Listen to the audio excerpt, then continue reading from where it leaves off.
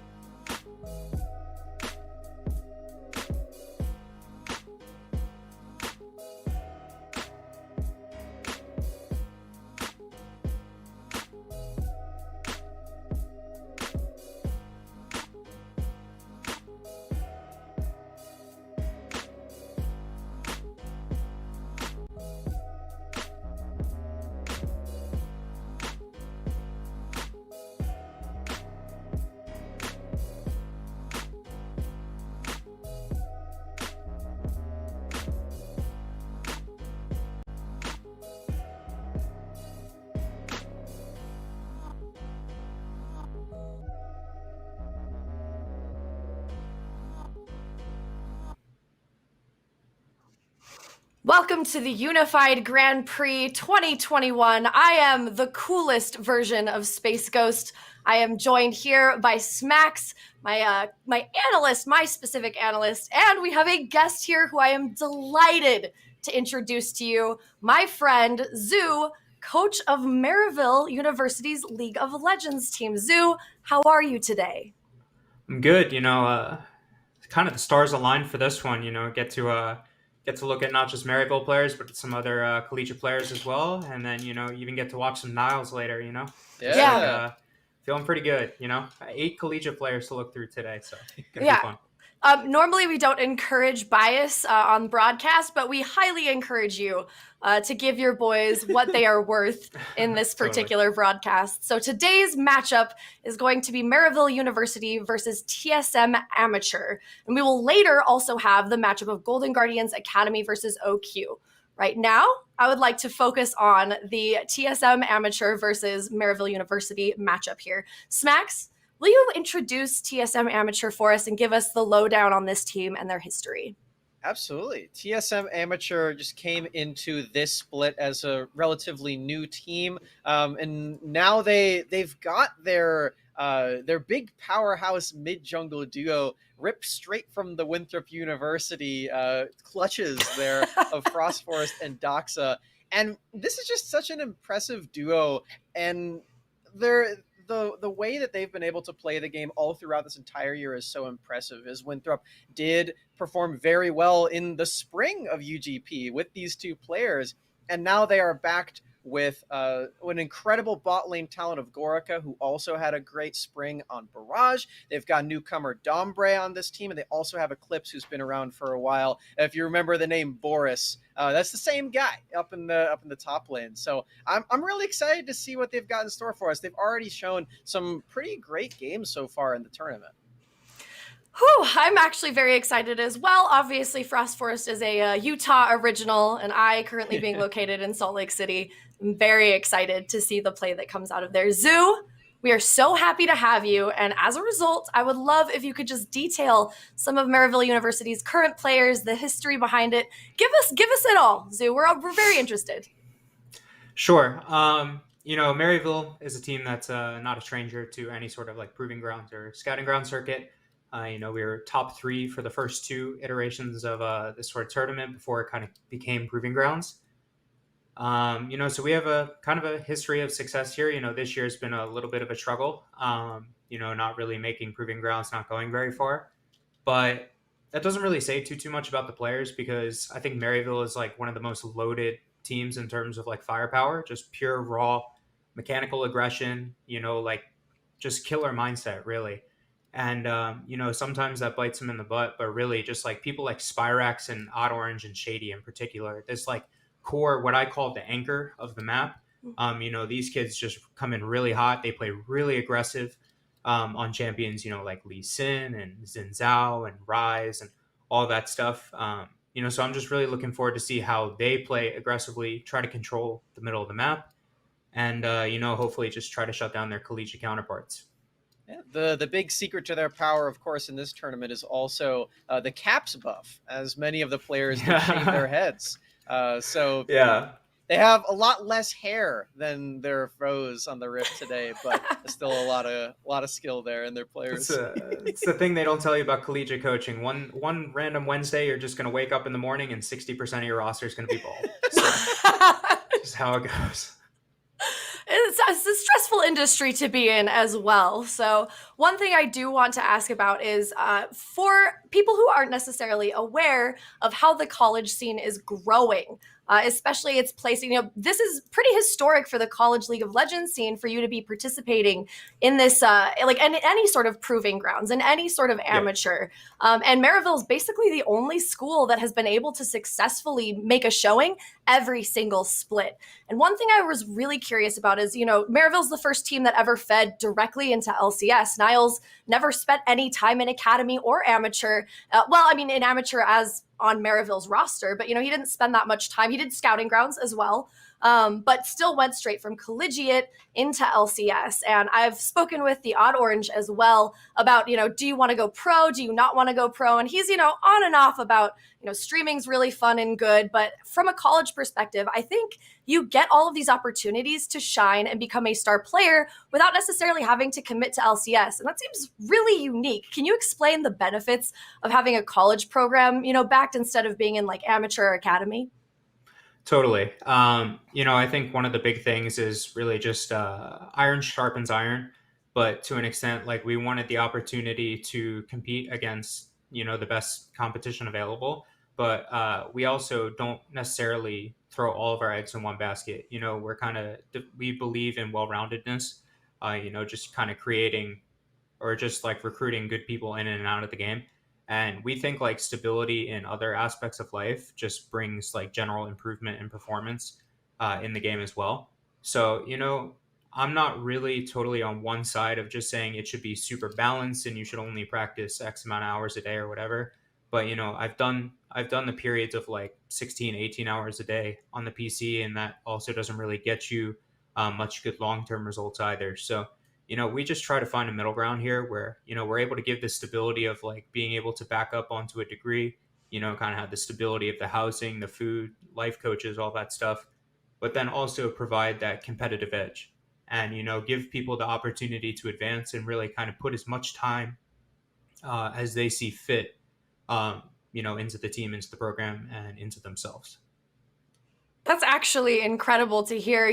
Like a lot of amateur players, they grind really hard, but then they burn out really quick. We have retirements happening at the end of every season, and it's never collegiate. It's, I'm graduating is the only time that college folks actually leave their teams. So it's really interesting to say that that sort of stability can provide an incredible, you're building habits as well, competitive habits. They say that you can only absorb or be productive for 8 hours a day. So, if you're grinding 16 hours of games, what are you really benefiting for those, second half of 8 hours, except to burn out? So creating those good habits in college and being able to have that stability sounds irreplaceable. And I think that that is why the college scene is starting to come out in force in the League of Legends community. So great benefit to all of us. And I'm really excited to see Maryville go against TSM Amateur. Smacks, you mentioned that Maryville had gone against the big brother of TSM in this instance, and had a bit of a rough time. And now we're going against sort of like, they're not a lesser team. I mean, they're on the same roster. They're still TSM excellence. But what can we expect the difference between TSM Amateur and Academy, Smacks? I think the main difference is that for this matchup, it is a little bit more personal, because for the collegiate scene, this is a pretty storied matchup. At the start of the year, or I believe in the fall, Winthrop ended up winning CLAW. That was earlier this year. They ended up winning the CLAW split, and then at the Maryville LAN, it was Maryville who won that matchup instead. So this is sort of the best of three of the series coming to a full close. Not fully the same, of course, because we don't have all the members of Winthrop. It is just mid jungle, but I think for those players, it is going to feel little bit like that, and they've played against each other for a lot longer than some of the other teams that we're seeing in Unified Grand Prix. So I think that is going to be a really fun portion of this matchup in specific. Zoo, you're familiar with some of these folks on TSM Amateur because of their time on Winthrop University. Can you speak a little more to that? Sure. Frost Forest and Doxa are both people, we've been competing against for a while.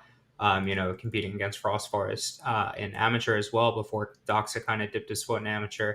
But these are people that we look at all year. From the beginning of the year, we're just trying to focus on our next opponent, but also at the same time, keep an eye, kind of headhunt the people that we feel like we're going to meet later in the year, and right at the beginning of the year, those were like the main people right on our list was, Winthrop. And then those two are like the ones that just really power that roster, along with, like Kenji moving and supporting them. But, these guys are really explosive. Meta suits them very, very well right now, especially Doxa. So, and I think Frost Forest has done a good job adapting in the meta, especially, he was more of like Hecarim, Rumble, stuff like that during just the absolute brainless full clear meta. that we were in. But he's adapted really well. He's gone from full clear and just kind of covering lanes to being able to three camp gank, to be able to set up dives. Playing really aggressive. Team has faith in him. They're constantly B1ing his Lee Sin. Played 5 out of 5 games. So just kind of really looking forward to see how they translate their collegiate synergy into some aggressive 2v2s. They're not against any slouches by any means. Odd Orange and Spirax. So it should be a bloodbath. Looking forward to it.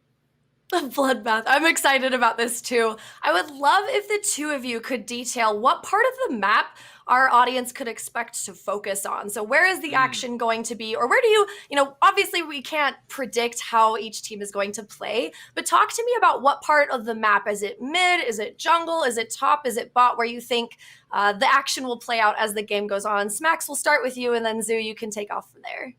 I'd be surprised if we disagreed on this. I think it's got to be mid lane, right? It's not just the fact that there is that rivalry between Winthrop and Maryville, but it is a lot because Doxa and Spirax are both playing very aggressive champions and playing to snowball that lane with their mechanics mostly, but then also just mid jungle skirmishing too. So I think it's a very fun matchup just to be a part of and witness, just because they do have that rivalry, but also that's just where these teams like to play in general. You're seeing a lot of roams up to that part of the map from Shady, especially, just to get Spirax to a point where he can carry, because Spirax, one of the best mechanical players that we see in this entire tournament, let alone just like some isolated parts of it, like just amateur or just collegiate. No, it is just the full tournament. So I think that is definitely where we will be looking the most at when it comes to how the games are playing out today. Yeah, and I think the big thing there is just, it's pretty clear that both teams want to play, through mid jungle. It's kind of like their big identity is to be able to pressure the, the core of the map and then transfer to sides. But, the big difference with Maryville and TSM Amateur is like what side they translate to. So, for Maryville, the big thing is going to be, can they get that 2v2 pressure? Can they translate that into Chippy's lane? Azog has done a really good job kind of being like the anchor of this team, playing weak side waves, even solo killing so Cody Sun in the TSM Academy game as well in the 1v1. I believe it was Varus when he played and killed him. So, he's done a good job with that. But, this team just plays really well when they bring the pressure into Chippy's lane, especially prying things like Camille, like Jace.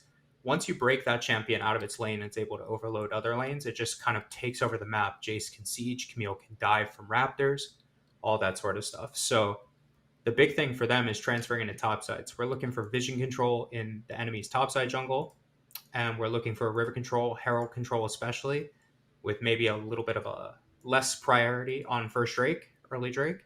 Whereas maybe TSM Amateur, you'll see them trying to translate their pressure into, double pinks in Pixel and bot side of the map, trying to control that first Drake, playing around that Varus Leona that they like to prioritize so much, get some flanks around Dragon, play for Soul, group a bit more, especially with Eclipse's pool going things like GP and Rumble especially. They're looking for more of the team fight, whereas Maryville's looking through the side lane. So it's not necessarily just about what lane they're playing to, because that's pretty clear for both teams, but it's about what do they want to do with that, and are they able to do that consistently?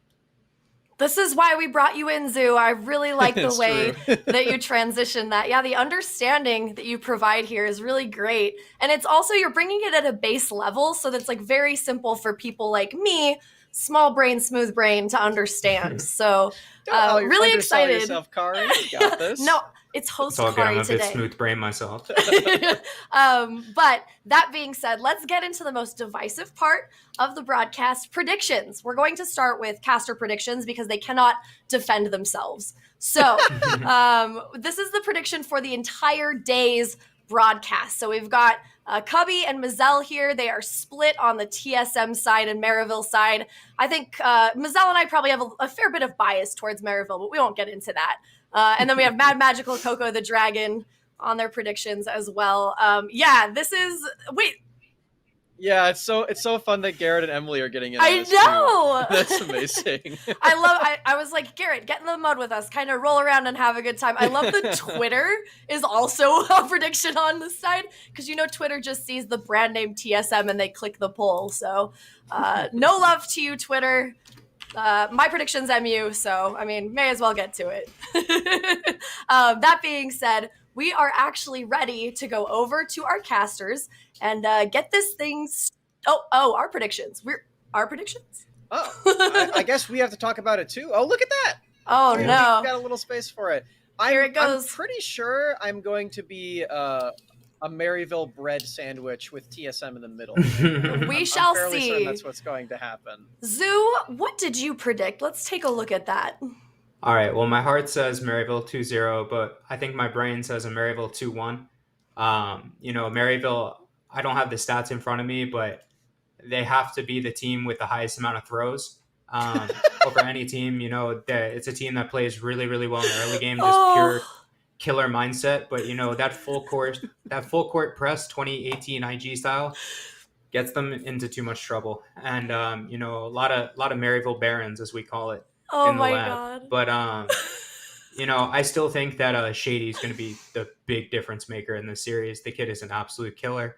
And, I think the experience gap between him and Dombre is going to be a bit too much. But I think everywhere else on the map matches up pretty well. So it should be a good series. What would a prediction from a coach be without lecturing your team while you were on broadcast like a dad? So good. I like that prediction a lot. Smacks, what do you have for us? Well, like I said, I am going to go with TSM Amateur. I think I'm the only one on this side of the broadcast that's going to go that way. But I have been pretty impressed with the way they've been playing. I didn't have a lot of expectations for Dombre at the start of the split, but I actually think he's been doing a lot better recently. I think that he's been able to open up Gorica to go for those classic Gorica team fights that we typically see from him. And I think that's a really good look for TSM. I'm not incredibly sold on some of Eclipse's picks. Like you said, Zoo, he's playing things like Rumble Top, and I'm not super sold on how good that is. But I do think that he is still a very potent mechanical player up in that top side, and I think he can potentially shut down Chippies when he does get a lot of pressure up there. So I'm going to go with TSM Amateur as the sandwich probably continues, Kari. All right. Well, it's get out, first of all. Get out and leave. Yeah. Get off my broadcast. But second of all, I am going for Maryville. I predicted 2-1. The last time that I saw TSM Amateurs players, particularly Doxa, he was basically like stuck in his lane and had no ability to affect the map. And I think it was really heartbreaking, but he didn't necessarily make any impact when he was broken out. So if Doxa has made some improvements and the way that the team functions, we see a little more aggression coming out of TSM Amateurs, sure, I can see them winning. But right now, I think the Maryville boys take loss a lot harder than most of these teams, and they generally come back with the fury that we expect from them. So I'm hoping that will carry over into this game, predicting Maryville 2-1 versus TSM Amateur. Folks, any final thoughts before we go over to the game? All right, I've been waiting for this. I'm going to give it to you right now. You ready? Oh my God, do I have to kick you off my broadcast again? Oh my God, are you really doxa-diffing me right now? Okay, we're going to have a chat we're going to have a chat, Smacks. I'm just kidding. I have no power here. Not at all, actually. I'm not in charge of Smacks. He's in charge of himself, and that's why he's going to get in trouble later. Zeus, final thoughts. Zeus? Zoo. It's Zoo. Funny enough, my original ID was actually Zeus. But, it's a Lorem's now, so yeah, no, I just can't really understate how much of just an absolute powerhouse this kid Spyrex is in the mid lane. Oh yeah. As a kid, he's a kid that went really under the radar, and we didn't have to compete really to recruit him all, which was really surprising. And the kid's just an absolute phenom. So his side laning's got a lot better. So I want to see how he splits open the map. Very cool. I'm very excited to see how that goes out, especially because I will be able to rub it in Smack's face if Maryville wins. So let's go over to our casters, our good friends, all of us, Cubby and Mazel. Take it away, boys. Thank you so much, Kari, and thank you for the desk with all that wonderful analysis. But it is down to the nitty-gritty. We're getting into the game very soon. It's day 3 of the Unified Grand Prix, and we've got Maryville University taking on TSM Amateur. Winner here goes on to face either CLG Academy or Supernova to continue their run. So much is on the line, really. Yeah, I really think is. that with these teams backs up against the wall, really going to have to start leaning on the experience that both of these teams have in different settings. Maryville, players that have represented collegiate internationally, Oceanic region internationally, players that have been in multiple national championships. TSM Amateur also having the core, or the mid-jungle duo of Winthrop that took home the collegiate champion against Maryville as well. Some history between these players too. And really fun hearing Zoo's perspective as someone who coached in that series and having a good idea of a lot of the players in this game. And diving in, it's win or go home for both of these teams, as we have TSM Amateur, Maryville, they got knocked into the lower bracket by TSM Academy. Now they get to go up against the little brother and see if they can beat them, move on to the tournament, or if TSM Amateur can give themselves a chance to qualify for Proving Grounds. And what we expect to be a matchup against CLG, a little bit of a rivalry there, maybe reignited between the Academy and the Amateur squads. Would be an interesting match, but we're just going to have to see how both teams play out as we are diving into this Game 1 draft. Yeah, it's a lot of fun to just hear those storylines going together. I'm especially looking at that Odd Orange versus Frost Forest matchup. It is going to be awesome. And as you were kind of alluding to, right, like this is a continued rivalry between these two squads pretty much, as we're going to see the third iteration here of this matchup. So I'm very excited to be getting into the draft here. And I want to also focus in on the priorities we're going to see in this draft, because there's a lot of skirmish heavy early game pace control that needs to come out for both these teams. In my eyes, immediately go over to the Lee Sin, as Lee Sin, it has been first picked by TSM Amateur in the majority of this tournament. In fact, it's the only jungler that Frost Forest has played so far. So really want to see if Maryville either takes it away here. If not, I figure that they're going to first pick it, or maybe they feel comfortable playing the Lee Sin into the Viego, or the Viego into the Lee Sin. We're going to have to see what happens with that jungle matchup. The Ziggs ban, seeing that being taken away from Azog. No surprises there, as his Ziggs only has one loss in Proving Grounds this split. That did come earlier in the tournament, but man, his Ziggs play has been very, very powerful. And it's something that Gorka has been more leaning towards the Varus, and we do see the Ziggs taken away. And the first pick, Lee Sin, denying that from Frost Forest. We're going to have to see if he does hop onto the Viego here. The handshake we've been seeing most of. There should also be a Varus coming out of TSM and for Gorka. His most played in the tournament. He has 4 plays on it in the 5 games they had, and he's looked very good on the champion, also leaning towards some of those on-hit builds as well. I was really excited about the Lee Sin being taken away, because first of all, it's a little like slap in the face. You're like, oh, you've played this champion the most. I'm going to take it from you here. We're going to find out how to use it. And then on the other side, you get the Doxa slam down of the LeBlanc as the first pick. Very counter-pickable, but still a lot of confidence coming out in that first one. So also that's somewhat of a deny from that Lee Sin LeBlanc duo that Maryville have proven they can play. But now this does set up for Spyrax's rise. It's been his most played in the tournament. A comfort champ for him and Maryville. I know that Zoo was highlighting how his collegiate squad, he feels like they're good at playing side lanes. They excel in having their solo laners get to sides, get winning side lane matchups. I would not be surprised to see the rise. I think Syndra also being hovered could defend a little bit easier from the Volta Bear, but it is going to be that comfort rise for Spyrax. And now I want to see if we see a Varus deny coming out from Maryville, as that has been Gork's most played. And what I find so interesting about this, looking at this matchup a little bit holistically, is like both these teams have very similar playstyles, especially with the new adaptations from Maryville University. You're seeing the tried and true fashion of TSM Amateur as they've been playing for the longest time, but they've been able to find some adaptations there. But both these teams do play those similar playstyles, so we're seeing those butting heads already in the draft, and we haven't even made it into the game yet as the Camille comes in for Maryville University. And this speaks a lot to how Maryville wants to play, how they want to play for those side lanes, as that Renekton, Aurelia being taken away, trying to make things a little bit more difficult on Eclipse, as now Gorka has the choice of the Varus, or he's actually going to opt for the Ezreal. This is his most played throughout the split as a whole, champion that he's very good at. A little bit more defense given against the Ryze and the Camille and the Lee Sin, champions that have the ability to kind of shift the terrain with those Hex Tech ultimatums, with those kicks. So Ezreal, a little bit more defense, a little bit more of a scaling option to that, trying to keep that Ryze at range. Going to be what Gorka opts for, as most likely going to see 2 AD bans thrown out at Azog. Should be a Varus. Would not be surprised to see an Ashe being taken away as well.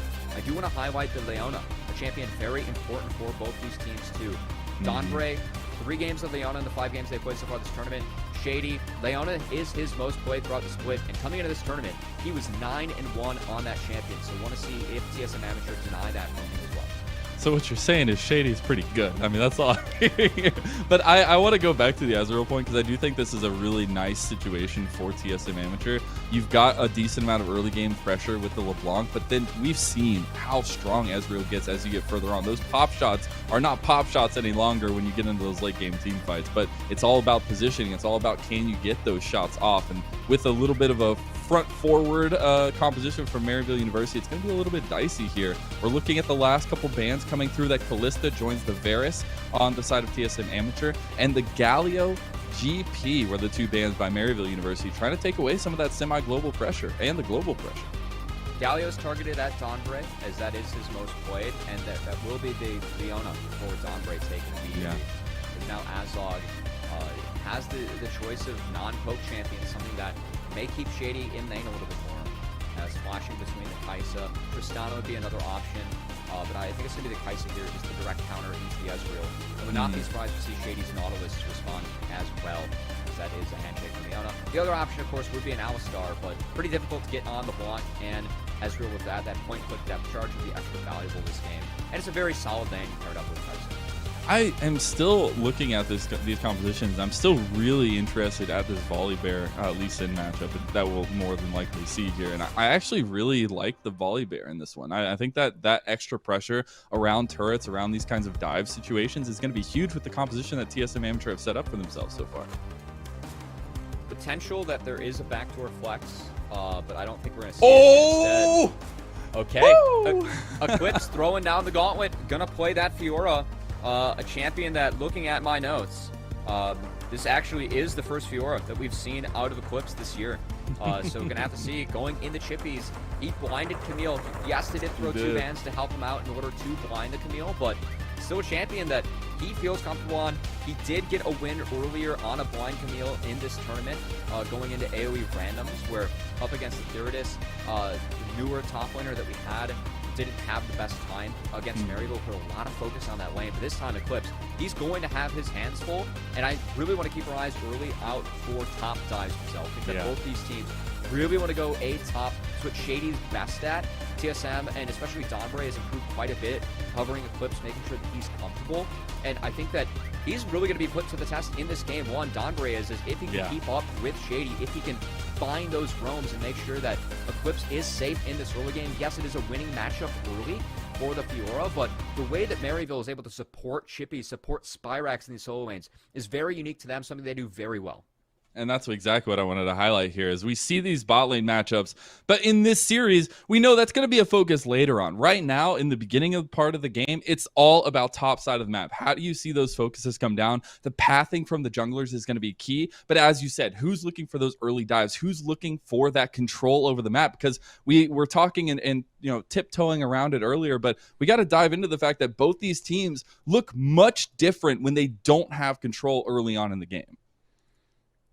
And this is really like what we want to see, what we want to have out of both of these squads, is the fact that if we can see either team get out to an early game. Zoo was talking about how Maryville struggles a little bit when it comes to transitioning those early leads into wins. Yep. We've talked about how TSM Amateur, we feel like they play out 3 lanes rather well, but they actually like to transition their lead into bot quite a bit and into Gorka. I want to see, I mean, this is somewhat clashing styles, but both teams, big priority on that early game. And these collegiate mid-jungle duos, this was the matchup in the collegiate finals. And Maryville, being the only team that has competed in Proving Grounds this split, I know a lot of collegiate fans would love to see if they're able to make Proving Grounds. Zeus spoke a lot about how this is off time for his team, but they still want to grind it out, still want to get the best competition, the best practice they can. And every win that they get here, they prove themselves more as that top collegiate squad. So a lot to prove for them. And for TSM Amateur, I think their late season push has been very impressive, seeing the improvement out of them, especially Don Bray, who really going to have a test up against Shady today. I just love that we get that, last collegiate bastion storyline in here against some collegiate players themselves who have moved on to that TSM amateur role. And I find that super interesting. But something else, and going back to kind of the play styles we're seeing in this one, it's so funny to me because you get that big mid jungle duo you're talking about. There's a lot of volatility that can come from the top lane, but it's all about the full front of the team coming together, right? These supports, getting on roam timers, getting the right roam timers, and being able to be effective. So you've got to kind of keep your eyes all over the place. I hope you've got a little bit of chameleon in your eyes or something, because you've got to be able to keep your eye on all the action and see where the pathing is going for everybody, not just the junglers. Yeah, and this is something that, diving into this game one, into this best of 3 series, really want to see. Which team is able to step up, and if that first pick Lee Sin, something that we knew was going to be highly contested between both of these teams, is Odd Orange, self-declared best Lee Sin of the tournament. Frost Forest first picking Lee Sin for TSM Amateur, first rotation every single draft for them. He's been very comfortable on this, and now first time we see him off it, we know that he can play other champions. We know that he can path around this, but still, maybe this throws TSM Amateur off their comfort zone a little bit for what we expect. If you looked at the caster prediction sheet, to be the closest best of 3 that we have today. Pretty much everyone's split down the line who's going to take this one. Yeah. And I really want to see who's able to come out on top of this game 1. Well, you asked for it, and we have received it. We are on to Summoner's Rift for the first time of the evening. Maryville University taking on TSM Amateur. Game number 1 starts right now. And I think for both of these teams, it's going to be about impacting that top lane. For me, this is actually something that is slightly advantageous to TSM. The fact that Gorka on the Ezreal will allow Don Bray to get that roam potential to be able to shift around the map, as Maryville setting up early, maybe trying to fish for Doxa, who might go for a late ward with a distortion. I think that's where they're setting up. All right, they're going around the corner here, Covey. They're looking for a little bit of spice early on, but not going to find it on their engage. But I like the early ideas from Maryville University, just trying to get as much as you can in the early game. And for Maryville, on the blue side, for this Lee Sin, this sets up rather nice, as he will be able to just start on the bot side and be able to path top, where Fiora, Eclipse opting for Conquer. This doesn't make the early laning phase quite as dominant for Fiora, but she's able to just hit the trading pattern with those vitals and trade very positively into Camille, who really wants to stretch out those trades, utilize the shield, utilize those grass procs to try and make this an even matchup early. But something that we have seen as a counter pick, and something that is Fiora favored. Yep, and we got to see how that early pressure goes, because like I was kind of talking about earlier, it's like this top lane, big, at least top side of the map, big focus for both these teams, but this top lane can also be very, very back and forth. And yes, we're talking about matchups in general, but I feel like a lot of confidence plays into Eclipse and Chippy's, and especially Chippy's there when he can get that kind of control over the lane. So we are going to see potentially cheeky level 1s on bot lane, but not going to happen just yet. And we're seeing both the junglers passing up top. Frost Forest does have the potential to take advantage of what is a very powerful early level 3 for Volibear. He is able to get up top, but instead we should see a shift of pathing coming in, as TSM Amateur, they don't have the early scouting on where this Lee Sin started, but we do have Frost Forest pathing into the bot side, potentially looking for a setup on Rise. Might look to trade flash for flash here. Yeah, you got Frost Force in the mid lane. Splash already coming out from Spyrax. He knows the big bad bear is coming to town. Doesn't want to deal with that one. So some early respect. I think one of the reasons that Spyrax does this is that we talked about how powerful the level 3 and the upfront damage is for the Volibear. That early flash, it keeps him in lane, right? So yes, he does burn that summoner. Yes, that's unlucky, but he doesn't lose a bunch of HP and doesn't have to burn that teleport on top of that as well. So I like the respect flash coming out from Spyrax, a player that has really proven himself on the solo queue ladder and in his early collegiate career, as we actually have Don Bray roaming up, potentially looking to hover a dive or just secure the top crab for Frost Force. And that's exactly what I want to talk about. Donbray on that roam timer, able to find the first one. Even though it's not going to net too much, it is going to get that scuttle crab at least secured for them. But this is what we wanted to see. We wanted to see supports on roam timers, getting the right roam timers. And now you see Shady getting himself out of lane as well. Yep, was able to crash that bot wave, so now he is looking to potentially hover, protect Spyrax. His wave is now shoving out from him. Shady will... Mostly, he might fish for a dredge line, but he's mostly here just to make sure that Spyrax is able to shove this out safely. Oh, he goes in for the aggression. Oh, Shady! He tries to predict it, but just a little bit early. Doxa's a little too quick. Good patience from Doxa as the dredge line does not connect, the predict does not hit. This means that Maryville, they will help team shove out that wave for Spyrax, but advantage early to Doxa in that mid lane. And really want to see if Frost Force is able to revisit that mid lane, as right now he is covering Clips in the top side, making sure that he doesn't get ganked as he tries to get this wave crashed and get a nice reset for himself. Yeah, Clips just maybe trying to bait in chippies as well. A little health bar trade there, but it is going to be a crash of this wave by Frost Force and company. Meanwhile, we get the return onto the map of these junglers, at least from the side of Auto Orange as well. Ooh, Zenith Blade connects, and Shady doesn't have a lot of health. The Aftershock is still not available. Oh, he's going to have to flash. One more Mystic Shot. The burn. It's not enough. The re-engage under tower. He goes down for first blood. And now Azog is low, but has to flash. Early win by TSM Amateur. One of the big notes... Oh, I have to cancel it because Gorka... Oh, Odd Orange is here. You've got a decent amount of damage at the Lee Sin, but they have all the lockdown. And Odd Orange is going to die too! This is tragedy for Maryville. Azog is able to pull one back from Dombray's overextension, so Maryville gets something back after the chaos early.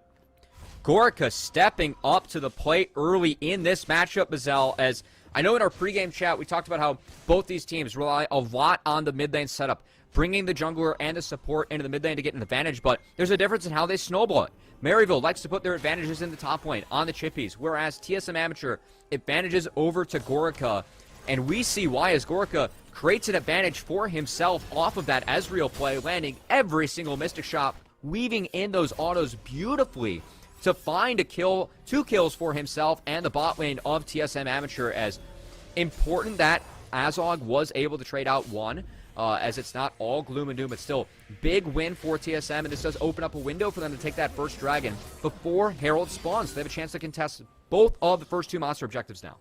And the fact that you get the Sheen completed by Gorka, you're going to have a lot of pressure in the lane as well, and you can continue to kind of get this early advantage here. They're going to take this first dragon, gives them a little bit of extra pressure around the map, and that's what we wanted for both of these teams. Meanwhile, talk about pressure. Eclipse is going to be under a little bit of pressure. Yeah, it's going to be an easy kill given over. Actually, no, not so easy. The Grand Challenge comes out. It's traded back. Odd Orange just going down in what should have been an easy pickup for Maryville. Okay, Eclipse. So at least able to pick up something out of nothing there, Mazel, as that was looking like a rather doom gank. But well played. Of course, Flash Ultimate, big investment from Eclipse, but I'd say well worth it, right? At least finding something. Exactly, getting the healing back as well from the Grand Challenge. It was close to at least giving you a little bit more, but in a 1v1 or a one-on-one trade there, you'll take that, right? And now you still have Frost Force pressuring top. There is a push by Chippies as well. Could see a little bit of something happen there, but Donbray, you're on a timer towards mid again. And Spyrax, he still doesn't have that flash, where Donbray does, so he, once again, might look to trade that flash to find Spyrax, who, realizing this window, realizing the fact that the bot lane of TSM is on a reset, doing a good job of respecting this. But that cannon, if we were in the team comms for TSM, they're calling out that cannon as, hey, if he goes for this, overextends for this, maybe that's where we find it. Instead, Donbray going to still hover, but change his positioning as he is now scared of Shady, who just got a reset that could potentially answer, and finding nothing. Good play from Spyrax to respect the fact that play might come through. He seeds it, plays back, no play happens on the Rift. I find it interesting that we're getting Donbray with the priority out of lane here when Shady is typically the one that's able to take that one. So typically, but this is the support matchup. And the fact that TSM, taking that Leona, and the fact that Gorka was able to find those early kills really shifts the power of where that's at as Doxa. Ooh, nice little stun. Shady goes back in. They have a ton of damage on Doxa, but he's getting away now. Now Frost Force is the target. He's got level 6. He still has the Stormbringer available. Just going to walk out of that one. And it looks like a little bit of chaos in mid lane as Hot Orange comes in. Eclipse is here as well. Important that Shady tanked the second chain, as that would have been a gloom and doom setup. As, wait, Auto Orange. the war jump? Auto Orange, he's got the grand challenge on him. You got to be careful here, but Eclipse is already down. Now Doxa's in some trouble. Stormbringer comes out from Frostforce. They're going forward. Spyrax flashes, gets the Rune Prison, but can't get the kill on a Frostforce. He gets away. Chippies is here. Maybe Frost. Oh, the blast cone brings him back, and now Dombre has gone in, and Auto Orange dies again. Maryville headed for the hills. Chippies is on the wrong side of town, and the rest of TSM Amateur capitalize on the decision. And now Chippy's is still on the wrong side. TSM, they're hanging around. Leona's here as Camille's trying to escape. A little bit of damage done, but Spyrax able to get away. Chippy's pretty fluid over there on the Camille. Oh no, Doxa. Doxa has found Spyrax. Oh no, but the transition isn't going to be in Doxa's favor. He goes for the flash. The damage done. Doxa gets the kill. He's on a killing spree. He tried to flash over the Q. It still connects, but the damage, it's there. Not enough for the side of the Rise. And oh my, Mazel, I want to see a replay of that, because a play that started so much in favor of Maryville, it's still not done. All right, Leona's in trouble. Oh, okay, a little flash, little comes out. Odd Orange uses it again. Now Hex, oh my god, Hex Tech Ultimatum comes out. Now Frostforce is very low, but the split focus here. Odd Orange gets the side kill into Dombre, but Frostforce is going to survive. No way. Oh, the second empowered Q auto from Chippy is connected with one of the chickens, as the chicken saved the bear, and now... Okay, the play just doesn't stop. Both these teams wanting blood early, Mazel. As overall, a lot of craziness just happened on the Rift, but let's see where that gold is. In my eyes, immediately go over to Doxa. 3-0-0 on this LeBlanc. The fact that Doxa has double buffs, Doxa has those 3 kills, will hit that early item spike, most likely the Luden's Echo for this LeBlanc. He's going to be a terror on the Rift, and once he gets that teleport up, could open up TSM Amateur to look for a dive in the top lane, a play that I really want to see if they set up. As speaking of dive, speaking of top lane pressure, Realm Orb coming up as well. You do have Frostforce on the back here as some reinforcements. Eclipse just going to try to buy time. Looks like Frostforce going to opt out of that one. Says Eclipse, you're on your own, buddy. Try to get out of that. It is not going to happen. Repose comes out. Decent amount of damage. Auto Orange, you can't die again. Okay. Chippies gets the kill. One vital away from getting the heal, as Eclipse doing a good job of buying time. But Maryville still supporting Chippies. This is what we talked about with Maryville, the fact that they play their side lanes very well. Spyrax giving up his own lane to impact another one, something that's well worth it for him, is staying in this lane against Dox with how far ahead he is at this point of the game. Could be dangerous, could be lethal for him.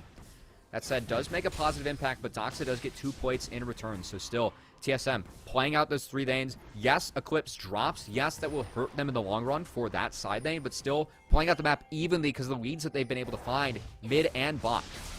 And the fact that Doxa is the one that has this early lead on the LeBlanc, which he blind picked, by the way, I absolutely love it. And the fact that you get to see this kind of performance come out, where when we were casting him in day number 1, it was a little bit of a different style from TSM Amateur.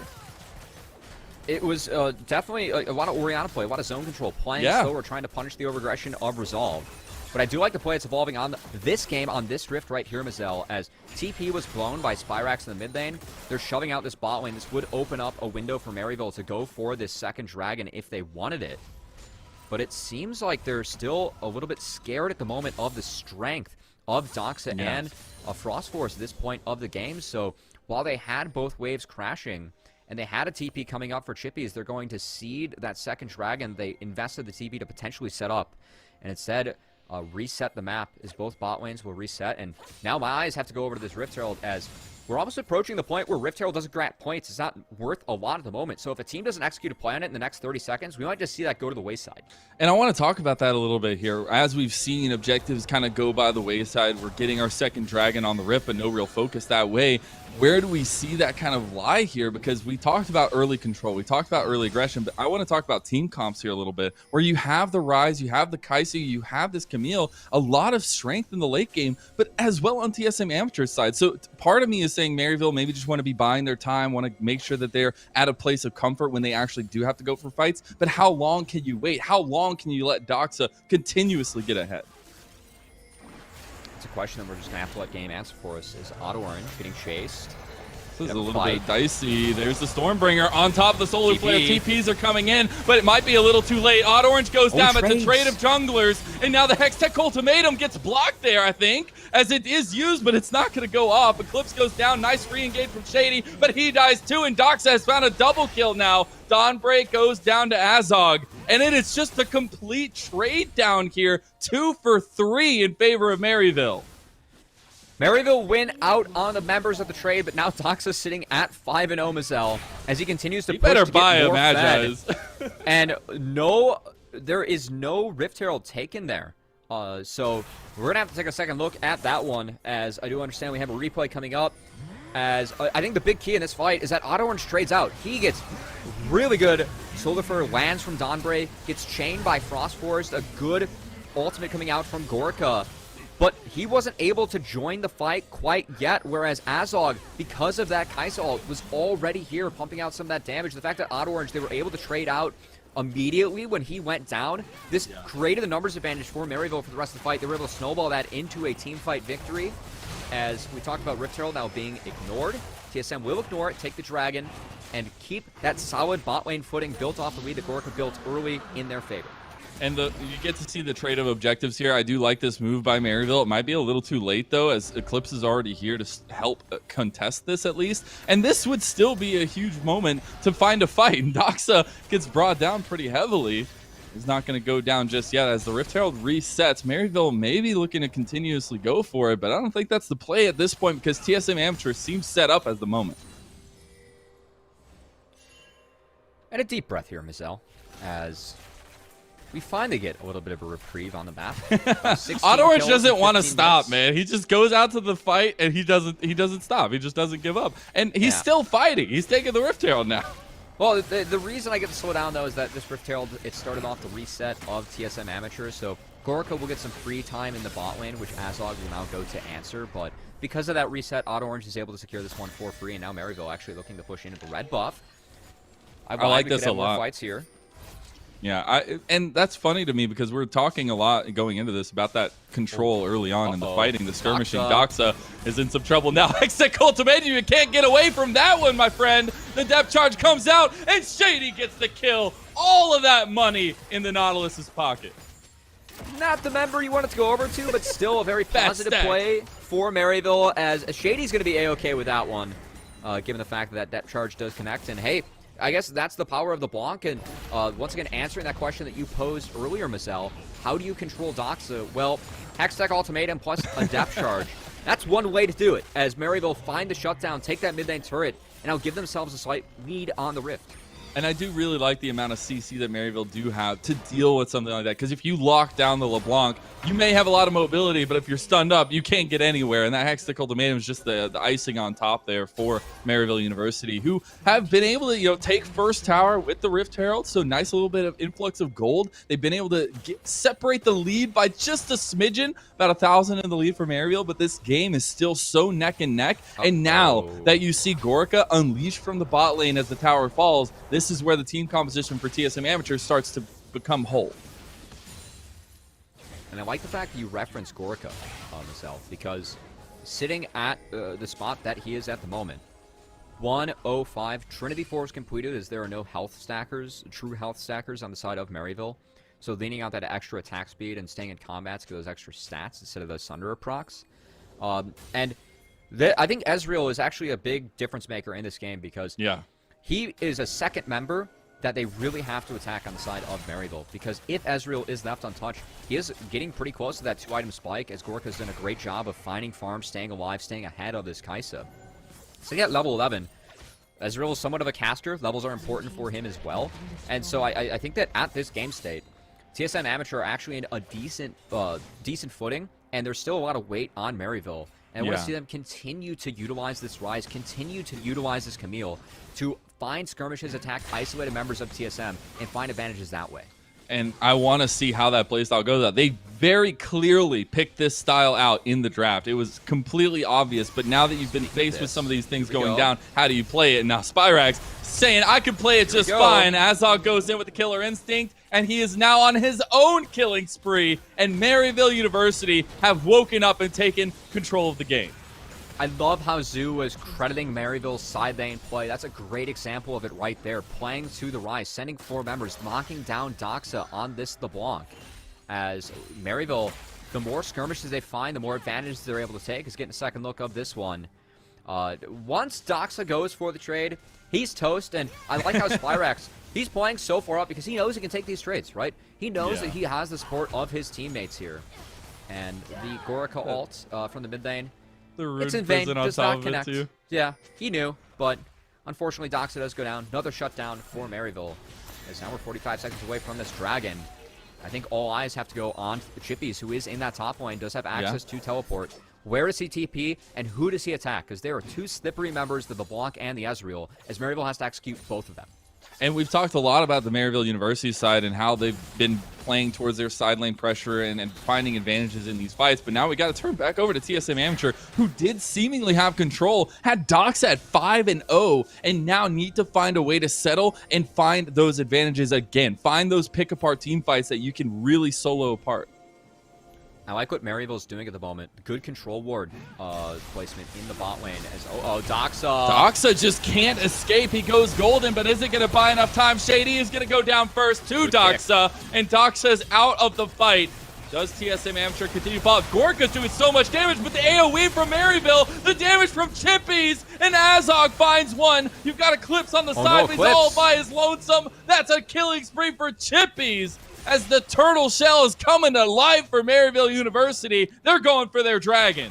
Because Doxa was chunked out early, they got to focus their CDs on Gorica. Eclipse burned Flash with the ultimate, went in to try and buy time, buy space, but Gorica wasn't able to get freed up, wasn't able to do the damage, and Eclipse gives away his life as he goes in on his lonesome as 4. As Maryville take a fight, take the dragon, take the game under their control in their hands. And as we get a second look, Mizel, this chunk on the Dox is huge because once they land this, yes, he burns stopwatch. Yes, he gets out by hitting that flash, but everything just goes on to Gorica now. Yeah. Watch Spyrax flash onto this Ezreal as he's making sure that Gorica cannot put down the damage that he needs to. The root, it's a little bit split coming out from Maryville, but still, they force Ezreal out of the fight. Once he's out of the fight, they get to push forward. Eclipse is on the wrong side of things, goes down for free. Health bar advantage to Maryville. They take the dragon. And for me, it's the target selection there. You're seeing the absolute focus from Maryville University. They know how they need to play their composition in these fights. They need to make sure they're not getting pulled apart by Dox on the LeBlanc and making sure they're not stretching themselves thin so Gorica can just get those free shots in. And they're able to turn on the focus targets with all the CC that they've chosen for themselves. And TSM, they just need to find that in and need to find some either catch outs at the edges of the fights or be able to get that target focus, because that's the only way they're going to be able to start taking down Maryville. And also, I do want to credit Orange with that kick in the fight as well. Hit a 3-man kick, really bought more time for Maryville to isolate those targets and focus them down properly as Maryville put together a very powerful team fight. And when you look at Maryville, you think about how they want to play. Look at their setup. 117 on this Rise, 305 on this Camille. Playing those sides and trying to attack them. I think that when objectives are down, it's difficult for TSM to win out on these side lanes, and because Maryville are winning out on the side lanes when objectives are down, it prevents TSM from getting in that river first, from setting up those objectives, from forcing Maryville to walk into all the Mystic shots and the block poke that could be laid down. So Maryville off the ball, off the objectives, playing well, or helping them set up around the objectives to get themselves an advantage throughout the entirety of the game. And what's so impressive to me is that Orange was the one kind of giving up those early advantages to TSM Amateur, but he has also been completely key to getting these fights for Maryville. Yes, he might be a little bit of a bait against TSM Amateur, but still the kicks, as you were mentioning, are huge. The damage done by the Lee Sin is huge, and it sets up another advantage for Maryville. Self-proclaimed best Lee Sin, right? Had the first pick against Cross4 to prove it. And you got to appreciate that, especially when we're looking at the history between these two junglers, the history between some of these members of these squads, and the back and forth nature of these matchups that we've seen. You know, first the CLOL finals going over to Frost Force and Doxa, then the Gateway Legends tournament to Orange and the rest of Maryville University. See who takes the first step in this series of UGP. As Maryville University, we're going for some cheeky gameplay, but not going to find it. They don't find kills, but look at the ward control around the Baron. And credit to TSM, who have been able to sneak in one ward, so they could spot when Maryville are starting the Baron off the left edge of the Baron pit. that is helping them be able to play out these 3 lanes. And because they avoid the stack, avoid the play, this does give Eclipse time in the bot lane by his lonesome. Try and do a little bit of catch-up work on this Fiora, who has been set behind by the good play of Maryville, but still is not a pick you want to leave alone in the side lane with turrets. Yeah, you definitely don't. And I want to talk a little bit more about the item spikes coming online. We're working on 3 items for the most part. We have 2 items completed. The Zanyas are starting to come through, so team fights are going to be a little bit elongated when you're focusing on these mid laners. I want to see how Doxa really approaches this, right? We've seen him getting caught out a couple times now by the CC that Maryville University have, but you can still find backlane access. You just need somebody else to be that main focus. And I want to see if Donbray and Frostforce can maybe force some cooldowns to be used on them, finding an angle, find a carry. Yeah. But once again, we talked about how Maryville's good side lane play. Look at this. Chippies has that bot lane fixed. It's pushed up, so this allows Maryville to walk in here, get the first round of ward control in their favor. As they're now wrapped around on Doxa. Oh, they've got the kick back, and Donbray is low, but Chippies went in. He might be dying himself. Odd Orange goes to separate the fight. Now Azog gets an unstoppable kill. Odd Orange is just moving and diving everywhere. I love it.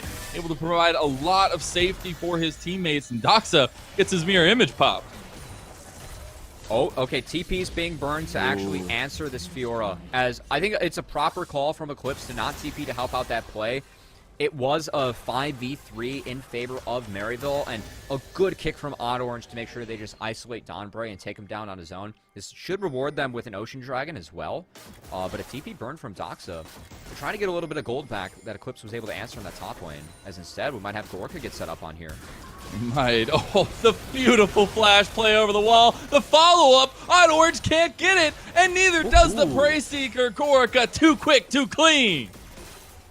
Wouldn't have had to maybe burn everything if he was hugging the correct side of the lane, but still very good play from Gorka to escape that one. Now, Doxa. a lot of cooldowns burned from Maryville. I think that's an instance of then overextending for a kill. They could have set up for that dragon, set up in that river, but because they weren't able to find Gorka, that's a lot of ultimates burned, and now this should open things up for TSM Amateur to put themselves on soul. Oh, yep, it's already gone. Oh, and they found the engage on Chippies. Okay, not going to go down, but as you were mentioning, soul point for TSM Amateur secured, which makes these next dragon fights so much more pressure-filled. You've got to be able to be there. You've got to be able to respond, because my goodness, you let this squad have an Ocean Soul with the amount of damage they're going to be having and the siege that they can put down with the poke. It's going to be insane. So Maryville need to make a miracle happen and get 3 dragons in a row here. And honestly, so a miracle for Maryville, but for me, the miracle so far has been Gorka's play on this Ezreal. Yeah. Dodging out on that kill, Mazel, that's what won TSM that dragon. And keep in mind, him getting that early kill in the Kaisa matchup. Yes, Azog was able to catch up. Yes, Azog starting to put together a huge game, but it still opened up quite a few windows for TSM Amateur to roam Donbray first, to protect Doxa, to get him to the game state that he's at the moment. I think the Gorka, a member of TSM Amateur that Zoo specifically was speaking very highly of, saying that he's a player I've always kind of kept my eyes on and always been really impressed with his play. Stepping up against his Maryville squad in this one and making this a very close game one for what we expect to be a very close series. And we're going to see a little bit of trading here on the Shady as Maryville play forward. But the biggest thing for me that stood out when I got to talk to Azog was the fact that we hear how synergistic the team is feeling, how there's this wonderful bond being developed by the teammates. And yes, they rise and fall together, but that rise is oh so powerful when everybody's on the same page and everybody's working towards the same goal. And I find that so interesting and so heartfelt from Maryville University. But you gotta expect the same feelings are on the side of TSM Amateur. There is this rivalry here between a lot of these players. There's a lot to be built off of this series, not just for UGP, not just for Proving Grounds. I know that Maryville at the Gateway land that they hosted, they didn't drop a game, and they wanted to take down Winthrop on their home turf because, of course, Winthrop, the 3-1 over them, the collegiate championships, was something that I think Maryville took a little bit personally. And yes, it's not their entire squad. The still Doxa, Frostforce were a huge part of that collegiate victory. Taking them down here would mean a lot for the Maryville squad. Not to mention the fact that both teams, of course, are fighting to keep their Proving Grounds hopes alive.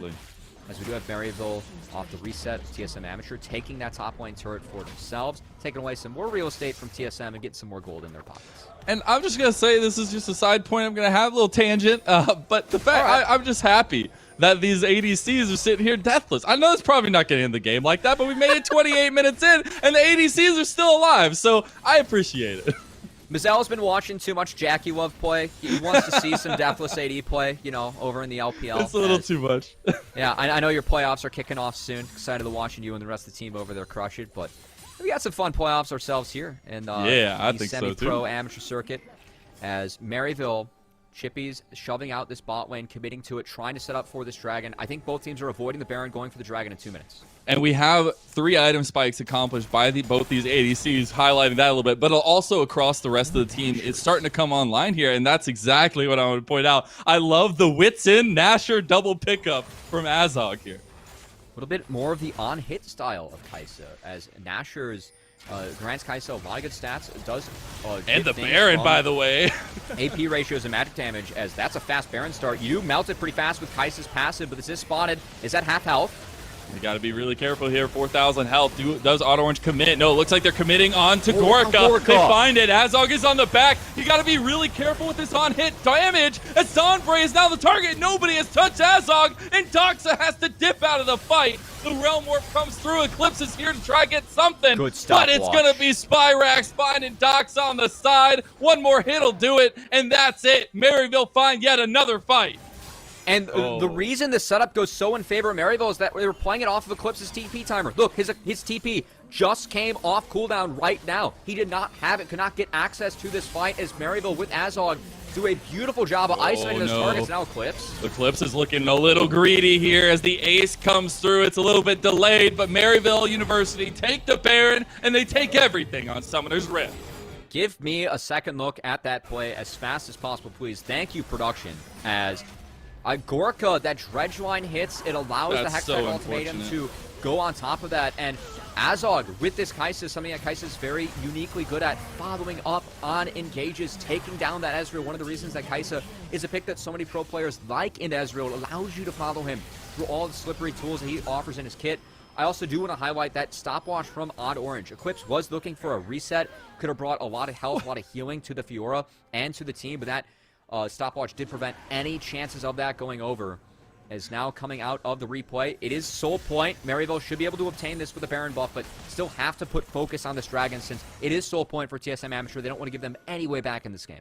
Yeah, and I think at this point, after losing these fights and things not going necessarily TSM Amateur's way, I think they're fine to give up one of these, settle themselves back down a little bit, and defend against this Baron push, because that's the biggest thing right now. You've got a side lane composition, at least a split pushing composition for Maryville University, and it's so scary to deal with when they start knocking down these turrets, and you see second tier tower and the bot side's already down.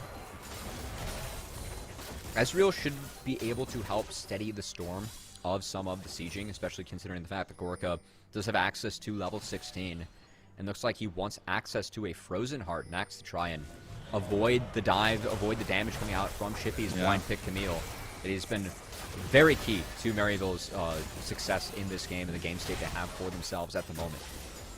And we'll see still some of that side lane pushing. You got Spyrax going to top lane, but this is where also TSM Amateur can capitalize on in these side lane matchups, being able to maybe collapse and find something of an advantage there, because we do have a while till the next objective, and these next moments are literally just going to be Maryville seeing how much they can get away with.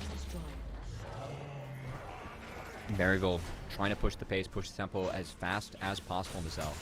As I think the big key for TSM Amateur, do not give up an inhibitor. Do not give up permanent map pressure at this point, as the 1-3-1 from Maryville, it could be lethal if that is the case, especially if something like a mid-lane inhibitor was taken, just forcing teams to react to that wave 24/7. As Doxa pushing forward, trying to find the execute onto that cannon minion, but not going to be found. A Shady, good defense over it. And He's just looking all the time. 3 lanes. Yeah, Shady's just always looking for Doxa, and that's exactly what you want your Nautilus to be able to do. You catch one of those good hooks, that CC chain comes along, and again, we've seen Doxa die multiple times because of that. So it's all about how quick can Doxa move around. These mechanics are showing up here in game number 1 of a best of 3. I love how Odd Orange just smites the cannon minion at like 1 HP. He's like, this one's mine. This is not going anywhere. At this point, with the facilitation he's been able to do, I mean, he's got his top laner 6-0-6. He's got his ADC 6-0-4. I think he deserves it at this point. He's earned a caddy or two, you know? He put himself behind early to make sure Chippy was ready. He earned himself a caddy.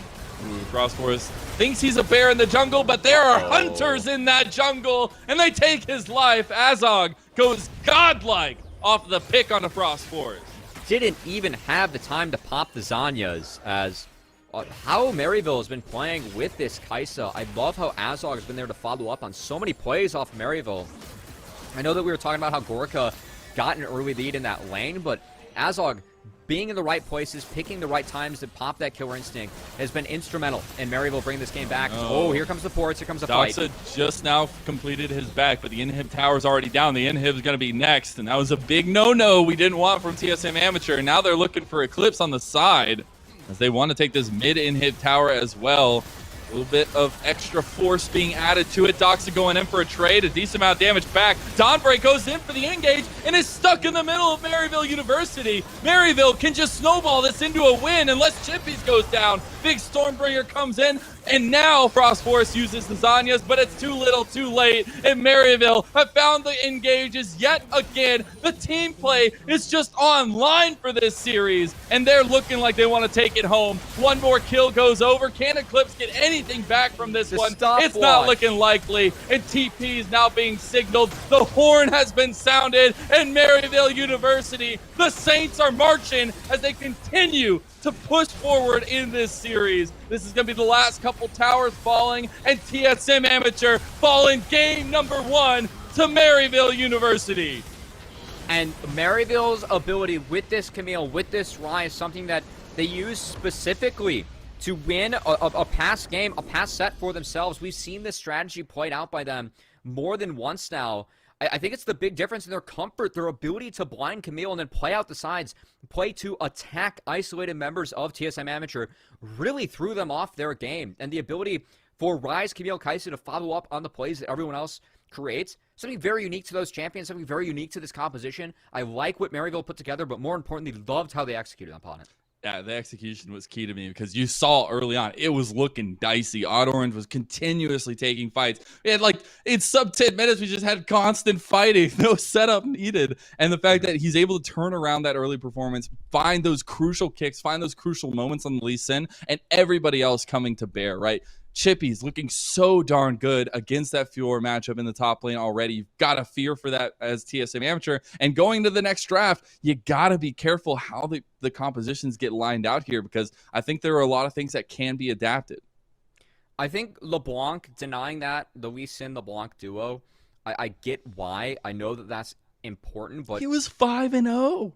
Well, yeah, well, that too, but also you can emulate the same thing with Lee Sin and Rise. That empowered Rune Prison, you still get the gank assist, and Rise into LeBlanc, it's a decent matchup that I think Rise as a champion just plays really well into what Maryville likes to do, what they excel at, and something that Spyrax himself has been known for with his solo queue plays. So I want to see what kind of adaptions come on in, but I also want to get the thoughts on what our desk thinks. As, that was a very impressive win being put together later by Maryville, and something that I really think that their ability to step up in this match and play out that mid to late game, something we were critical of them for in the past. That was not one of those games where we saw any of those mistakes. That was a very clean execution coming out from them.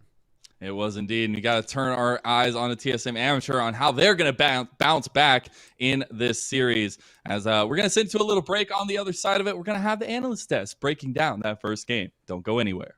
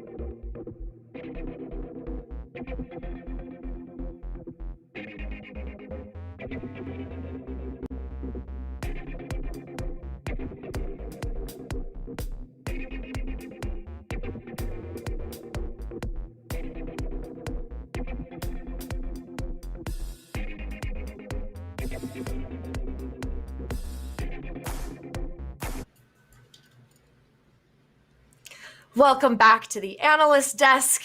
What a game, Smacks. How you feeling about your prediction right now? Oh, I didn't know you were going to ask me that. I thought we were going to be friendly about this. All right. In the prep for this, I'm like, don't worry, Smacks, I'll just throw it to you. I'll be really nice. And now I've trapped him here live. Jokes aside, Smacks, why don't you walk us through the early game and tell us how this happened?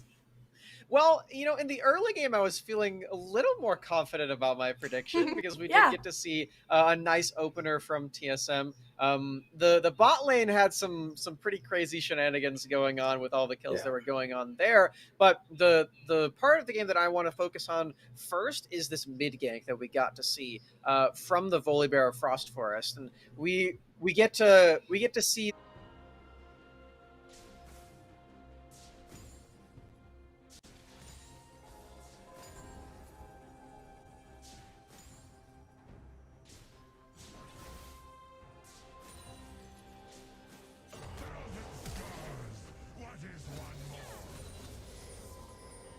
Doxa have that breath of fresh air in the early game, and it is one of the biggest factors as to why Doxa ended up being 5-0 in the mid game, I believe, because the mid lane matchup just becomes a lot more freeing for him to worry about, or worry about less, I should say. Yeah, at this level of play, you kind of get those ripples. It looks like one small action, but then it ripples out into a much bigger benefit. And in Doxa's case, that's like the catalyst where things started to go uphill for him. So, I think that's a great thing to point out and a great point in the game to talk about. Meanwhile, as the game went on, things started to get a little bit darker for TSM Amateur. Specifically, we were talking about this play between Eclipse and Doxa. Zoo, why don't you take this one? The transition from the early to mid game. Sure. So I think one of the things about Maryville, is when you shoot, you're gonna mess up some plays early. You saw a couple kills went TSM's way, but one of the reasons why I always have faith in the Maryville guys is because it never wavers their confidence and their ability to make plays. And that really comes to show in the mid game, where they just show really smart situational awareness by splitting the map in half, basically. Here's what I think of Ross and Drew playing ever been better at fantasy football. What'd you say?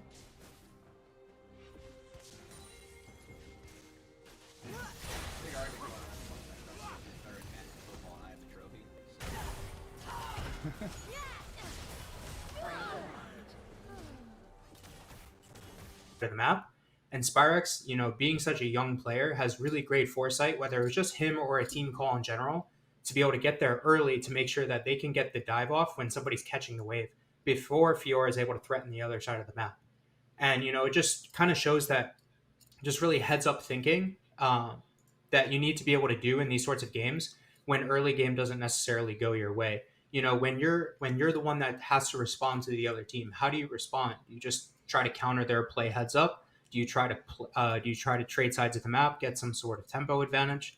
And right there is just really smart situational awareness from the guys, and just able to take bot tier 1, dive, make the play work, and just give them a strong point to play off of on the map.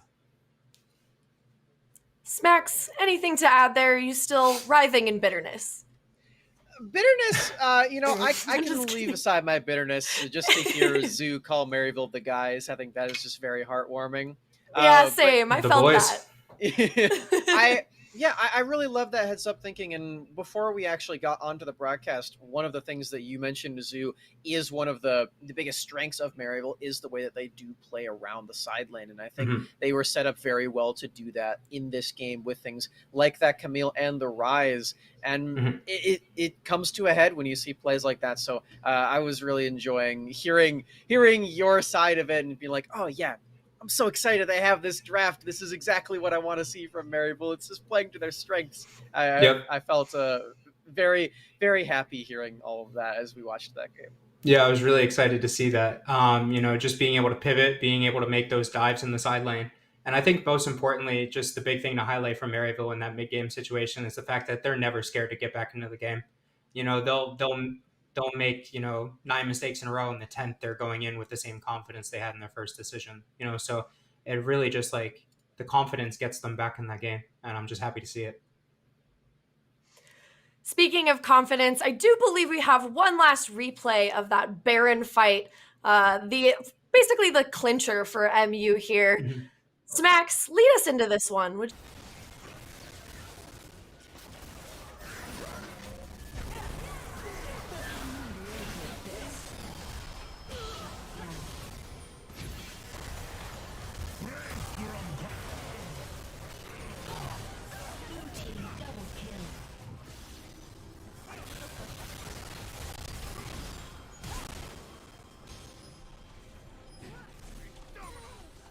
Stepped into the mousetrap, and I love that they were just so ready and willing to get over that wall, find out Gorica, the Fed 80 carry member on this team, who was dealing a bunch of damage with the Trinity Force build. Just finding him right away and making all of that gold and the lead go completely to waste is so excellent for Maryville, and just using their advantages very well.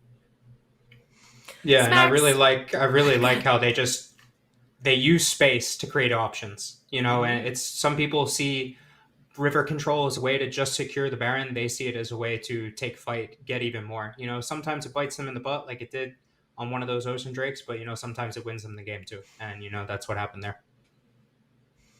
Smacks, that was a test and you passed. A bastion of neutrality regardless of his picks. We're very proud of you. Incredible analysis. Zoo, thank you so much for that. It's on to game 2, folks, and I think that this one's going to be a banger. We're going to go to the casters to take us away.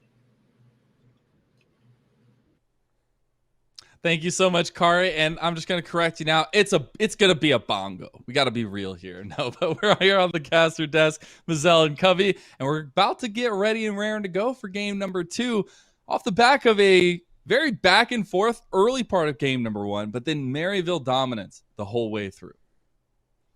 And I think that a lot of what we painted for this series was kind of beat out our expectations off of Maryville's improved mid to late game. We said that early leads, early tempo were important for both teams. TSM Amateur, they were able to secure that, but I think Maryville, off the team composition that they were able to have, they were able to play sides a little better, open up room for them to make plays with Camille, with Rise, with Kaisa being able to follow up.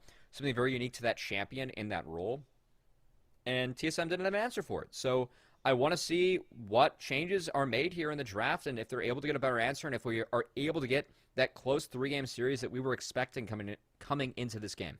I know what I'm hoping for here. And also, I want to keep an eye on the priority on Lee Sin because I think that's going to be a big, big toss-up for both these teams. We know Frost Forest is itching to get that Lee Sin today, at least at some point, I'm sure. And we got to see when that's going to come out. The differences we see, especially from the side of TSM Amateur, because I think that's where the spotlight is, backs up against the wall here, an elimination match, right? A best of 3 that you have to make it through. And we've seen the highs of this team. We saw them even in game number 1, but you've got to be able to push through the adversity of that mid-game and find the win conditions for yourselves.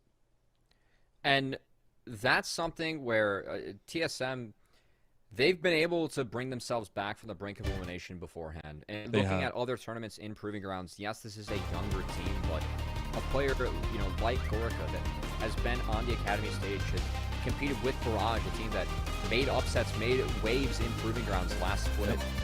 He's going to be able to kind of help Toxic Frost Force, who, of course, won Collegiate as a whole, found themselves in close series as well. I think this team, once again, is a good time for them to bring things back into Respawn. And with TSM on the blue side, I think we're going to see a first pick Lee Sin and a different response coming out. It's Maryville's response to Lee Sin. It has not been the Bull Bear, it's been the Viego. So I want to see if they leave that Lee Sin up, if they respond with something like Viego Varus, which has been a pretty common response to see on Red if they are comfortable making that handshake, or they take away Lee Sin and maybe force TSM to play something else. Yeah, and I do like the change up here where you get into game number 2. TSM Amateur on that blue side this time around, Maryville on the red side.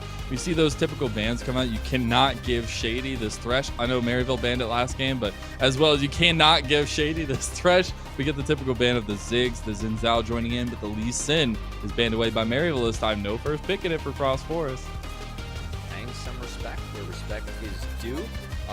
And this means that Frost Wars might be pushed to a Build-A-Bear once again, or might be given counter. And I want to see if it's just going to be a first pick Varus coming out from TSM. I know that Ezreal is still something that Gorka is very comfortable on. I feel like Gorka had a good game on the Ezreal in the last one. Just going up against Camille, who got that far ahead early, it's very difficult to deal with that. And actually, in Maryville, paying some respect over to Gorka's Varus, the power of that champion. We'll take that off the bat, which means that, yeah, we're going to see a first pick Syndra, something that can be flex, mid and bots, very common in Maryville.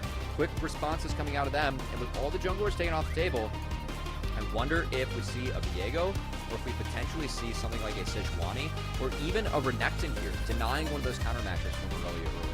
It would be very interesting to see. I'm still loving this Aurelia picked up already, and I want to see that flexibility we see with that pick, but as well as I would just love to see Chippy's piloting that one himself. I also like the stock standard pickup here from TSM Amateur. They get the Syndra, very stable and very good in the later parts of the game. A lot of setup there with the Scout of the Weeks, but it is that Ashe pick that has caught my eye for Maryville University. Something that has really risen in priority for this tournament. And yeah, if TSM, I would expect them to go for an Ezreal still. It's a handshake and lane, but this is something that gives Maryville that priority, that first move that was oh so important to them in the last one. There's the or mention the Viego pick. This will be taken by Frost Wars, and this actually opens up the door, opens up a window for maybe a Sejuani coming out from Maryville if they want it.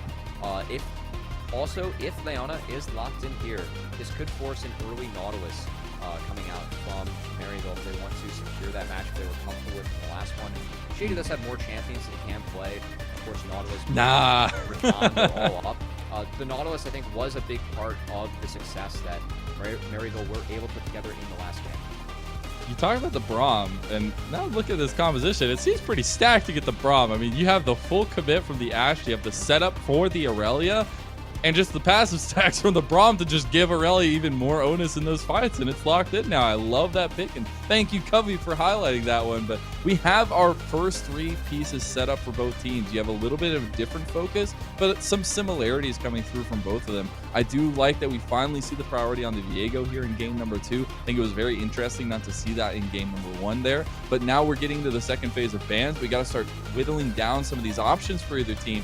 Maryville's option to whittle down is that Ezreal, and focusing on Gorka's ADC pool.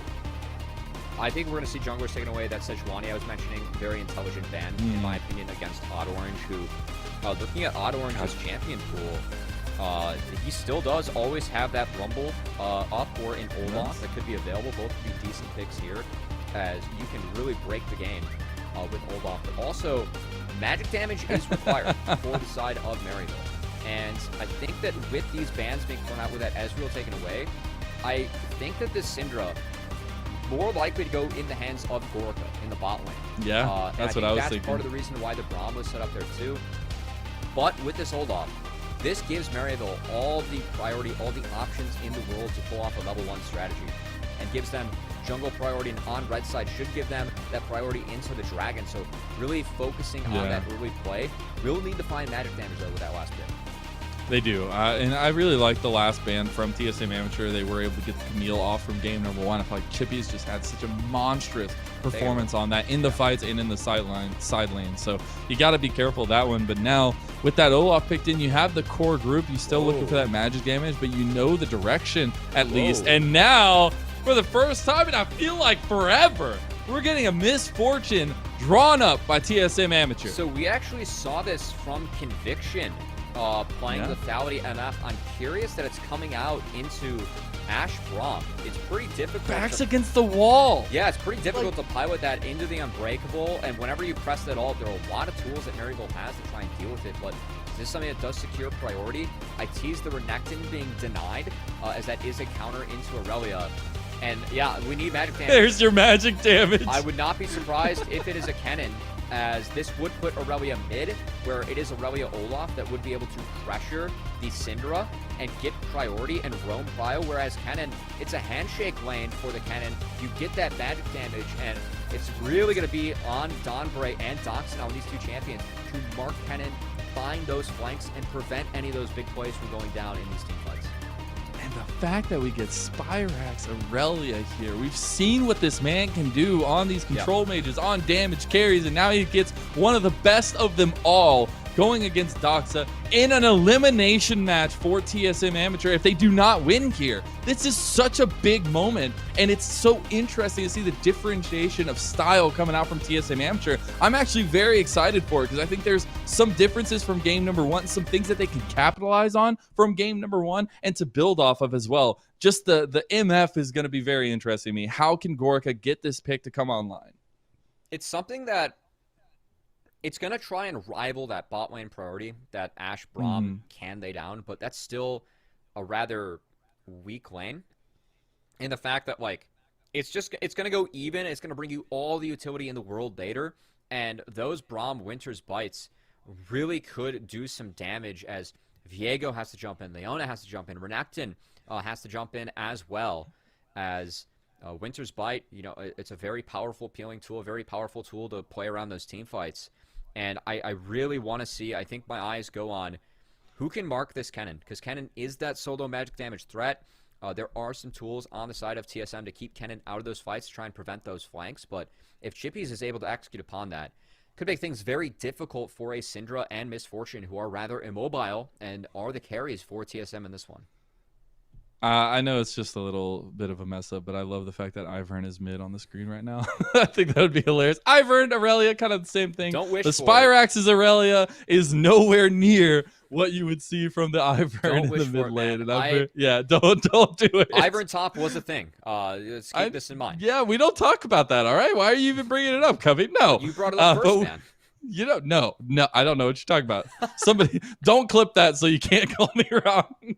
But I do want to talk seriously for a moment, right? We put a lot of onus on the jungle pathing last time around for the last game, and especially that top side of the map focus where we're going to see that jungle mid duo kind of come to life, the roamings from the supports. We saw Dombre actually on those roam timers ahead of Shady last time around and able to get a decent amount of influence with that one. This time still on the Leona, but a little bit different pieces to work around. And how does this Viego kind of work out for Frost Force? So on the TSM side, a lot of the reason that Dombre was able to move first was because of the matchup. I think that's why they're taking the MF, because MF into Braum doesn't feel too hot. Like, that unbreakable as the game goes on. It's difficult to execute those really good ultimates. But MF, very powerful laner. And one that Gorica, this is a pick that he has kept in his back pocket, always does keep some of these in his back pocket. So I think they're trying to get Dombre out of lane to try and answer the mid plays, because last game, it was all about Chippies, all about that top lane setup, all about getting him ahead of that Fiora. This game, though, it's all about Spyrax. Can Maryville get to the mid lane to support Aurelia, to enable her to find those all-ins where she will win in the matchup against Syndra? And Doxa Syndra, not too shabby. It's a fantastic player-champion combo. So I think that's why they took the Misfortune, to try and make sure Leona has that first move to try and rival what Olaf Braum can do. But they go still towards the level 1, because Maryville has the potential, has the opportunity to break this game level 1. Olaf Ashe with a Braum level 1, that late invade bot is something that TSM will have to look out for, will have to scout for, and should have on their radar, as it's a go-to level 1 combo for many teams. And I want to zoom back into what we were talking about for both these teams, a little bit similar play style, trying to get that early advantage, the control of the map, and then springboard that into a snowballing victory, something along those lines. And the fact that we get to see a little bit of scaling coming out from TSM Amateur, but they still have some moments in the early game that they can take advantage of, especially Frost Forest on this Viego. We've seen Viegos run rampant when they can get a couple kills, and especially when you get to those early objectives. And that's what I want to see a little bit different in this game. Both these teams focusing those objectives a little bit earlier on and making sure you're moving around the map in time for those objectives. Because I felt like some of the times last game, these teams were caught a little bit behind the ball on some of those plays, but this time around, maybe a little bit different. Yeah, that first Rift Herald, not finding any plates, I'd say a bit of a mistake from each team. I did like Maryville's early Dragon priority, though. And so this is something that they can replicate within Olaf Ashe. And if you're wondering, why we're vamping, why we're still talking about the game, we do have a pause at the start of things, so still have a little bit more time before we dive into this one, as we'll get word if we find any issues or have any time guesstimate. We're hoping it's rather short, hoping that we get to dive into these games right away, as this is a series that, kind of like how we pitched coming into this, Both teams playing an elimination best of 3. Both teams looking to go forward to win an opportunity to go up against likely CLG Academy, as they are favored and they are up 1-0 in that series respectively on twitch.tv/academy. If you want to go tune into that stream. And I think that this is a series that, with the history with both these squads, these were squads that were looking to try and sneak into proving grounds in this tournament. That maybe weren't on everyone's radar, weren't the favorites being Zeus, Resolve, EGP mostly, are looking to threaten that and have a chance to do it in a rather tough, rather battle-tested best of 3 here, as we do finally get onto the Rift for this game too, Mizel. As we do, we see Maryville's level 1 strat coming to bear here. Game number 2, TSM Amateur versus Maryville University, is starting right now. It's going to be spotted out early by a ward put by TSM Amateur. So no level 1 going to come to fruition for Maryville today. I mean, Doxa did get a mana flow ban proc, so that's a GG. Yeah. That's GG, it's over. Yeah. You had the one side where Maryville, they get some, oh no. Azog is in some trouble here. Eclipse is on the back. Odd Orange is here to back him up. Azog is gonna go to first blood for Doxa. What a turn of the tables here, Cubby. That is a pretty big mistake coming out of Maryville, as this will enable Doxa to get an early item. That early tier will help give him more damage against minions, help him give him a mana pool where he can try and control the wave, and make it more difficult for Spyrax and Maryville to execute plays onto the mid lane, something that they have to do, very important to the success of their comp. It's not how you want to start off game number 2, but you got to think the resilience is there for Maryville University. But I am now all spotlights on Doxa again. You had the early advantage last game. You got something this game. What can you do with it? And that also prevents the level 1 play, level 1 late invade potentially coming out from Maryville, something that's very common with Ash Braum. If an enemy jungler does start on something like the red buff, you can actually try and do the Raptors really quickly, hit level 2, and then go find a fight before that red buff's even finished off. Oof. Chippy's taking a decent amount of damage there in the top side matchup. Going to pop those healing potions and get some trading back. That's the beauty of a Kennen. As we get the current gold on the Rift, Doxa already up by a decent amount. Would be so because of that kill. And see what can happen in mid lane after that. We still do want to look at these junglers. We want to look at what Odd Orange is able to accomplish, what Frost Forest more so is able to accomplish early. And it looks like we're going to be pathing back up towards that top side again. Interesting that the Odd Orange is pathing up towards the top side. Maybe this is just ramifications of that level 1. I really want to actually see him focus on the bot side, as that Kennen-Renekton matchup, once again, if you leave that in isolation, Kennen's just able to neutralize that pick, get all the farm that he can possibly imagine for himself, and then still be just as effective in the team fights as cute stun there from Doxa, actually. Yeah, he stops him from getting the cannon minion too. It's little cheeky plays like that you gotta appreciate. The Spyrax still trying to play this aggressive stance on the Aurelia as well in the mid lane. He is going to try and shove this lane very hard, try and crash it, get himself a base, and also potentially open up things for Odd Orange on this Olaf to go contest, as, both junglers going to meet here in the top rush. They are. A little skirmishing going on. See Advantage what early skirmish is going to be. Yeah, I was going to say, you don't really want to go up against the Olaf bearing down on you early on, but Eclipse is right here, and the wave is crashing for Chippy, so he's not really going to be able to respond. Odd Orange is able to sidestep the stun. He will get out, but still very early aggression from both junglers trying to get something on the map. And if our observers could actually show the bot lane, we actually just had the crab stolen away by Azog, as TSM were trying to deny that, trying to get the double crab, so they do deny it from the hands of the Olaf, but a nice little bonus there for Azog, as I assume he was the one that was able to pick that up. Actually, Shady still got 8 CS. Shady picked up that crab with the winner's bite. Gonna do that math in my head, as I'm trying to rival the math of Mizel with that gold lead in the mid lane, you know? Oh, goodness. Oh, no. Don't do that. That's math not on air, anything not good. Wants. We want to avoid these situations. No, exactly. Big X over that one. That's the true reason why LCS picked up that FTX sponsorship. Yeah, right? yeah, they have exactly. the gold advantage, so no more live math. That I'm really jealous We don't have to worry about it. It's all done for us. It's fine. That's the thing I'm really jealous about. Yeah. We need to work on something like that. But I still want to see where this early path is going to go. You see Odd Orange going for a bit of an invade himself early on. and will be able to potentially help out. Oh no, Spyrax with the outplay. Give him the solo bolo, baby. Doxa was trying to flash forward, land a Scatter of the Week to lock Spyrax under the turret, but it's not able to connect, and Spyrax connects with that first blood, at least in the laning phase, to match what Doxa was able to do earlier. So now Otto Orange, he's just going to come cruise here. He already got the Raptors for himself, those chicken nuggets. Now he's going to help Spyrax shove this lane in, get a clean reset. And a good mid-lane play from Spyrax, something much needed for Maryville.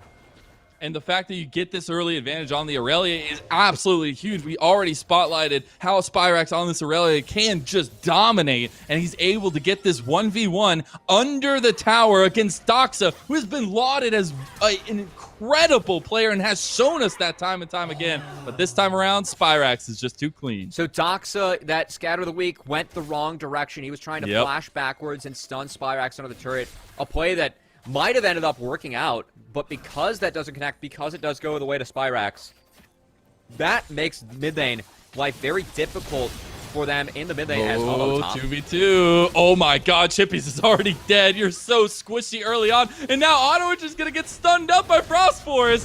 You got Shady here, some backup. They're turning it around. That's one down already to the Olaf. And now Frost Force has to run for his life. We got Donbray back up here on that roam timer. Almost catches Otto Orange, who has to burn his flash to get away. But this is the influence by the supports that we wanted to see. I actually really respect the Zenith Blade flash coming out from Donbray and the response from Otto Orange. That was almost a close play that most certainly would have turned around at least one kill. But given the fact that both sports did make that impact on the top lane matchup, my eyes are still on this mid lane. Shady. Oh no, Shady's caught out in no man's land. Yeah, it's going to be given over to Doxa. You got to expect one more kill given over to the Syndra early on for TSM Amateur. Shady not respecting the fact that his top laner had to reset, took an aggressive path, not the long way around.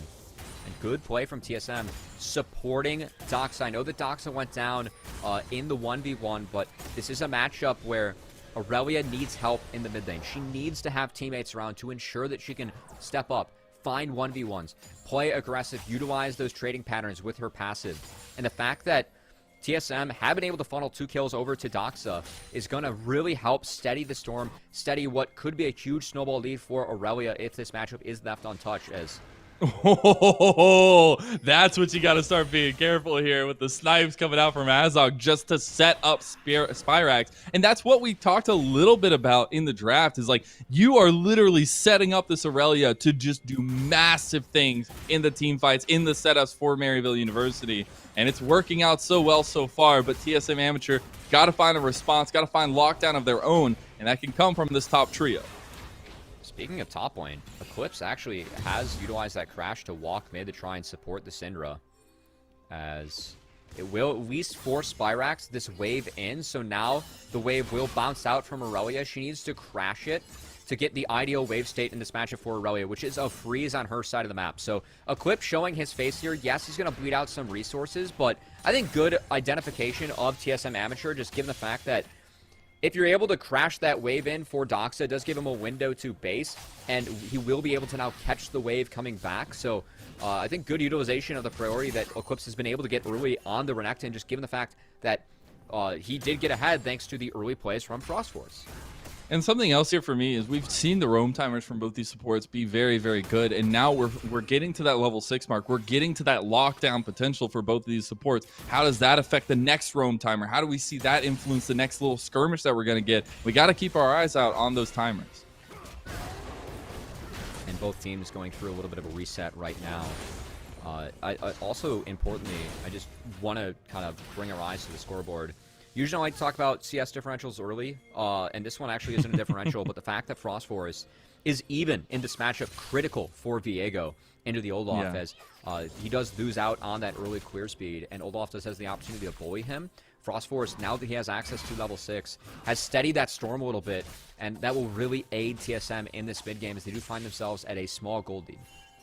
Yeah, small early on, sub 10 minutes, about 1,000 gold, give or take here, back and forth. You see that gold graph on the screen a little bit, but as the game gets tighter and tighter, we'll see that gold graph expand just a bit. Still waiting on level 6s for Shady and Donbray, and Doxa get a little trade back in on the Spyrax, who want to take some damage there. You've got also Frost Force trying to fight. He got the Vanguard's edge. He's in on top of Spyrax. Is going to go down first. He gets the tower shot, and Frost Force gets the kill. Now Shady's going to target him down. There's the solar flare. There's that level 6 I was waiting on. And it comes in clutch for TSM Amateur. Doxa with sub 50 HP. Maryville, they go for the play at the wrong time, and it's the wrong time because of the top lane. Eclipse, once again, that wave bouncing back, was able to bounce it into Maryville's turret, and he was there first on the play. He was the one that was able to add to that fight, that skirmish in the mid lane, and he's the one that turns it in TSM Amateur's favor, as this is a consolation prize Dragon 4 on Orange. TSM trading up on the map, finding that Rift Herald. At least the early objective control by Maryville is going to be there, but you got to be careful about the gold that's being gifted over to TSM Amateur. And I really have to shout out the fluidity we've seen Frost Force have in this game so far. I love to see how quick he's able to get around the map on the Viego. He's able to take that first Rift Herald as well and still provide this huge influence on the map as Odd Orange is still trying to pick apart his jungle. We'll leave one baby chicken nugget there. That's like the small, like. Oh no, it reset. See, if this was like, if this was, you know, LCS, I could like shut out beat ups here for like the M game sponsor. But that's like, you know, when they say that like you get 10 wings, like that one wing is like super small, feels like a chicken nugget. Yeah. That's what Odd Orange like leave behind. He's like, you know what? You get this. And even it like fell out of Dox's hand there. The chicken nugget, he was about to get it in the mouth, and it just like dropped out and reset somehow. I got the big wings. You're stuck with this one. I'm sorry. We'll see how good Dox is eating later on, though, because you got to be careful about this Syndra. 2-1 and 2. Still a big focus on the mid laner of TSM Amateur. And I know you wanted to highlight Frost Force early play, early pathing. I actually want to highlight Donbray, showing why this misfortune might have been the pick, the idea behind it for TSM, because he has been answering and really helping Doxa manage his lane states, because when you have a matchup like this for both teams, mid lane is not a 1v1. If it's a pure 1v1, Aurelia has so many opportunities to win out in this matchup and snowball it out of control. It's team play around the mid lane. And so far, TSM have done a better job of supporting that because of Eclipse's roam timers and because Donbray's also been able to impact this matchup. And I think something you got to be careful of, though, is we're talking about the teams like piece by piece a little bit, but I want to start focusing on these team fights, right? And when you're looking at Maryville's composition, they have a lot of lockdown, but they have a lot of spacing tools available to them. And how does TSM Amateur navigate that with the damage profiles that they have? You talked a lot about the misfortune and the things that can happen with it. Thought we were going to see a play on the chippies there, but not the case. And you talk about the spacing tools for Maryville. Actually, I really like the spacing tools for TSM. That scatter of the week for Doxa. He's the one that's going to have the onus, the ability to really split up these fights, turn them in favor of TSM. And big key for TSM Amateur, get Viego that reset. Get him that first kill. And with all the upfront damage that Syndra and Misfortune can bring, I think it's a lot on Shady. That Unbreakable, as stupid as it sounds, that is a ability that gives you so much value in this game. No. As Azog. Oh no, okay. He's not gonna go for it. He will get the scuttle taken away from him, but he's not gonna die today. Oh, but maybe Frost Force is gonna die. A lot of setup from Azog, but the rest of the team not there to respond just yet. He's still following him as the Glacial is gonna help a lot here. A little bit of damage back here. Approach velocity, rather. Sorry, not Glacial. And we'll see Odd Orange down here as well. This is a 2v3 they're taking as Azog is a little bit far away from the fight, but TSM Amateur are going to pull off as Frost Force about half health after that one. Double control ward's not bad. Also, it was tough to see with his new Misfortune skin, but the slow from Gorka is what prevented Maryville from following up on that one, as Misfortune, 1 point wonder there with her E. Such a thick slow. As, Oh, Frost Force. He has a deadly combo on him now. Solar Flare does connect. Odd Orange going over the wall. The confidence is built up, and he's swinging those axes. Azog flashes as well, and Frost Force is down. Big bullet time coming out from Gorka. Now you got TPs. The shenanigans are about to start, and Shady is not going to be the one that goes down. Odd Orange is. Now Gorka cleanses out of the Maelstrom, but Chippy still wants it. Eclipse finds Shady. It is chaos across the rift, but Maryville are somehow, some way, able to pull it out. that W from Spyrax, finding the snipe, finding the ace as Maryville. We talked about Zoo. Maryville will go for plays that will test them. Plays that might make or break the game, as this one gets themselves back in this one. Flash after flash after flash, just go over the wall. Azog over here is like, we're committed, we're going for it, why not? And I love that for Maryville. They are all on the same page, even when it's looking dirty. I think the big key here is that Doxa, the ultimate from Braum, it does miss, but it does force Doxa to walk into the rest of the team. So he gets one shot, and from here, yes, Maryville's going deep, but just able to isolate the members, able to clean up. As watch this W from Spyrax. That's a cute little snipe that he finds on the back half there as that kill goes to the right place. Aurelia picks up 2, Maryville pick up 5, and get themselves back in the game as this scoreboard is now even. It's dead even, and TSM Amateur maybe shaking a little bit after that fight. You're on your own side of the map, yet they're still aggressing on you. They're still pushing you. You've got to be careful of those moments. Now we see the opposite side focus from TSM Amateur. They need to claw something back here at this moment. They want to keep that momentum up, and it could be on top of the back of Chippy's here, as Frost Force is going to stop him from taking the Krugs, and the tower is looking like it's going to be the focus from TSM. I actually didn't see in the replay. I think Frost Force, because he died there, didn't get down the Rift Herald. That's a really big win. Oh, wow. Yeah, you're right. As that's no plates. We're past the 14-minute mark. And Maryville, it's a trade across the map. It's going to be gold over on the Renekton, on the Viego. Yeah, that's nice. But I think Maryville taking the Dragon, finding the first 2 at this point, more positive for them. Because Cloud was one of the first 2, they're guaranteed to roll a good soul. And Mazel, you came here wanting the fire. It is going to be the Infernal Dragon on the Rift for this soul.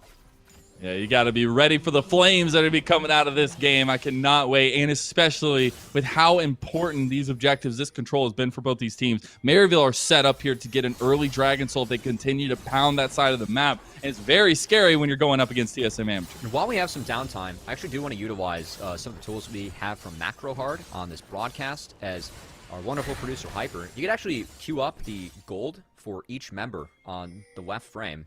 Oh, no. As I wanted to talk about gold because Spyrax, he found a lot of gold. Now we're about to see it go a little bit higher. Spyrax is already at the top of the table, and he's going to go even further. Spyrax on this Aurelia is dominating this game right now. And it wasn't like that for the first 14 minutes. TSM were doing such a good job of keeping him down, supporting him, but because they make that one mistake, because Spyrax was able to pick up 2 kills on this Aurelia, now we see what a terror this pick can be in the side lane, how hard this pick actually scales into the game after Aurelia's new changes.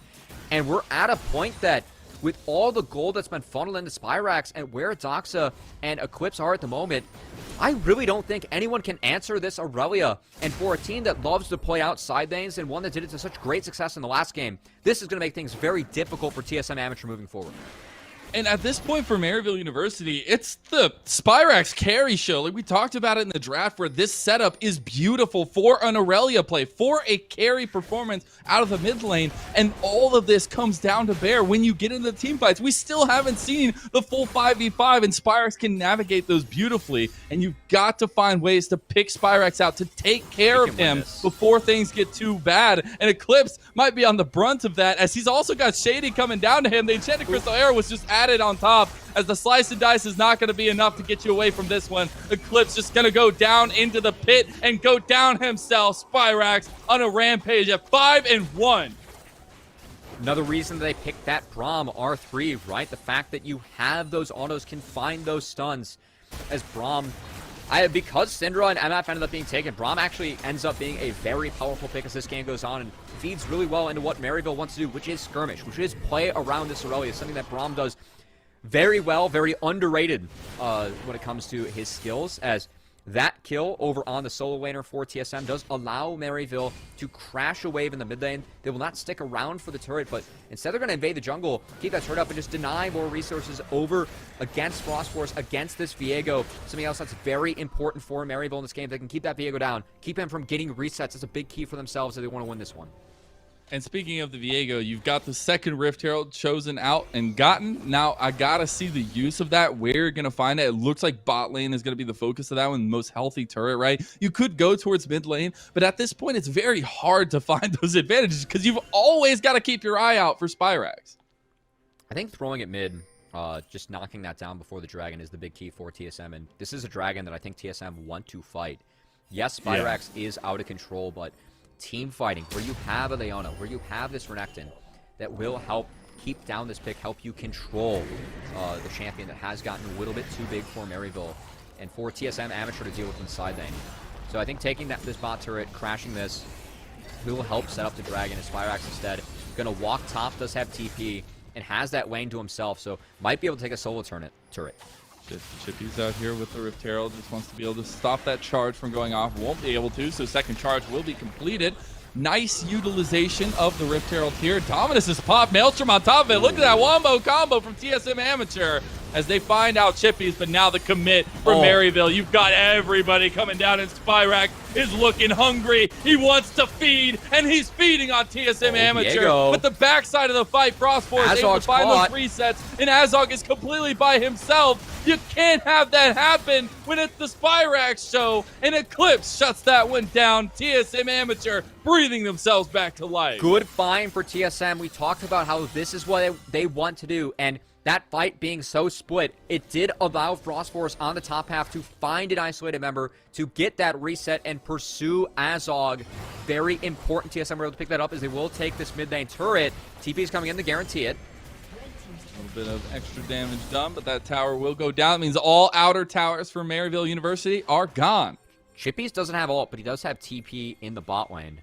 As TSM, good control ward set up from them, are laying a trap, and this will actually cause Maryville to seed this dragon, so an important soul point being denied, as they will go back to the side lanes. And TSM Amateur, very key. They were able to pull off a couple positive plays for themselves off the back of a nice setup coming out of Dawnbray, Gorica, and Frostforce. We're going to be getting a replay here of the shenanigans that happened in bot lane. That's the wombo combo, though. You got all that CC on top of the bullet time. It's huge.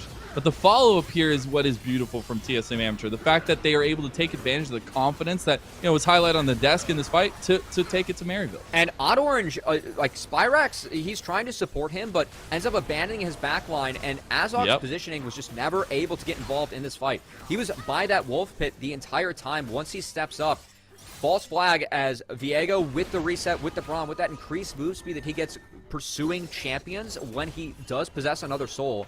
Too much for even Ashe to deal with, as Azog falls on the back half, and now it has been a roller coaster game. Backs up against the wall. TSM Amateur finding a key play, some key picks to get themselves back in this one. It's exactly what we wanted from this series. We knew, everybody knew, this was going to be a neck-and-neck series. There is no way that TSM Amateur just go out in a 2-0. This has to be a battle for it. And you get to see this gold graph going back and forth over time. But TSM Amateur has definitely held the advantage for more of it, even though it's just a slight one. But here, I got to reiterate, this is backs against the wall. This is TSM Amateur with a potential early exit from UGP, potential not being able to get into Proving Grounds. This would be a disappointment for these players, and especially against Maryville. All the rivalries and the feelings that we built up in this series, it is a huge one for every player on the Rift. I want to talk about Spyrax and what this means to him, but I have to interrupt myself because we have a play going down. It's going to be a 4v3 in favor of TSM. Doc's caught. Oh, Doxa goes golden, though, and Maryville's play has been caught out. Solar Flare comes out. Doxa's still dead. Big bullet time, but the Enchanted Crystal Arrow catches out Gorica from across the map. Can they find the resets, though? Frostforce is huge right now, but it's just him and Eclipse, and it's not enough. Maryville with the setup all day long. Find another ace of TSM Amateur, and that's a Baron. The TP from Chippies turns the play in favor of Maryville, as it gives Spyrax this space to pop off, and the solo laners of Maryville, the players that this team play around with their leads, with the champions they have, come up huge in that fight as Spyrax dishes out all the damage with a 5-for-1 ace. Maryville able to take the Baron for themselves as well. And Doxa just the target here. Everybody on the side of Maryville knows that he is one of the major pieces that makes this team run, and you get to see it here. The little side piece, I know I mentioned it in the thing, but the Enchanted Crystal Arrow across on Agorica. But look at the decision making. They're split. They're outnumbered, but Doxa is split from the rest of TSM Amateur, so they make that a 3v1. Ignore the rest, and that gives Chippies time to land this ultimate, eliminate Gorica immediately. And from here, the fight's won. Spyrax is too big. The carries, the damage dealers for TSM Amateur are off the table. Doesn't matter that Frostforce is getting resets on this Viego because the support system around him, the other damage around him is down. And Maryville, that quick decision-making helped them wipe that fight. Very good target selection coming out of them. Allowed them to push that one ahead, get very far ahead in this game as they get Baron and are looking to get back out on the map and knock down the rest of these objectives. And Spyrax just staying so healthy, dancing throughout that fight. It's so scary to see that coming online. You've got a 3-item spike now for the mid laner of Maryville University, and they're continuing to mount this pressure on a TSM Amateur. You've still got a minute and 20 until the next dragon comes up, the sole point for Maryville, but they are split pushing. They're trying to keep up this momentum against TSM Amateur. And there's no one that can answer Spyrax in this side lane. Completed Wit's End, a stopwatch Almost as well. got a flame and level horizon. 16. He is 2 levels above everyone else on TSM Amateur as they're looking now to collapse on this mid lane. Yeah, I honestly, at this point, you're talking about a lot of setup from the supports of this game. Donbray is 6 levels down on Spyrax. You can't rightfully engage onto that without knowing you're going to give your bar up, your health bar, because it's so difficult, and the damage coming out from Maryville is just so spread out and so strong now at this point that you just have to find a way to take these fights. You see this current XP, and you see how far ahead Spyrax is of literally everything. Yeah, I do want to credit Donbray for a lot of his early movements, and this is a game I where agree. because he's behind, your scoreline and support, no matter if it's a win or loss, is just going to look ugly because he does have to trade himself out for other members of Maryville. But that's hey, key too. That's how they find the lockdown on Spyrax. Yeah, and I mean, credit to this 17-year-old support, turns 18 in a couple days, but is a tough matchup up against Shady, one of the best supports that I think we have in this tournament. Yep. Man, Shady and Maryville, this setup, their experience, themselves leaning upon their strengths, and Spyrax, a player that, keep in mind, this guy in Maryville's run throughout Collegiate, he stepped in for the top 8. It was Wolfie who played the first 2 rounds, Yep. and then Maryville, they made the swap. Why? Because the meta shifted, and Spyrax is so good mechanically at these melee champions. And yes, they did fall 1-3 to Winthrop. Yes, it was a disappointing loss for Maryville, but Spyrax has had more time to develop, more time to evolve his gameplay, more time to round it out as the newest member of this team.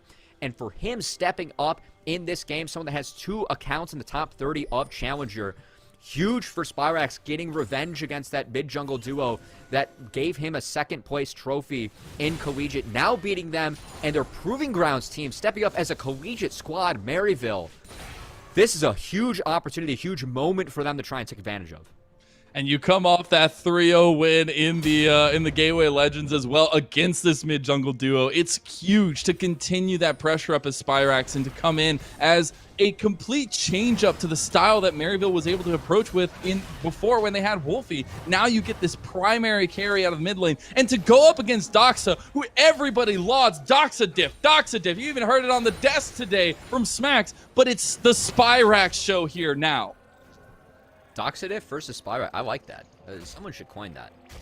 As long as it doesn't involve the dabbing that Smacks was doing with Doxidif, I'm all in. Just keep that one out of there. Yeah, no, we'll eliminate I that. kind of appreciate it. I got your back, Smacks. I got your back.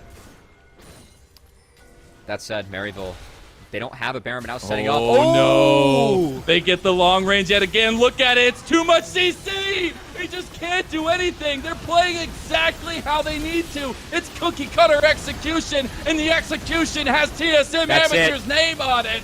This thought was going to be a TSM Amateur resurgence, a TSM Amateur bringing us to game number 3, but they have stumbled too much, and Maryville are on the rise right this moment. And it's been off the back of Spyrax. They gave him the Aurelia. They said, you know what, Chippies, you're going to Interactin. We know you love this champion, but it's going to go to the hands of our young mid laner who's making it happen for Maryville. He just needs something. He needs desperation here. He's got to find something in this game, but he cannot.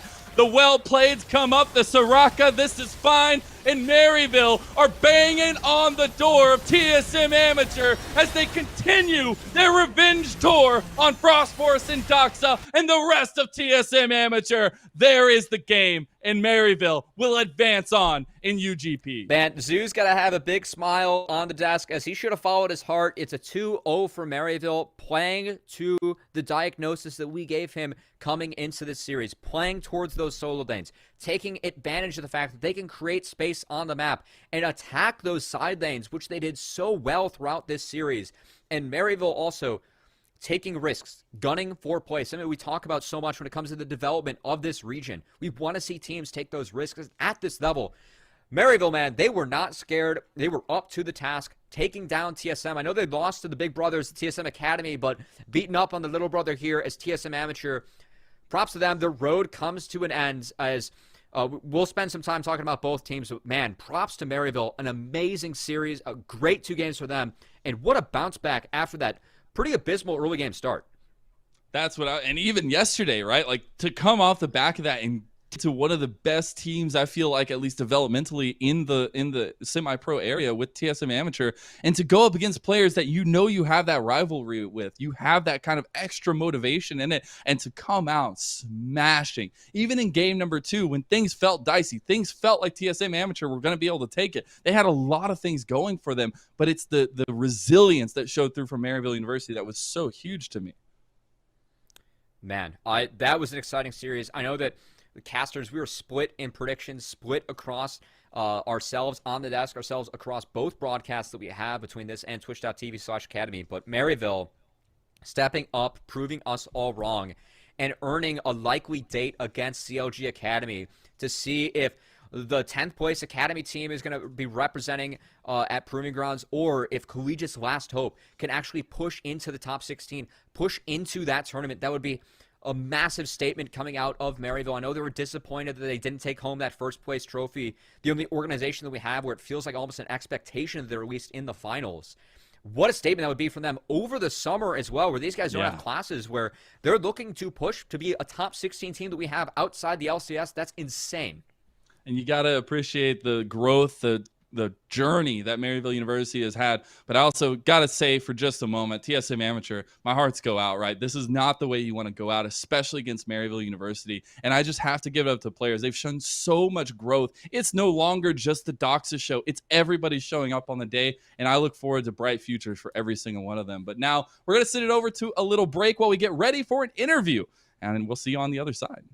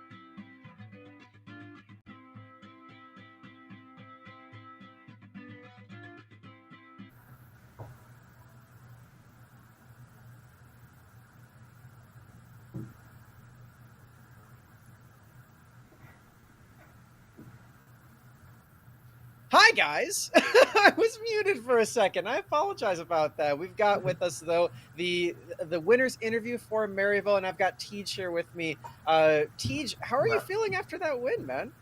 I would say we're feeling pretty good after that win. I think yesterday versus TSM Academy, we all felt like that they were definitely the better team on the day, but it's like we were giving them a lot of good punches in the game and that we were at least fighting back. So going into our match today, we just remind ourselves that we just need to play like that again and bring the same energy as we did against the Academy team for the amateur team. And we knew that it would be easy 2-0 as long as we just stick to our game plan and performed well.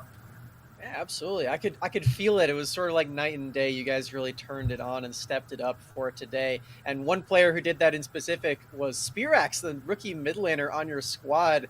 What were you guys feeling in the coaching booth when he got that solo kill on Doxa mid?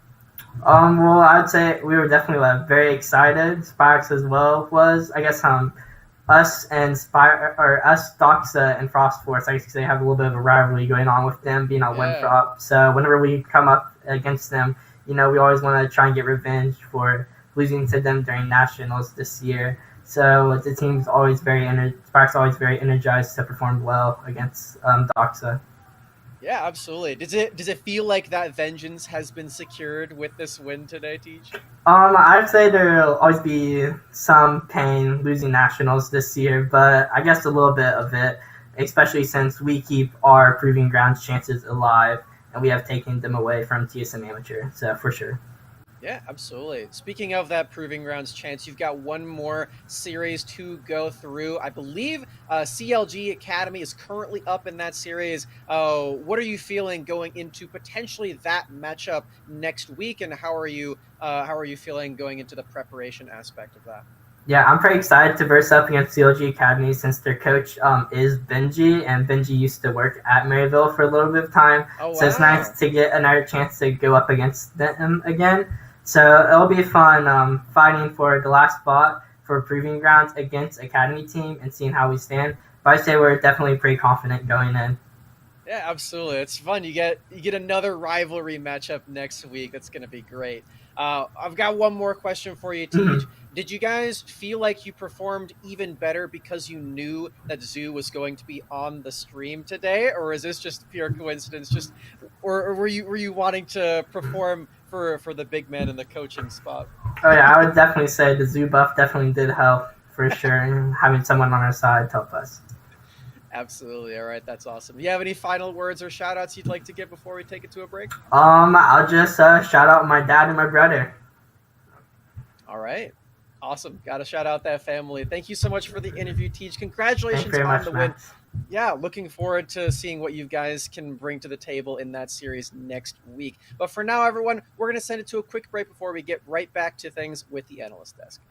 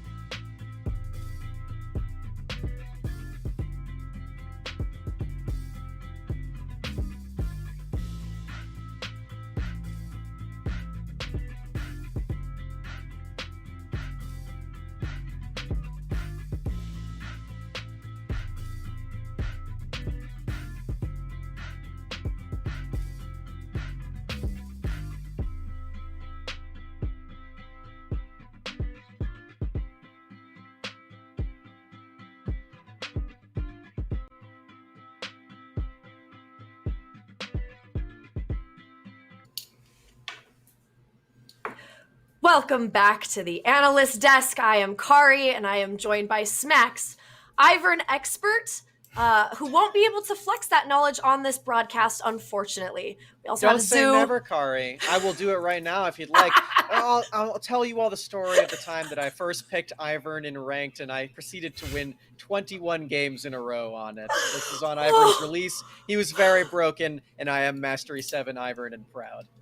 And you know what? This is why you were invited on this broadcast. We specifically found out about the Ivern one trick. So, with that in mind, Zoo, we want to start with the draft here. You said that there were some things in the draft you wanted to talk about and point out. So let's do that.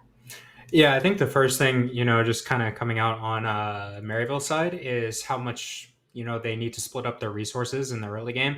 You have Olaf that, Olafs want to have their laners play towards them.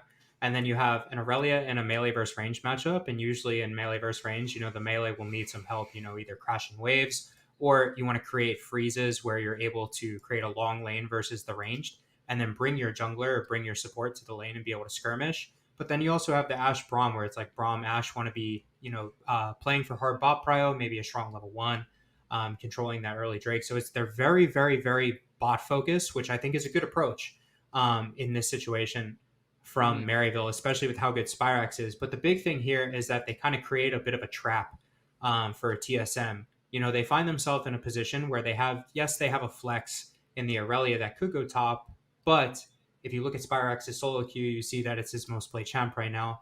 They need AP from somewhere, and that AP is most likely going to have to come from top lane. And right now, there aren't too many good weak side AP top laners except for Kennen. What is Kennen good into? Renekton right now. And it's like you find yourself in a situation where GP is getting banned out instead of something like a Renekton. They want TSM to take that Renekton there. They take the bait. They set themselves up for the Kennen. Kennen against double immobile traditional carry compositions rather, is quite good. And then you have the Braum into Syndra MF. They just set themselves up for a nice team fight composition. And then, the trap worked. So pretty solid approach from Maryville. It could have gone poorly, though. Like I said, there's a lot of champions in this draft that need resources. So, if they could have potentially spread themselves too thin, maybe found an all AD composition. But overall, I just really liked what Maryville did in this situation. Yeah, it's sort of a composition that's like either do it or get off the, you know what I mean? Like either do it or you're not going to be able to scale properly. So very cool. And that's one of those high risk, high reward compositions, right? Yeah, totally. And it's something where, Cubby even pointed it out in pregame, it's just, you have to create something early. The Ashe is going to be used for prio. It's going to help Olaf be able to see where the enemy jungler is pathing. You have a very, very strong level 1. You need to make something happen bot side of the map, And it's definitely a bit of a rough situation that Doxa was able to get that first blood on Syndra. But then, you see Spyrax come right back, and then all of a sudden they're able to play through bot again. So, yeah. The huge. solo kill was so sick from Spyrax as well in this Irelia. And what ended up happening in this mid matchup too, it just made it so because both of these mid laners had kills and they were snowballing already, everyone just wanted to pile in on mid lane. And we get plays like this as early as 10 minutes into the game where everyone's just hanging out in mid lane trying to get as many kills as possible. Jeez. We get to see TSM actually find a really nice exhaust, and it saves Doxa's life. He's so close to dead, but they turn this around really well. Yeah, both teams did a really good job identifying that, like, they're going to live or die by mid lane, especially, with the solo kill and with the first blood coming in. So that was literally just an exhaust difference right there. You see how much Doxa survived by because of the exhaust on Aurelia. But, both teams are ready to go for it. Like I said, it was going to be a bloodbath in the 2v2 mid, and ended up being a 4v4 instead. So, it's a pretty good analysis of what was going to happen in this game, and I'm glad it panned out that way. From a broad, go ahead. Yeah, yeah, totally. Like exactly, Smacks. Like from a broadcast perspective, that's more than we could have ever hoped for. Like way more exciting, doubly exciting than what Zoo's originally said. So, with that in mind, Zoo, could you speak a little bit more to the specific win cons of each team and how they actually played to that? Sure. So, really, for the Maryville, like side of things, like we covered, they want to be playing for that bot lane priority. They want to kind of unlock their mid laner. Generally, you want to try to control one side of the map, and then you want to try to have that side of the map, you want to push forward and try to control the enemy side. So you see right here, they're going in for invades. They want to be able to contest this. They set these buff invades as like mini objectives, and then they use their strong side bot side to be able to contest this. There is a nice little response here from the double TPs coming in. This is something that Maryville likely accounted for, being able to call the TPs. But, they're just really using that strong side advantage to their advantage, rather, and just being able to be confident, continue to dive, and go for these sorts of things. A really, really nice W here from Spyrax, being able to clean up. And I just love the confidence here from Maryville, just being just so assured that they can take the fight when they have the advantage. And this is not necessarily what TSM wants to be doing. TSM with double immobile traditional carries, they want to be making sure to maintain tempo advantage and just kind of control a space. If you're trying to walk into MF Syndra, you're going to have a bad time. But if Syndra MF need to walk into you, they're going to have a bad time. So really just there, it's like it's up to Maryville once they get the advantage to just keep the foot on the gas and just continually invade. And, that's what they did. It ended up working out well for them. I like how you explain the advantage. Like you're, if you own the bot lane, if you have the advantage, you're fighting with like home turf advantage, right? You're like, Yep. This is where we are strong. It's like you're in here with me now. Yeah, it's like guerrilla warfare, basically. You always want to have some sort of like terrain advantage for all the Star Wars fans out there, having like the, what is the high ground? The high ground. Oh my God. I'm not really too familiar with that, but it's true. Yeah, so we have one final. I want to see that Baron fight from MU. Oh, yeah. I think We it's too gotta take another hyped to look at skip. this. Yeah. It's way too sick. We get another ace for Maryville right now, and this is just a nice vision setup to Doxa with a great stopwatch, but just Shady getting the jump on them, and then Chippy's teleporting in with this cannon flank is just so beautiful from Maryville. They end up giving over Frost Forest some resets, and at this point I was pretty scared, but then Azog shows up and makes it all better for me. It's just my mom coming down and seeing me after I'm having a nightmare or something when I'm a kid. It's just Azog. Azog is my mom in that case, and he does a great job of it. Yeah, and that's one of the things that you kind of see with Maryville is how does that fight start out? Shady and Odd Orange are playing around the side lane. And, they're able to get there first. Sure, TSM does a good job responding into that. They're able to get their, get all their people there as well. I believe Ash is the last person to arrive to that fight. But just because Shady and Odd Orange just do such a good job grouping together and playing around that side lane, they're always able to get the first jump. That really just exemplifies what we're talking about the mobile versus immobile champions and how important being able to get onto the map first is. They're able to get there first, deny the vision, play around the side lane, unlock their side laner, and then, just bring the fight to TSM. Smacks, it'll be okay. No words, just feelings between you and Azog. All right, gentlemen, we are going to go over to casters. Wait! We're going to a break. I finally did it. I think our producers are just trolling you. They're just whatever you say, just like, no, it's the other one. Yeah, it's always the opposite. This is my third time ever hosting, so they've been really patient with me. Hyper, thank you so much. You're an incredible producer. We are going over to a quick break, and we will be then setting up for the next match. You'll be able to hear from these three faces once again for Golden Guardians versus OQ. Please don't go anywhere.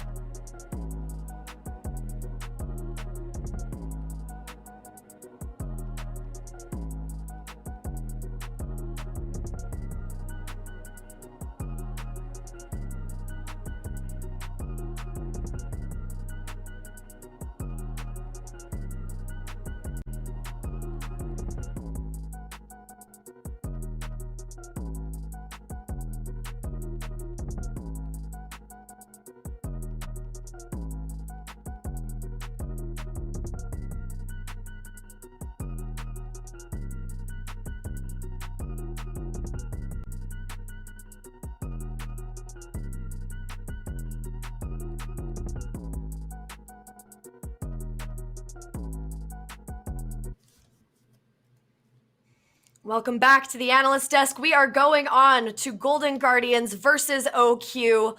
I'm so excited to be here. I'm excited to see OQ back in action. They have such a strong early game, but then seem to have a little bit of a faltering phase from mid to late. Smacks, can you tell us a little bit about what we saw yesterday on broadcast? I have been very much enjoying OQ's gameplay over the course of this tournament. It I'm feels really trolly, glad that right?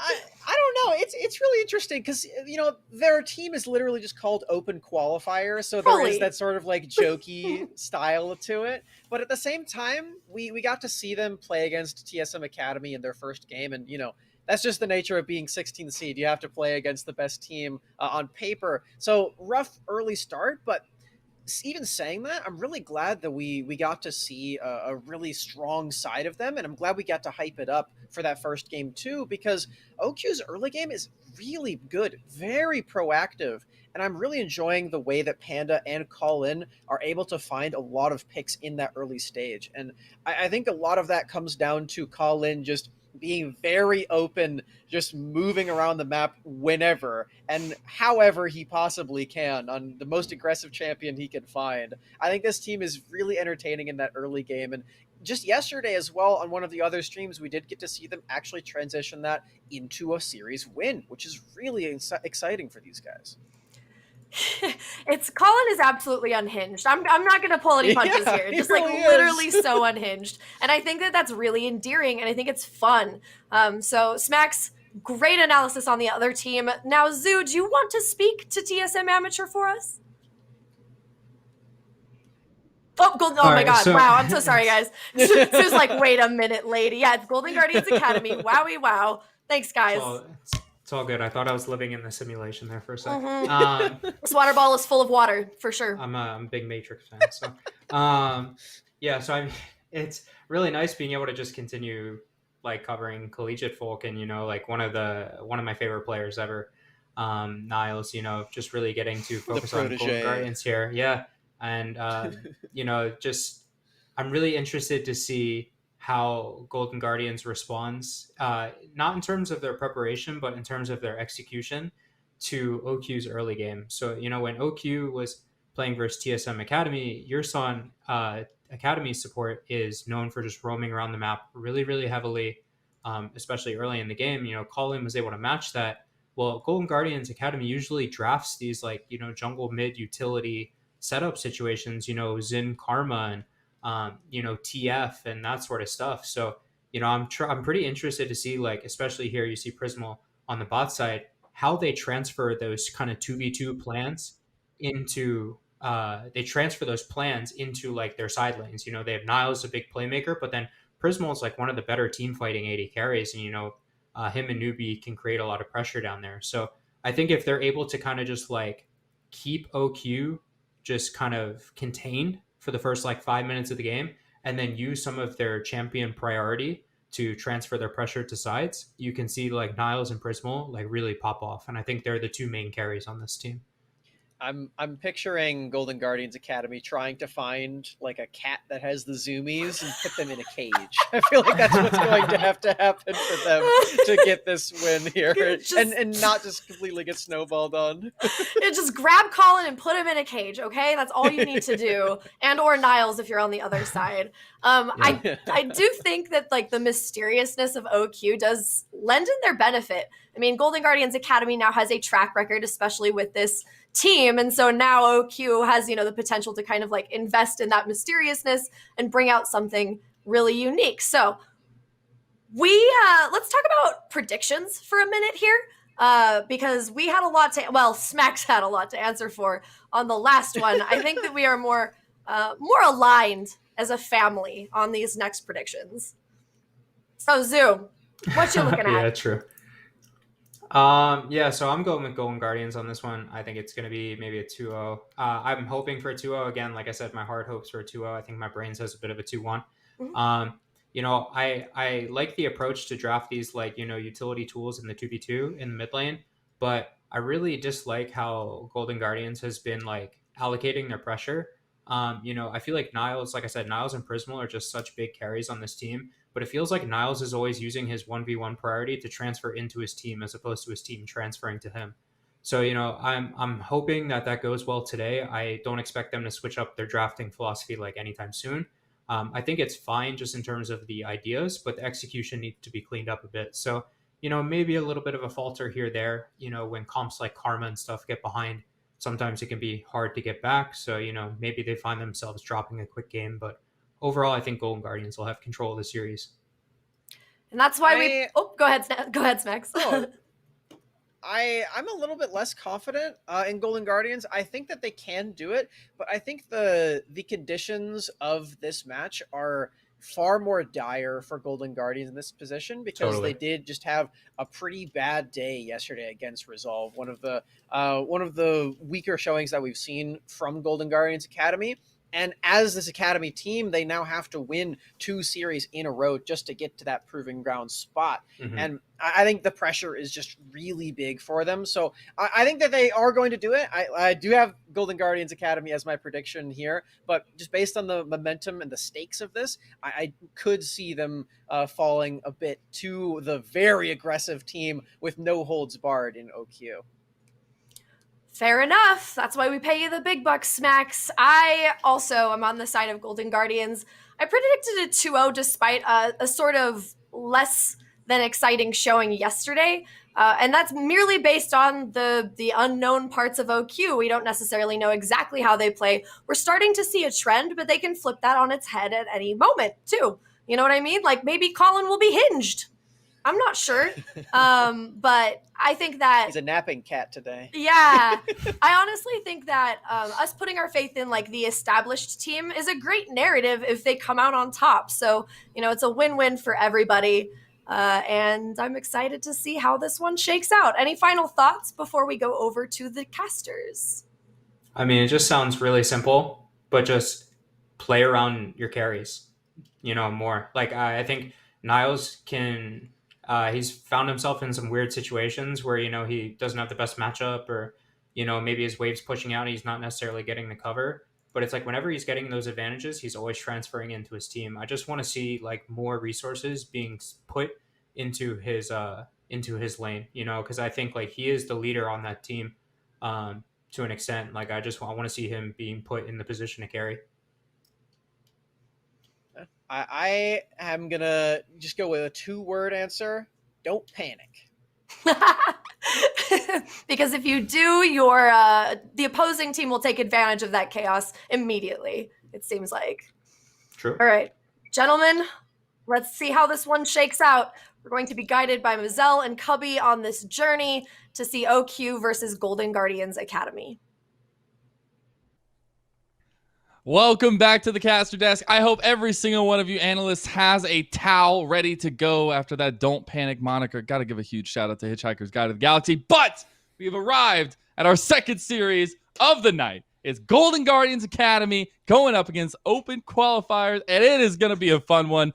It's a little bit David versus Goliath, but, David's a little bit of a mystery man here at this one, and I really like this approach, the early focus, at least from OQ. Yeah, this is a matchup where you can kind of look at both teams and say, how did we get here, right? Because Golden Guardians, they came in as the second seed, one that was very heavily favored, but got knocked down into the lower bracket by a surging Resolve, returning to some of their form that we expect out of that roster, and now find themselves in a position where they have to win 2 best-of-3s in a row to find themselves in proving grounds, whereas OQ, they're the 16th seed in this tournament.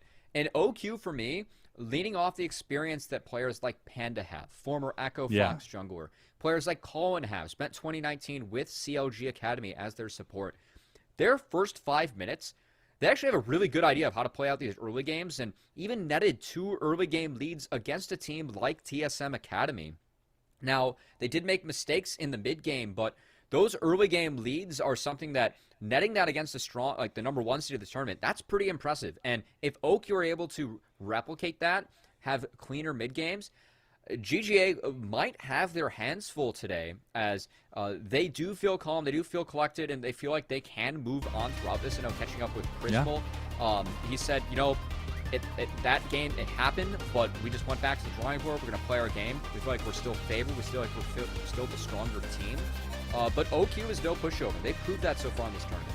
I think that's what the most interesting piece for me is like the similarities to an extent we see in both these teams, where that early advantage is huge for them, but it's the mid game, the late game decision making that is the big focus for both these teams. How do you improve in those aspects, especially as you were saying, hearing from Prismal that is a big focus for them. And now going into this first game of a best of 3 where, if David somehow is able to take down Goliath here in this one, it would be, we have CLG Academy on the other stream right now facing off against Supernova, but GGA could be the first Academy team to get knocked out of Proving Grounds possibilities. So it's very interesting to see how that other series plays out, but especially how this one plays out, where GGA need to hit the ground running against OQ. And we're going to see the ground right in front of us. We got Galio and Thresh banned away from Golden Guardians Academy on the blue side, and Zinzao, Syndra, the first 2 bans for OQ.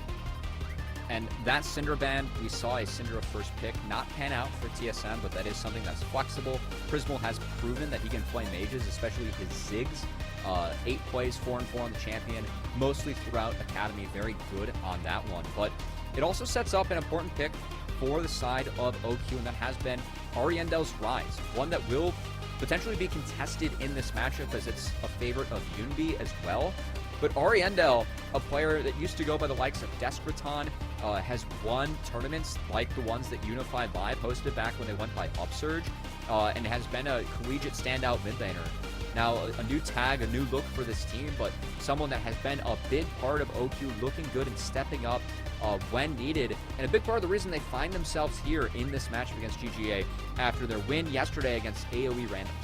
What was it, like a 70% kill participation or something like that? Absolutely insane for the mid laner of OQ. Yeah, not too bad. But it's more so like how these pieces come together for me, how we see that synergy built, that decision making that we know is so important for both these teams, because you've got to be on the same page as Panda. You've got to find those synergies in that mid jungle duo, especially. And as we get our first picks coming across, looks like the jungles are going to be starting to get decided early. Whoa. Diego, still a little bit of flexibility there as the first pick for GGA, but Olaf, Karma, double whammy from OQ. And interestingly enough, this is a bit of a deny from GGA, as Yunbi, one of his most played champions, is that Karma. Oh my god! Yeah, quick responses coming out. So Karma in a solo lane, not great against Rise. Rise gets a free lane and has gank assist, or the ability to lock down Karma. GP also gets a free lane, scales very well. I gotta stop you. Niles. Okay. Yeah, I gotta stop, Brad. This is the Niles flex to start off the series, bro. I mean, you got the GP game number 1. Tried true champion, something we've seen this dude literally just put people in the dumpster on, and you have so much influence on the map as well. I think this is a perfect pickup for GGA to kick us off. He is 4-1 on the champion in 5 plays that he's gotten between both amateur and academy this split. Champions oftentimes banned away at this phase of draft, as moving into this phase of draft, we have what we expect to be the solo laners. Of course, Karma, a little bit of flexibility there, but we expect that to be mid for Ariendel. And now we have to start focusing on those bot lane bans. So Ziggs being taken away from Prismal, that's something that Kasha doesn't play that much. So no surprise there. Whereas actually going to be denying an Aphelios away from Kasha and potentially pitting him into a Varus pick or a Varus pick. Both Varus and Ezreal are still on the table. And that might be a handshake that we see Golden Guardians take. So I'm curious to see if they actually ban out a support instead of one of those ADs to take that handshake. Yeah, I really do wonder how that's going to kind of pan out. I find it really interesting that we get that bottom lane focus as we go further into the draft, because you've got to take away some of these pieces against Prismal, but especially, still against Gotcha. Okay, so it's actually going to be a Braum. So once again, calling out the fact that they're okay with that support handshake. Now, the flexibility of Karma, that is slightly important here for the side of OQ. I think it's going to be a Karma mid, but Ariendel has shown that he can play the Cassiopeia, and his favorite matchup to play that Cassiopeia in is against the Rise. So that is still a backdoor possibility here for OQ, one that we're not expecting, but one that could happen if they wanted to really focus on Ariendel, who has been the big focus of this team. A little spice to be able to throw in there would be nice. I do want to go back into some of these key matchups as we go further on, but that Camille is kind of standing out to me for OQ. Really want to see how Distelfinks can do on that in the top lane. We get the Ezreal locked in her for GGA. We've seen so much strength come out from this pick. The Braum ban tells me that we're probably going to see a Leona here. Would not be bad into the Camille. But Nautilus against an Olaf, you do have more escape capability. So Golden Guardians have a bit of a decision to make for their last pick. The score that maybe will end up going with. Oh boy. Okay, actually the Trundle. So this is funny because Calden played this earlier in a draft where going over their games yesterday, I think it was their second game against AoE Random, so it was like, holy smokes, Trundle's a really good pick here. And once again, this can shut down Olaf from dashing in. You can make it a little bit tougher for Camille to hook shot. You can prevent that range by having the pillar to cancel. And it's difficult for Varus to deal with because charging up those Qs, you can cancel it, and terrain for him is difficult. So rough. Yeah, with that said, Rakan, it takes away the option of the Leona and the Nautilus because Trundle, of course, steals those tanky stats. Rakan's good into the Trundle as you are so mobile. So that will be a shift in the draft coming out. And this Trundle pick, Golden Guardians showing off a little bit of spice early. Hopefully they can use that to push themselves past OQ, who will have to deal with that pillar and have a lot of champions that don't deal too well with it, especially that Olaf and Varus. I know you're talking about all the possibilities for Trundle, and I'm just going to throw it out there one time. I'm not going to talk about it anymore. I'm not a big fan of Trundle support, but we'll see how it works out in this one because as you said, there's a lot of possibilities here and a lot of mechanical outplays that can happen in those little minute trades. But we got to talk a little bit more about both these setups, right? We got to talk about that early game focus that we know both these teams want to go for because we seemingly have a little bit of a different strategy, at least in terms of some late game possibilities. So on the side of OQ, their late game insurance is going to be that Camille, right? Taking that pick at R3, it's something that you can use to attack both Ryze and Gangplank in the side lane. That says Gangplank does win out on the matchup early. We'll explain how that one goes once we dive into the game, as Niles will most likely want to crash the third wave base and get a free Cole. And then if you still push that one out, you can base and get a Sheen on top of that. That's how Gangplank plays the majority of his matchups. And I'm curious to see if OQ are able to break that, because the way they move as a team and play around that early game has actually been very impressive. And for a team that came in as the 16th seed in the tournament, they find themselves here and winning that last matchup because of how well they are able to play out those first 5 minutes. They have a really good idea of how to move around as a team on the map. And I'm looking forward to kind of explaining, trying to point that out, and seeing if OQ can replicate some of the good decisions that they made to find early leads against teams like AoE Randoms, but more impressively, TSM Academy. I'm just looking at what kind of animal enrichment this team is going to be given to Panda. What kind of extra goods are they going to be given to this potential carry jungler for OQ? But again, I just want to highlight it some more. Like, this is a tall task for OQ. This is a very tough matchup to go against. This is also an elimination match. You've got a ton of pressure riding on the shoulders of these players, but it feels like they have what it takes to be able to take momentum and run with it. And I think that's what's so important about Unified Grand Prix is, like, we've seen top teams falling. GGA are here in the elimination match. Like, this is insanity. And I think that with the setup we have for both these teams, at least in the composition wise, they both got a lot of pieces that they typically like to go for. And I want to see that execution on the map early on. We're going to have to see if they can do that as we are spawning into the Rift. And early Mazel, early action top, as they might be trying to catch out Camille. As they do, we are on to the Rift. As you said, game number 1 between Golden Guardians Academy and Open Qualifiers kicking off now, our second series of the evening. Niles already getting acclimated to the Rift. A little cheeky. That's Yeah. the Niles play, though. That's what you get. As I think the big key here, I really want to see where both junglers start, but more specifically Panda. As Panda is given that early karma that can help empower the Olaf across the Rift, and also enables him to get up in the face of someone like Rosethorn, where Olaf does have a favorable matchup, levels 1 through 6, or level 1 through 5 specifically, with the karma that will extend for more levels. But if Panda does decide to start out on the Raptors where he is spotted, this would be the AoE clear, where focusing down something like Raptors Krugs to red, you get red on the map for longer, and you also cycle those AoE camps earlier to try and rush till 6. So this tells me that Panda's looking to power clear early and get that early first crab for free. And I want to see what that means for the early influence of the junglers, because I think that is a key piece to both these teams. Rosethorn has shown so much proactivity in his jungle pathing And this time around, Panda going up against that, but on the Olaf with a lot of clear speed, you got to think that where is that moment, right, where both these teams want to get into the dirt, into this fighting mindset here, and how we're going to see this opposite side pathing play out. So Panda going to start on the Raptors, but then goes to the red. You can see Niles in this Gangplank playing that matchup very well. He's going to want a three-way crash so he can base and then pick up that coal. That is the goal for Gangplank, because he is cycling those grass props very well. Newbie and Prismal found a lot of damage on the Colin and Kacha down on the bot side. Not sure exactly how this happened, but Trundle, with that early Q, the auto attack reset, and a hail of blades from Newbie, does have the power to trade early. This could be it. Oh my god, beautiful pillar is going to get a ton of damage down. Heal and flash are burned by Kacha. Oh no, as OQ, this bot lane, this is where Panda's pathing towards. This might make it difficult for him to secure that crab. It could be, but it also could be a good early opportunity for a gank, for that influence we want from Panda and OQ. As we do see across the map, so we were very much crediting OQ's first 3 waves, their first 5 minutes. I like what I'm seeing from Golden Guardians right now as Rise did shove out that mid lane, did crash it, will be able to walk back, actually saving that TP. And Niles, curiously enough, feels like he's strong enough in this matchup where instead of 3-wave crashing, going for that phase. Oh, man. He's doing very well early in this GP Camille matchup, taking advantage of those parries that he gets in the early levels. Might be trying to use that to actually go for a Sheen instead of that Cole.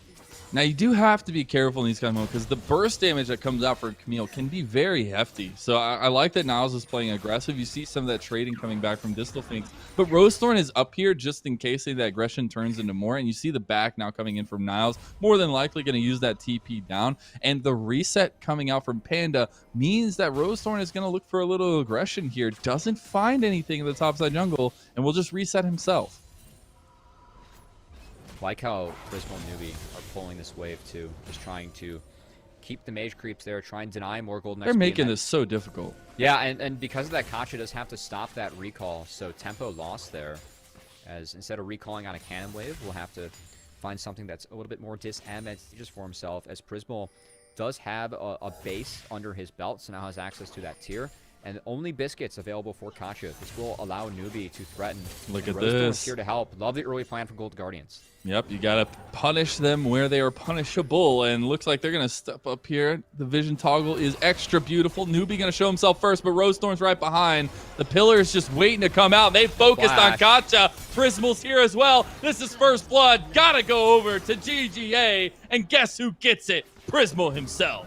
Textbook play, and that's something that Golden Guardians, after they burn that flash early, they plan. Rosethorn cycling those camps bot to top. When he gets that first base, that first reset, he's back in the bot lane. So that's what enables Prismy and Newbie to pull that wave aggressively, and then enables them to step up, bind that pillar, set up that first kill, that first blood for Golden Guardians. Is a good start for them on the Rift. That early advantage. Now you got 3 Sheens across the board right now for GGA. Gotta appreciate that. It's not something you see very often, but still advantages early on are going to be huge for this team as we look at the next sets, the next steps rather, the dragons, the objective setups, that control that we want for both of these teams.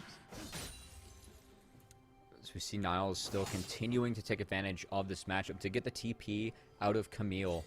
And levels 1 through 5, because you have that grasp, because you are able to trade with those Qs, are able to trade very favorably onto Camille, keep her at range. Camille, of course, does exceed Gangplank in the all-in, does take advantage of that as time goes on, but early, Niles, the slow push, managing the wave very well, making it very hard for Camille to approach and get gold to her name. Yeah, it's so difficult, and that's what we're seeing really across the board. I mean, mid lane, a little bit back and forth, some extra, pressure there, but it's this top and bot lane that have been seemingly going completely in GGA's fashion. Now we do see Panda down towards the bot side. The Dragon could be a focus early on for an Olaf. We know they typically do like to go for those early objectives with the clear speed that you have with Olaf, but it's Golden Guardians Academy making the play top as the Realm War comes through, and Distal Phoenix is still level 5. He can't get out of this. TP's coming in from Ariendel, but he's too little too late. 2 kills already, and Rosethorn is on the board. Good control, good wave management from Golden Guardians as they are rewarded with that dive. Panda will get the consolation prize of the Dragon, but setting Camille this far behind, we talked about in the draft, this was their R3. This was the pick where they took and felt like, hey, we can beat both side lanes with this as the game goes on. Stretch things out. Avoid the zone control, the team fighting that both Rise and Ezreal will possess. The fact that this Camille is now so far behind thanks to solid play from Golden Guardians Academy will make things a lot more difficult on OQ as time goes on. And that's where I want to look at GGA, where they choose to focus here. Do they continue to put that pressure in the top lane? Do they try and come and punish bot lane? It looks like Rosethorn does want to commit a little bit more to that top side. He's going to be backing now, has a ton of his jungle to clear, and it just means that the tempo for GGA is really nice right now. You've got to be a little bit careful for OG, when you're looking at Panda getting back on the map. Do you kind of like OG? Right. It's got potential. Yeah, stuff that happens. Maybe next time, next proving ground. It's got a lot of potential there. As OQ backs early it's already kind of a struggle. I think GGA, one of the things that they do well as a team and have done well as a team in Academy is their early games. They have found a lot of early game leads in Academy. Their struggle is snowballing those, right? Yep. And I know talking with their team throughout the year, they feel like, we usually have pretty good early game plans, just sometimes we stray from those, or things happen, we don't know how to adapt, and more importantly, when we do put together good early games, sometimes we struggle to snowball that into wins. So, Golden Guardians, significant lead early, 2k gold at 8 minutes. Let's see if they can snowball this to a win. Is Panda going on Rosethorn?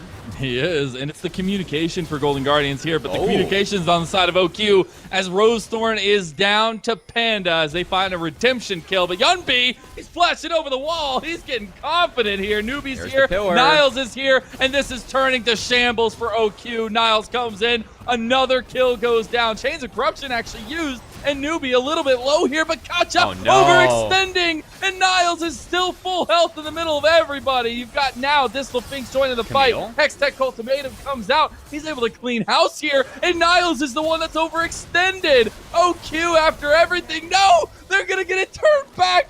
Oh my God, Cubby, what is this?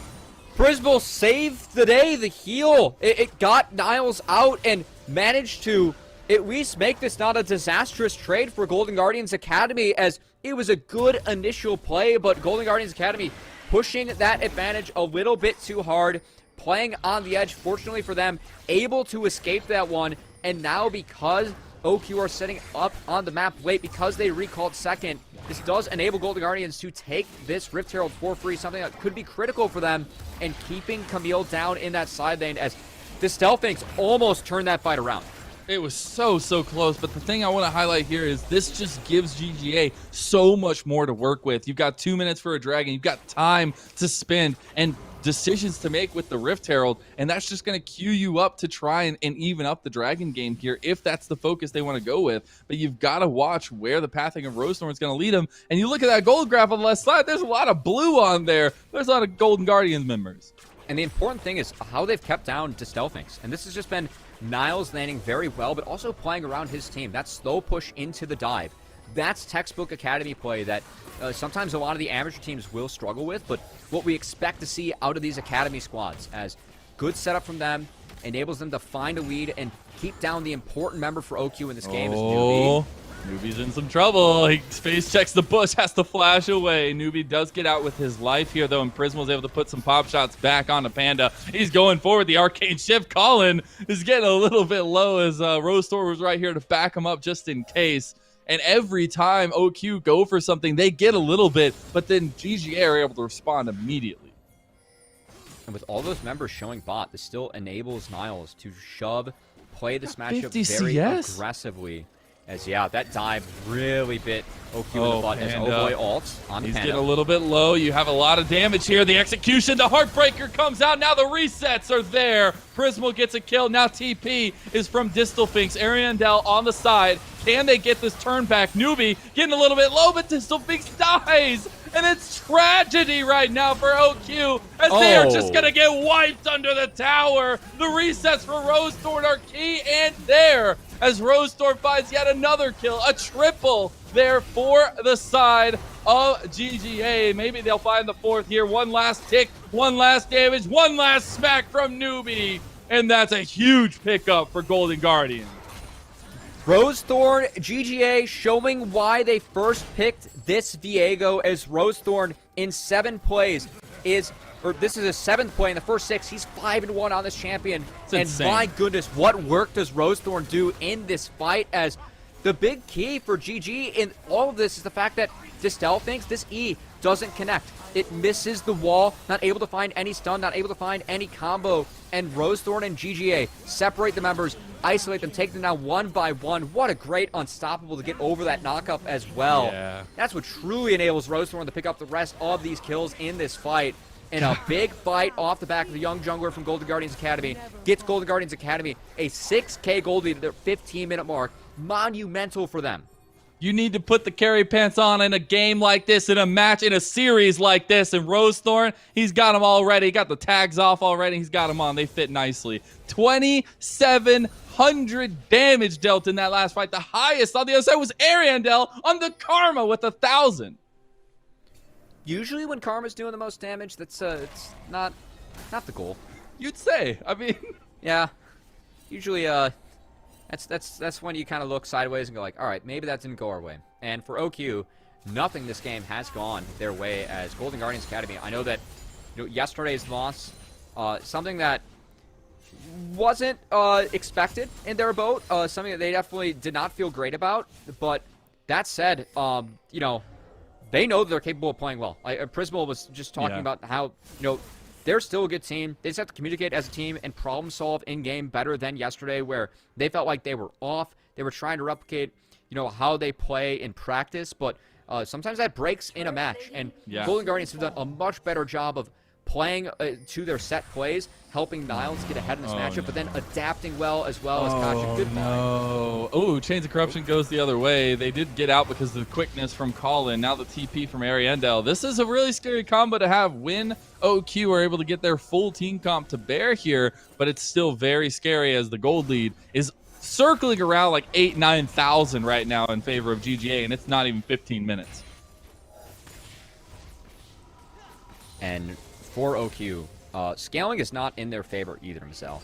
This is a Rise, Ezreal. The only scaling aspect they had was Camille being the saving grace in the side lane. But Camille was the member that GGA properly put down and really focused on so hard early, which is making this rather disastrous for OQ. See, but this is a kind of play. Yeah, they're fishing for these plays, going for Hail Marys early. Their hand is forced in this, and I love how Golden Guardians, they know they don't have or own that bot jungle real estate. They are respecting this, not giving OQ any free picks away. Good play from them to respect this. I do really like the idea from OQ, though, right? Like, if you're able to find a pick in a moment like this, like, that's huge, and they're actually still looking for Niles. He's very strong, though, so be a little careful of that one. But they just are looking for something on the map, right? And it feels like they're just trying to grasp at straws and find something to hold on to in this game because it's getting further and further away from them. But I still want to highlight Panda as this player who has had such a big influence for the team, but in this game as well has been really the leading force, it feels like, for the squad. Well, how can you say the leading horse when it's Panda? I said force, but I'll go with the horse too. Oh. No, either one. The leading panda horse of the squad. There you go. I was like, horse, panda, Axeman. I was like, this is sorry, Miss Al, I was getting a little bit thrown off there. It's all good. Animals are fine. This game, I'd say, so for OQ, like, what are some ways we can get back into this one? Finding a 4-man pick onto a side laner of Golden Guardians, getting Camille some shutdowns, getting ahead. But this is a 9K gold deficit at the 16-minute mark, and this game is looking rather grim for OQ already, as I love how Golden Guardians are taking advantage of how powerful Rise and Gangplank are at this point of the game, how well they side lane, just playing out 3 lanes, and taking away a lot of jungle camps from OQ, which is sending them even further behind, including these neutrals, which is the Rift Herald. And it's moments like this that feel so bad as OQ, because like you literally can't get things back. You're looking for a pick. You're looking for somebody that's caught out in transition, but Golden Guardians realize that. They know what their win conditions are. They know how they need to propel this forward. And when you're getting starved of resources, when you're getting pulled across the map with the split push pressure of the Rise, of the Gangplank, it gets so hard for those mid-game decision-making moments that we wanted to highlight for both these teams. And it's good to see the improvement out of Golden Guardians from this mid-game decision-making. Now, granted, having a 9K gold lead will help. It makes it a little easier.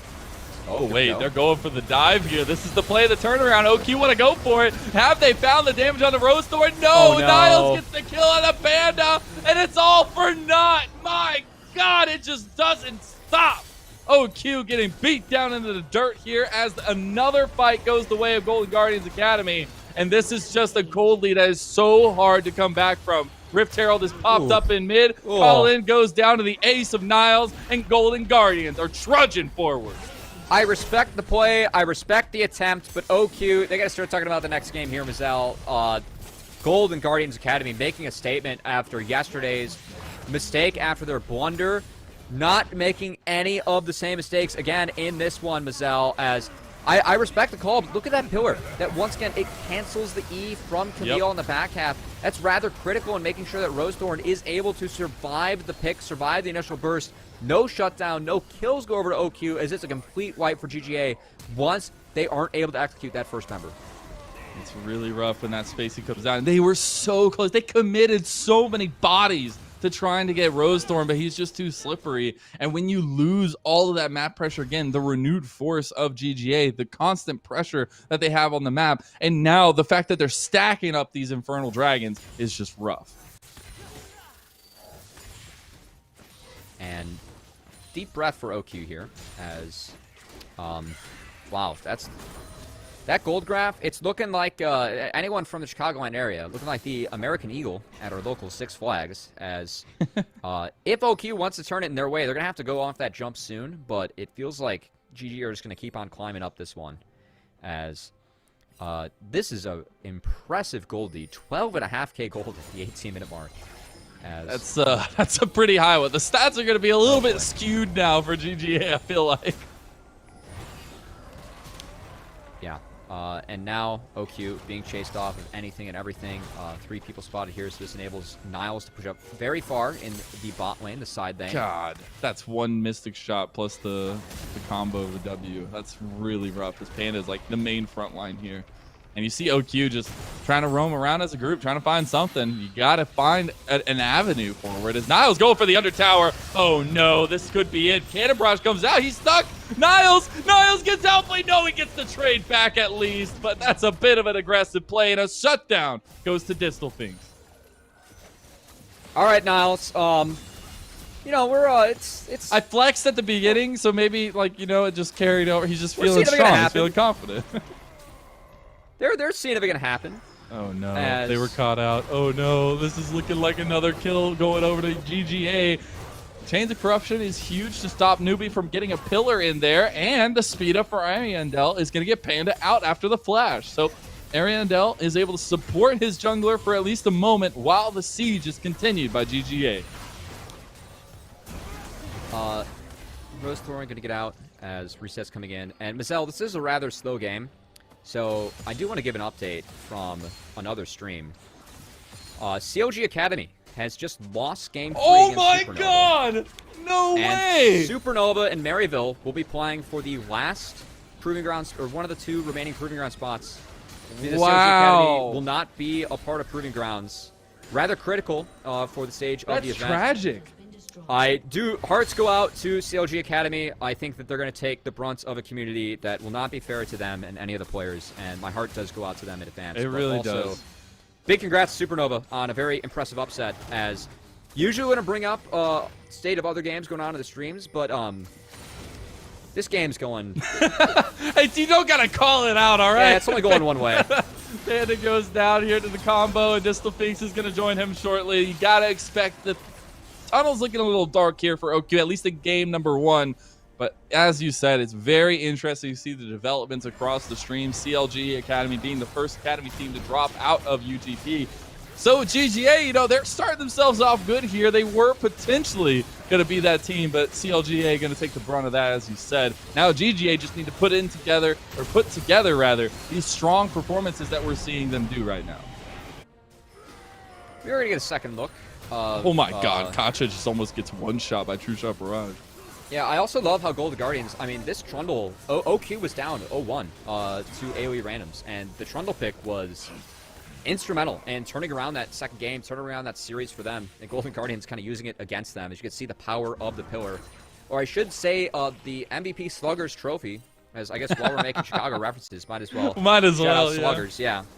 As, Little League Slugger newbie, trying to land all the correct trophies to get themselves a spot. Not down and out yet in this one, and a dominant game one coming out of Golden Guardians Academy. Not much else to say about Look this. at Prismal. Bristol's just going with the arcade shift to the wall. They're feeling confident. This could be OQ's entrance. It's going to be the big focus, but Colin is almost dead already. The re-engage is there, but the Hextech Ultimatum splits the fight. Prismal's still alive. He was the main focus the whole time, but Golden Guardians Academy has not lost another member here, as Katja is going to be dragged out, Colin as well, and the only one left is Ariandel. Katja sneaking into the brush, trying to play a game of hide and seek, but Golden Guardians Academy, that was a poor hiding spot there for Katja, as there is nowhere to hide from Golden Guardians Academy.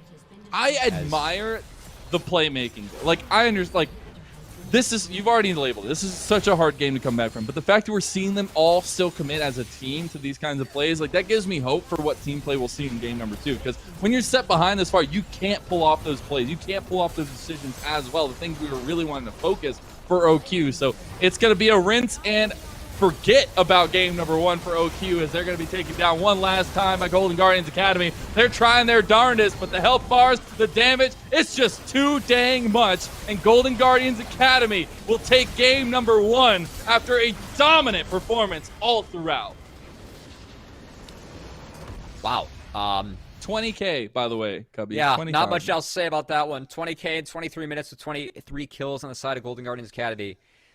That was a clean sweep, a clean wipe, and a statement game and performance coming out from GGA in this one, showing that, yesterday it was a blip. We lost to a good team in Resolve, but this is not the gameplay that we want to be known for, not what we are here to represent as Golden Guardians Academy. Smoke out OQ in the first one. Holy smokes, what a dominant game from them. And the draft and everything just came together so well. I saw some of these pieces for OQ. I was like, okay, I see you got the panda going. You got everybody on the same page at least. But it was some of those decisions and mechanics coming out early on, at least the decision-making from both these teams, that really made the difference in this one. And I think when you're going into game 2, there's still some light at the end of the tunnel, as I was saying in the game, for OQ, right? Like, you are backs against the wall, elimination on the brink here, but there's so much strength that can come out in moments like this. Zoo was talking about the confidence plays on the desk. Maybe that's where this kind of turns around for OQ. And OQ, I mean, the good thing about that game, putting on my coaching hat, is that it was so one-sided, and the early game just didn't pan out your way that you can kind of write off the rest of it. That game, frankly, is over at like the 10-minute mark. And so OQ, I know we complimented their early game quite a bit.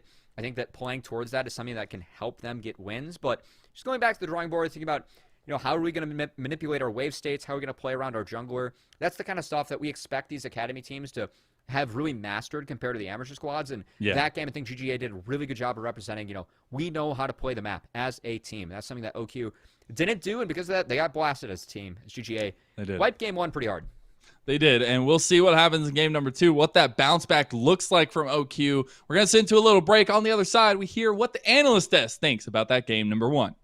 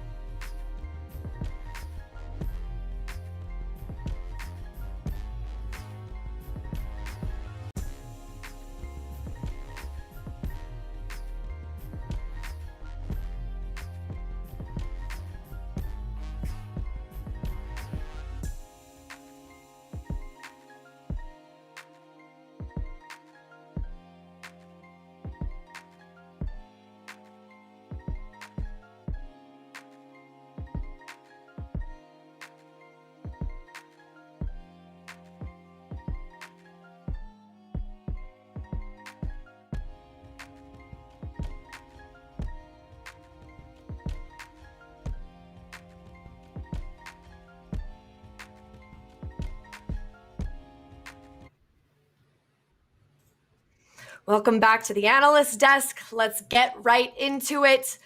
For the first thing here, I was hoping that Smax would be able to explain the Trundle pick for us. It was unique, it was interesting, and it looked pretty good on newbie. So, Smax, take it away.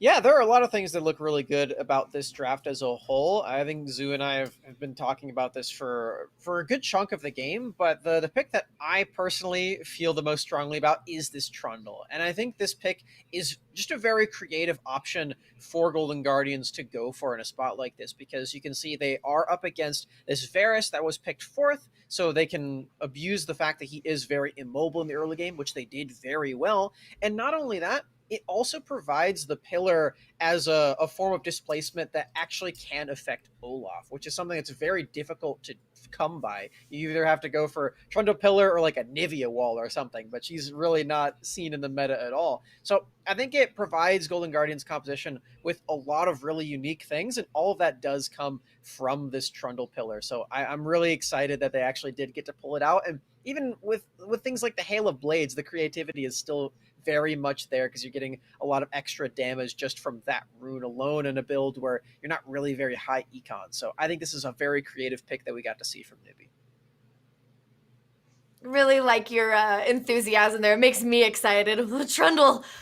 So glad to hear that. On the other side, Zoo, you did mention that you weren't a huge fan of the Karma mid pick. Can you expound on that just a little bit for me?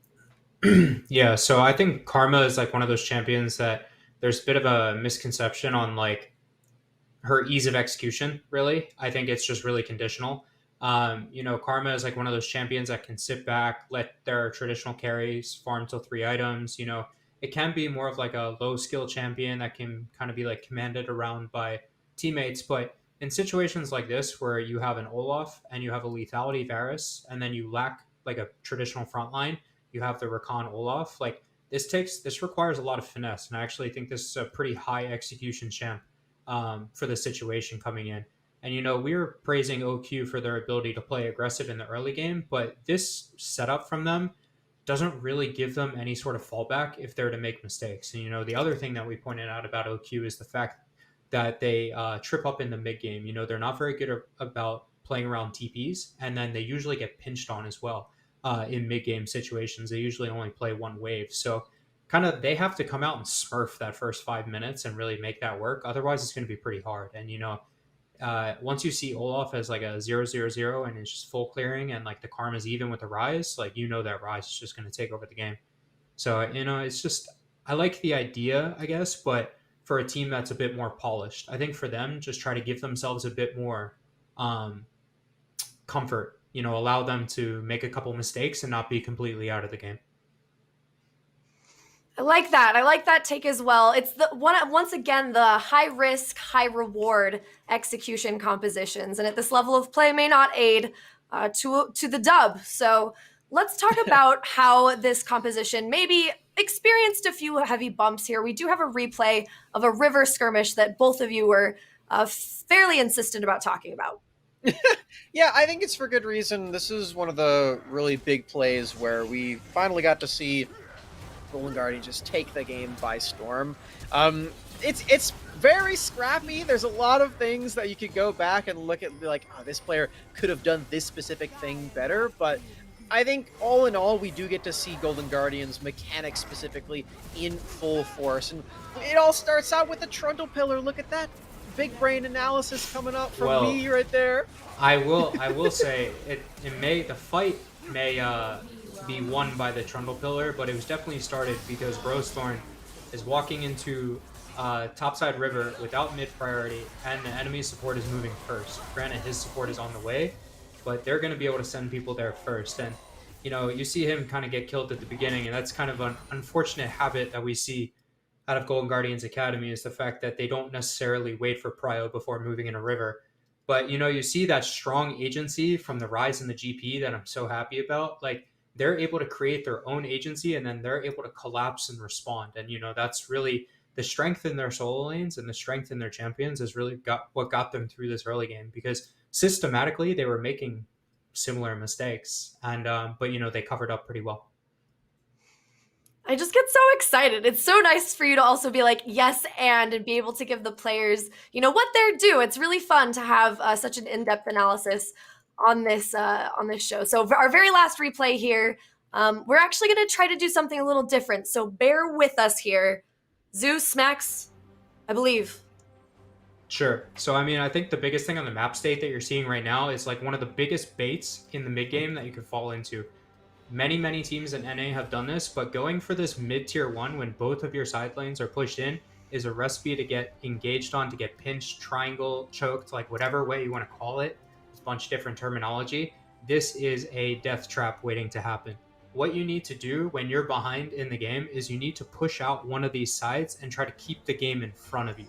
If you can keep the game in front of you to at least one side, say they had this bot wave pushed out and they also swept the TP flank wards from behind them, then they could at least hover to the far right side and dip out if they're getting pinched from the left.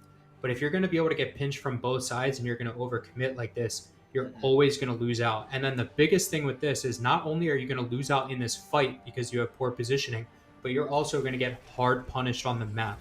Because even if you win that fight, you have to use your tempo advantage to be able to clear your side waves and reset the map to neutral. And if GGS wins this, or GG wins this, then they have the prime map state to be able to play off of. Both sides are pushed in. They can play for mid-tier 1. Dragon's about to spawn. And this is one of those things that like OQ is really privy to messing up, to put it bluntly, is they overcommit into one lane and they don't necessarily think about how they can get punished. And that's really what cost them in their TSM Academy series as well when they were in the driver's seat. So just for future teams, like if you find yourself behind, keep the game in front of you, sweep the flank wards, push out a side, then try to push out mid. And then you can find yourself at least with some section of control so you don't get pinched on.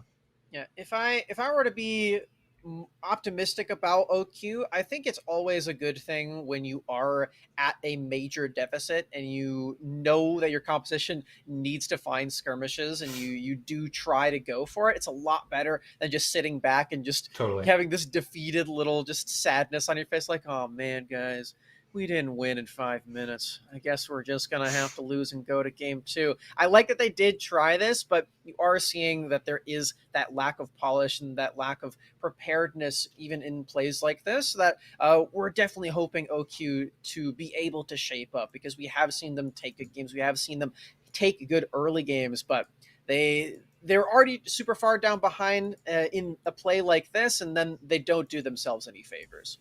Yeah.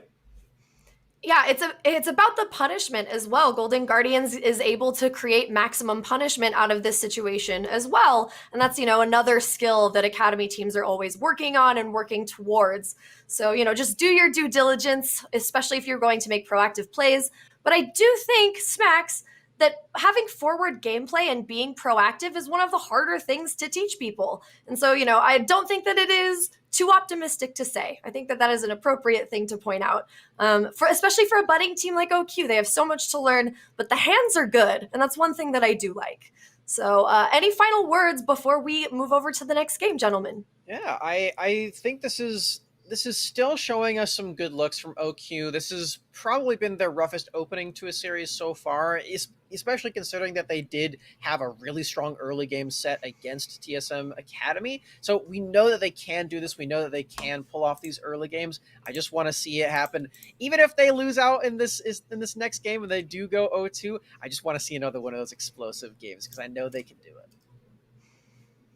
Zoo, any final parting words? I mean, really just, I like the aggression. I like their aggressive mindset. Just try to give themselves a bit more like fail safe in their draft, give them a couple chances to, kind of recover back into a game, maybe something instead of a Karma, maybe like an Orianna or something like that. Just going for these sorts of picks, or maybe prioritizing something like an Aphelios instead of like a lethality champion, or a lethality poke champion rather. But yeah, just more insurance in their mid to late game. All right. Zoo believes that ease of execution will give Smacks the entertainment that he is asking for. We are going to throw it over to Mazel and Cubby. You're in good hands. Let's see this game. Safe and stable is the name of the game here, Covey, as we hear from the It's in good analyst hands. desk. Got to see, yeah, it is. We got to see what the bounce back possibilities are for OQ as we get into game number 2 of Golden Guardians Academy versus OQ.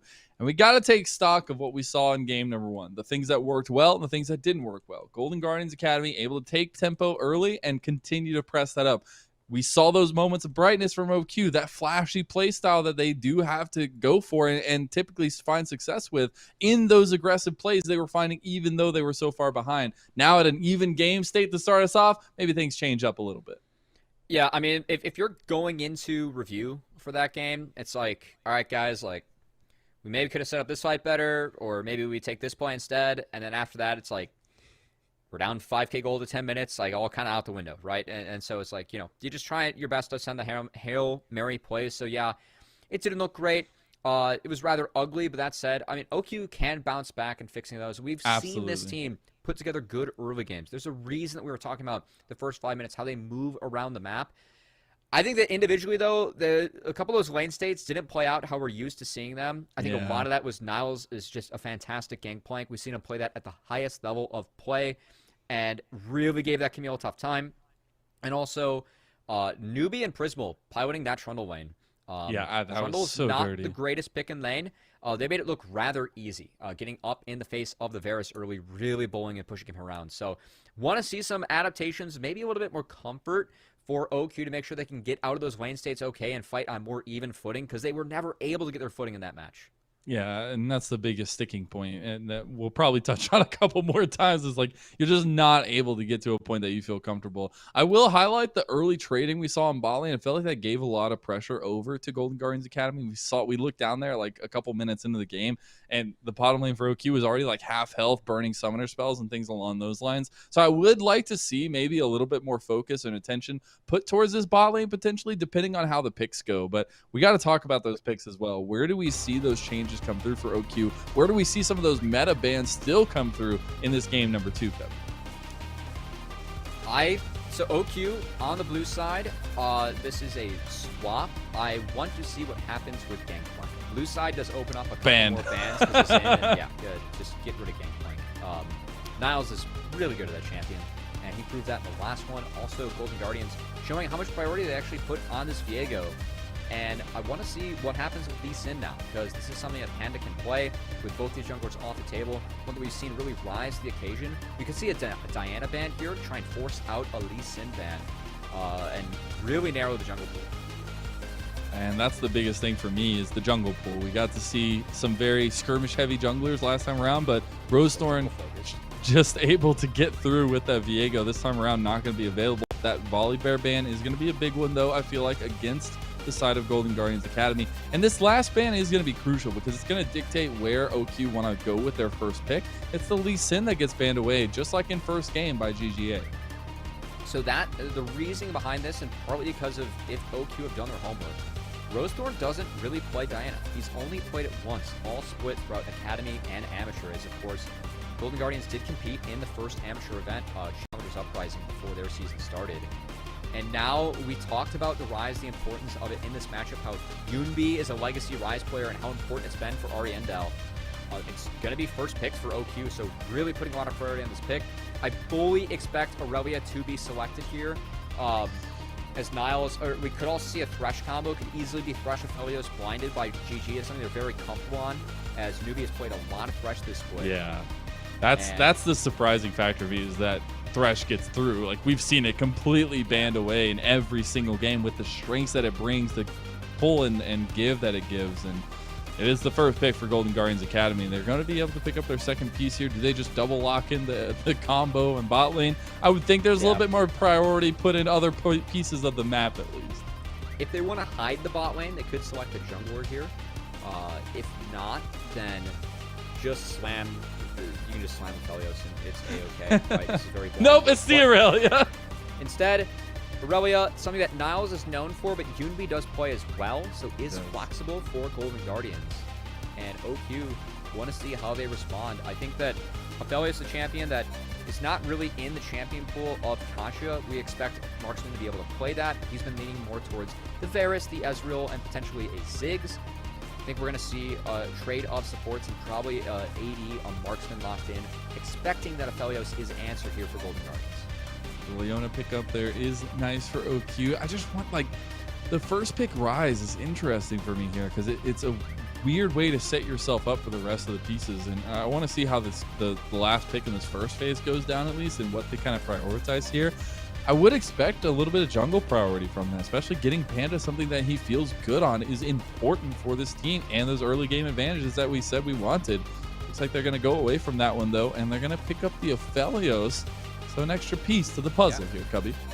So a deny coming out, which most common responses we see now would be something like a Varus or an Ezreal trying to outrange the Aphelios.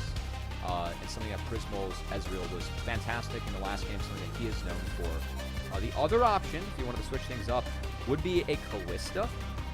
If they really wanted to go hard for that, as with an Aurelia, you want to get some magic damage. This could be Fiddle. No. Oh, No, this okay. is the other. This is what I was looking at. Like, there's already so many picks that just are coming through here that we've seen 100% band presence on today. And that's 2 of them given over to Golden Guardians Academy. That's a scary thought, Cubby. So the fact that Rosethorn doesn't play Diana, you would be lacking for a bit of magic damage junglers. I think that's why the Fiddle Hover was kind of a joke. The fact that Rosethorn only has 1 and Diana. So it solves their issues, right? Taking that Ziggs, that's all the magic damage they need. Whereas OQ is still focusing down the jungle pool of Rosethorn. Will remove the Diana anyways. They might be scared of that. Diana Lucian still could be a lethal combo to give Golden Guardians a lot of early pressure. So could potentially still see a Lucian ban coming out from them as well. Whereas it looks like Golden Guardians are banning out some of the bad top lane matchups for Aurelia. Would not be surprised if Renekton's taken off the table here. Instead, it's actually going to be a Trundle. So not wanting to deal with any of those pillars again. Yeah, the Trundle ban's interesting to me on this one because you wonder how much priority Golden Guardians Academy we're going to put on that pick here. Or at least, not Golden Guardians Academy, OQ we're going to put on that pick, as we saw such a dominating performance that game 1 by Newbie. But this last pick as well is going to be a very integral pick if they want to focus a little bit more of that jungle pool. How do they want to go about it? It's actually the Rumble ban that comes through. So focusing down for magic damage. That's curious to me, like Ziggs does enough magic damage to carry an entire team. So I really think that they're going to take a jungler here to continue to hide the Aurelia flex and the Ziggs flex, because that could be thrown mid still. And curious to see, as Rosethorn's pool has been narrowed, Olaf would be the comfort pick for him. Another one would be Kindred. This is something that Rosethorn helped to make a name for himself on very early into his career. He loves skirmishing, loves invading, something that definitely fits that playstyle early. We're going to have to see how Panda responds. And for me, it's the confidence play as well, because you get the marks that you have to focus on, but it plays exactly into how Golden Guardians Academy were playing in game number 1. They were keeping up the aggression. They were constantly in the enemy jungle, and that can help out a lot as you're playing the Kindred. I do like the Renekton picked up, though, by OQ, as that's going to be a nice piece here for themselves. A little bit of damage to that top lane as well. They have gank assist to set up for Fiddle, and a big ult in the Fog of War could be something that OQ is looking for to piece together that final puzzle. As, oh boy, it's going to be a Zac. One. I love it here, and especially going into Golden Guardians Academy squad. I absolutely love this setup. And then you get the slam down here. You get the Ornn to join the other incredible picks from GGA. And I want to focus in a little bit more on OQ's composition before we get over to GGA's, because it's very interesting that they've approached it this way, right? I feel like there's not as much proactivity, at least towards the bot side of the map, that you maybe wanted to have. But this top side, this Zac and the Renekton, they can have some say early on. And this is a matchup that for Niles, Ornn, he's very comfortable on Ornn. Yeah. Very confident his Ornn. It is 3-0 in this season. This will be his 4th play. And it's a matchup that you scale into very well. The first 5 levels, 7 levels for the Ornn, it's not great, but because you're able to build items without basing, and because you are able to get an early Bramble Vest and a couple Ruby Crystals for the Ornn, once he gets to that point, he's going to feel fantastic into this Renekton. And I want to see if Panda and the rest of OQ try and put some extra love to put Niles behind in that lane, as it's going to be on Panda and on this unique Zac pick to really change up the pace, change up the tempo of this game. But that's a pick that does need to get out of the early levels. Like, you don't feel strong on Zac until you get about level 7 and have that longer range elastic slingshot. So a lot of pressure is going to be put on OQ early. It's something we saw them falter in the last game. The saving grace is that they do have more scaling options. So they do get behind early and actually have ways to win as this game goes on, whereas last game, they really had none. And that's what I like here is that you heard the devs talking about it, and specifically Zoo. Like, you got to find that late game insurance policy for yourselves. Well, they've got a little bit of that here with a little bit of that aggression. The big thing that sticks out to me is that Zac Kindred matchup, the mechanics that can be done there, especially with the Let's Bounce and things along those lines with the Lambs Respite. Wonder how that all works out as we get into those team fights, into those big moments where both these teams seem to be opting into. And for Golden Guardians, I want to see, like, you talk about, the later stages of the game, but they never allowed the game to be close at the later stages, right? They dominated early, and they do have the opportunity to lane Kingdom once again around Yunbi's Aurelia. We've already seen an Aurelia game on the stream. We've talked about how important it is to support that pick, get out on the map, and help Aurelia have success. Want to see if Golden Guardians can replicate that. And as we hit the rift for the second time of this series, backs up against the wall, OQ versus GGA. It starts right now. Just going to let that one simmer a little bit, Mazel.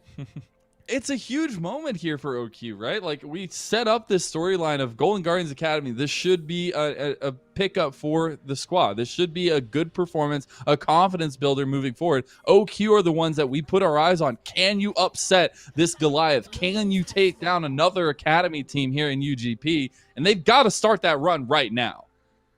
Keyword being another, as tune in to some other streams, some other matchups if you might have missed some of the updates across the Unified Grand Prix. Of course, this isn't the only stream running.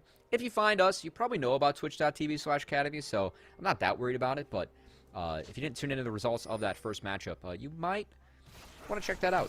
As we are getting into this game. It's kind of interesting, I'd say. I mean, maybe you just want to go check out for yourselves. But we are going to talk about this startup of the this jungler's pathing here. Yeah, both junglers pathing towards the top side.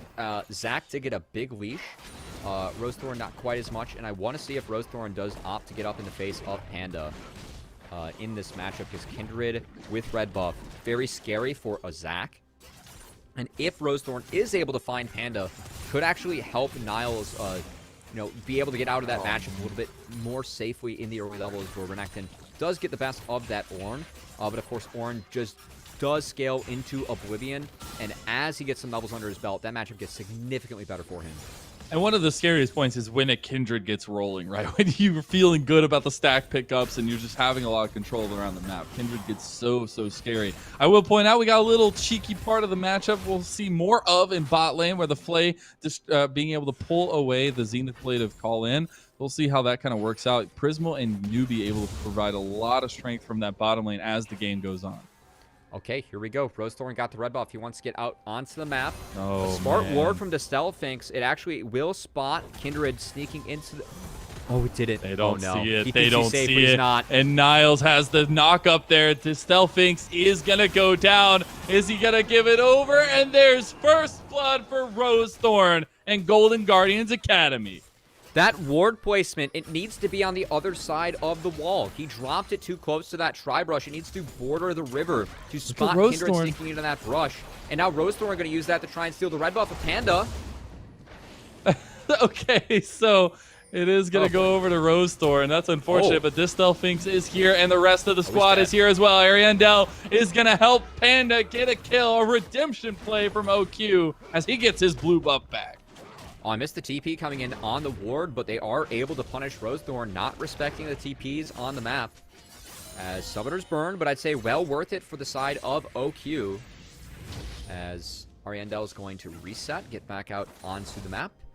Force the TP of Yunbi by pulling that wave, and a much better early game for OQ. Yes, First Blood does go over to Kindred, but they at least find an early shutdown, transfer double buffs back over to Panda.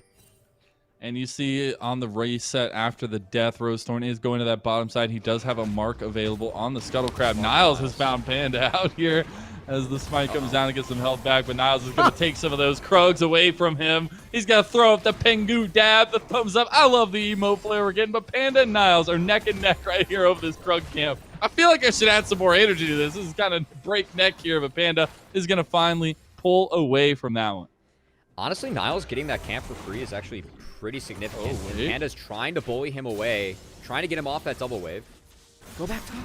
Yeah, they're still going. Niles is just going to die. He flashes over the wall. He gets some space, but look at the wave at his tower. He has no real help, and Niles, still this Ornn, still has a lot to say if this Delphinx wants to go for it. Knock up, not going to connect, and that is a kill to the Renekton. That's a trade back, though. The Bloblets are popped, and Prismal's here. Can he get a nice bomb right when they come in the middle of it? And it looks like it's going to be just that. Prismal gets himself that kill, and now Golden Guardians are routing OQ. You stay too long, and you get punished. That's another mark for Rosethorn. Also love how Golden Guardians, while all this is going on, Niles TPs to the bot lane, catches that wave, so they're still finding that solo gold and experience onto Ornn as we're back on our faces. Potentially have a pause in the game. We got the information. There's a pause. Yeah, all right, now we got it. But yeah, get early the on. scenes look, you know? And I got to appreciate that early chaos that Golden Guardians is able to kind of control, right? Like, yes, it was a little bit of an overextension. Niles gets outplayed under the tower, but because of the overcommit from OQ, again, Golden Guardians just able to move and rotate the map to where it's an advantage for them. And this is, once again, I love how OQ is throwing punches. They're not going down without a fight, but the responses from Golden Guardians proving why that they are an Academy team, proving why, you know, they deserve to qualify for Proving Grounds, as they hit a bump in the road yesterday, but still winning those 2 best of 3s, checking the right boxes to make sure they're into that tournament. It starts with a nice 2-0 here. And the responses from them, this will be difficult for OQ as this game goes on, because Ornn scaling into that matchup, yes, he was denied a triple wave, but that was still picked up by Prismal. And while they're setting Ornn behind, the other carries, the damage members of Golden Guardians, are moving around the map to pick up those resources, which might be even more deadly for them in the long run. All right. Snowball into an invade. Oh, wait, hold on. Does that work out? He's hooked up, but it will be Rosethorn getting out with a nice dark passage. You got the rest of the members of OQ coming up here to punish. They aren't going to find it, as a Realm Warp not available for Ariandel just yet.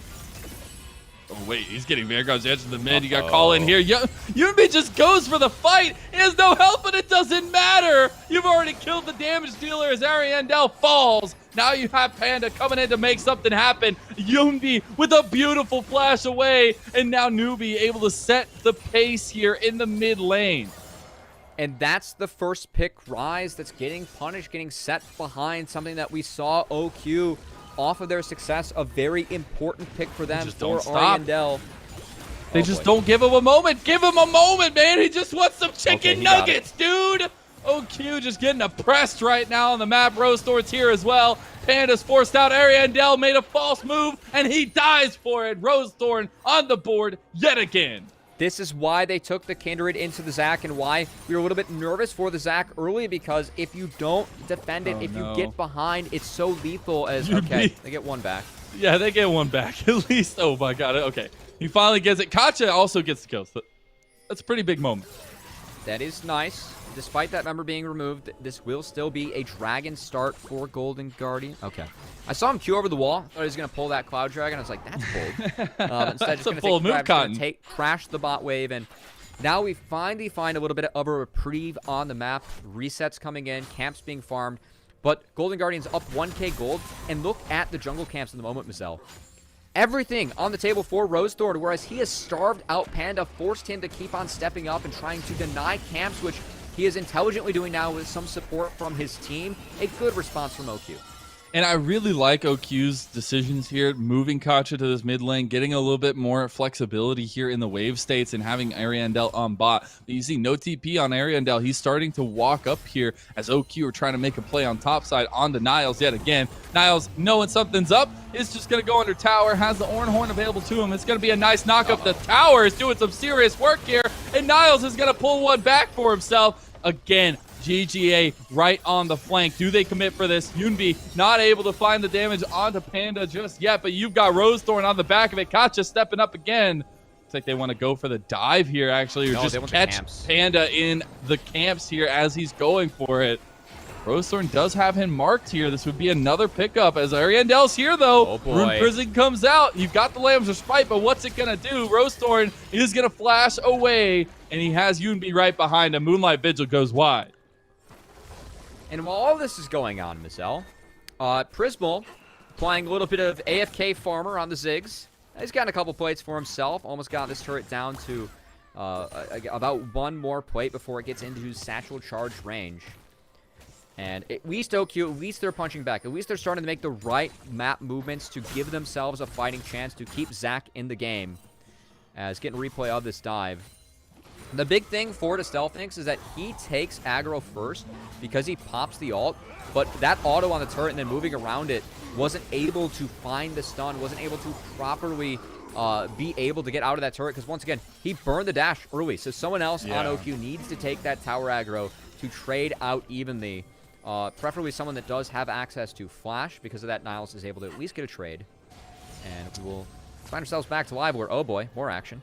We got the Rift Herald taken by Rosethorn in that picture-in-picture there while we were in the replay, so can appreciate the continued objective presence from Golden Guardians Academy. We've had a dragon on the Rift for 5 minutes almost, but there has been nobody stepping foot down there because the chaos has been around mid and top.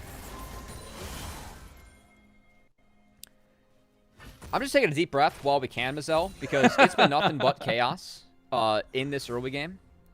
And this will now enable us to get back into the map state where let's take account of what's happened, where gold has gone, and the important thing is that, as I think we're getting properly shown, a lot of gold being funneled onto Rosethorn, who's gotten a lot of kills, and Prismal, who's gotten a lot of free time. This has led to an early Kraken Slayer for Kindred, and importantly for me, Ariandel has been put down, and Niles at this point of the matchup will win. So this is a very advantageous map state for Golden Guardians Academy. Yeah. I think the way that OQ get out of this is making plays with this Rise. With this first pick Rise, you have Realm Warp, or not up at the moment, but you do have Teleport, you have a Flash. Let's attack a side A. Let's try and dive a Ziggs, dive an Aurelia, make something happen for OQ, because playing these sides in isolation, not working out for them anymore. And you talk about making plays, right? That proactivity is what sticks out to me. I want to see some of that here because, as we've seen, it's just been kind of Golden Guardians Academy dictating the map. The responses are there, OQ, but then it seems like Golden Guardians are always in the right. And now we get OQ's proactive play back onto Niles. Is he going to get a trade kill this time? No, not this time. They learn from their mistakes of that first one, and they will get their own kill.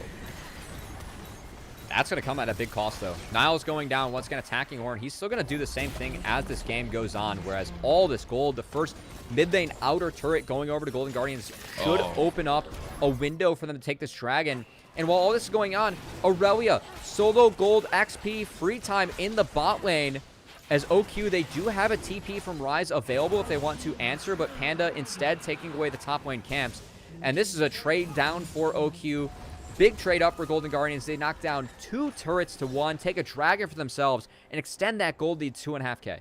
Yeah, and you see the plate gold that's been given over. OQ have found a sticking point in top lane. They don't want to give it up, man. They just want to keep going there. Niles isn't even here in top lane anymore. They're still trying to go for the plays. Now you got the TP from Yunbi. He might be in some trouble. He's like, this was supposed to be for Niles, but no, it's for you, Yunbi. And they will try to take it. Now they can't do it. The Vanguard's edge on the side of it. It's going to get them all here. Oh my God, again. GGA, get away with it.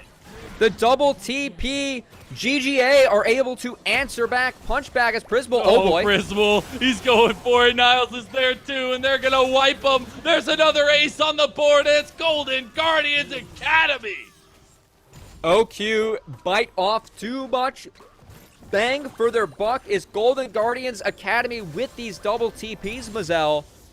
Change things instantaneously. As let's take a second look at that as GGA, they already had a pretty big lead in this game, but this cracks things wide open as one TP comes down, 2 more are cast on the same objective. They can't really tell who's getting in here. And man, God. Niles, that double knockup into the turret with how tanky he is as Ornn at this point of the game. It is way too much for Golden Guardian, or for OQ to deal with coming out of Golden Guardians. As the tower cleans up Zach, and they're going to clean up the rest with a flash forward from Prismal. The layer damage from the knockups of the Ornn, the Vanguard's Edge, the Mega Inferno Bomb, it's just too much. And the goal lead isn't even that far ahead for Golden Guardians Academy, but it's just getting dealt with in the moment, and getting the wombo combos is working out so beautifully for them. And this is where we want to see, at least for Golden Guardians Academy, continue to put up that pressure, continue to make those proactive plays. And OQ, they tried a proactive play. It didn't work out for them, but I don't feel like they should lose that confidence.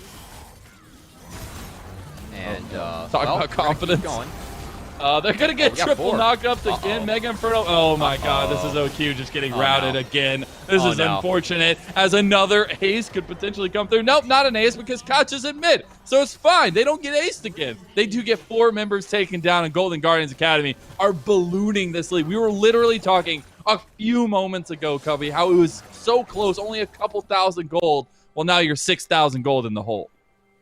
Not again. That's where we're at now, Mazel, as... Well, OQ, props to them. They're trying to find shutdowns, trying to go for plays, trying to take advantage of a window where they feel like they're stronger, but Prismal satchel dodges charge out on everything with a satchel charge, hits the 3-man nuke into the big knockup from Niles. And Ariandel can't even find enough damage to take down Ziggs on his own as Prismal sneaks away from that one with the heist, gets 4 kills for his team. And OQ now down 7k gold. This is something that we had a diagnosis of OQ on with their games, right? They play out early game well, but they will overcommit in the mid game trying to go for these plays. GGA, it's exactly how these games have gone. They've turned every single play, every single attempt from OQ on its heads, played out the map better, found major leads, and I do not see a way that OQ can come back from this one. It has to be matched. Hey, they're still looking, though. They're still looking. I can appreciate that here. That's something consistent we've seen from OQ. They might not be in the lead, but they know when they want to look for plays, and they're all on the same page with it. So I think that's a very interesting point to say out. Prismal, though, is the other interesting point, because just a couple bombs, and they're all half health or lower. Well, Prismal, you see... Oh, no, Distal thinks he's Mark 2. This is another Mark for Bros. No, he's not going to get it. The Solar Flare does pull him off of it. The reinforcements able to save Distal thinks. Well, you know, Prismal this game, Mazel, he's decided to do some summer reading. And he's at 18 stacks. The good old BM book is at 18 stacks at the 16-minute mark, as I think that's part of the reason why the Ziggs is doing so much damage. This is going to be an auto satchel charge kill. Another turret, another structure going over to GGA as they're showing no signs of letting up and looking to make a statement for the rest of the teams in this lower bracket saying, yes, we might be here, but you have to get through us if you want to get the Proving Grounds. And that is no easy task as GGA putting together a second dominant game, dominant performance coming out of them. And that's exactly what we want to see. The consistency, the ability to take those early advantages and push them into the mid, into the late game. Even if you are at a huge gold lead, you can still throw those leads. This is League of Legends. And I think that that is something super important to see Golden Guardians achieve and to work through as one of these academy teams, as one of these teams that we prop up on a pedestal because of the position these players are in. And to see them being able to, cross their T's, dot their I's here in a series like this is huge for me moving forward. We'll see OQ go for yet another play. Rosethorn able to get away. Now you get the knockups. Oh, he gets stunned, so Niles can't follow it up. Boy. Big Mega Inferno Bomb, but call in is already there. You got damage on Rosethorn. Rosethorn's shut down now, and Distelfinks is huge, but it's not enough. The damage from Prismal, who is untouched on the side of the fight. Yoonbi's on a killing spree, and this gold lead's getting too big to handle. 9k gold yet again. Golden Guardians looking to put the finishing touches on this game as OQ, I'd say at this point, Mazel, it's been a nice run from them as the 16 seed in... Oh, boy. Oh. That was a nice cancel. The Bloblets gonna go there. Oh, no. Prismal, that was one a more sweet auto. cancel. Oh, no. Prismal goes golden. He gets the kill. He gets out, too. Oh, man. They can't get anything. Cubby Ariandel's going for it. He just wants to commit, but he can't find it either. And Prismal, after all of that, ends up with the double kill. That satchel charge on Zach was pretty nasty. Panda's playing a bit of a game, saying, I think you're going to save this for the turret. Not the case. He was saving it for the blobs, as going to get a second look at that one. Highlight play from Prismal, or I should say from the extended fight as a whole, as the engage from Panda, it goes wide. An easy sidestep from Rosethorn.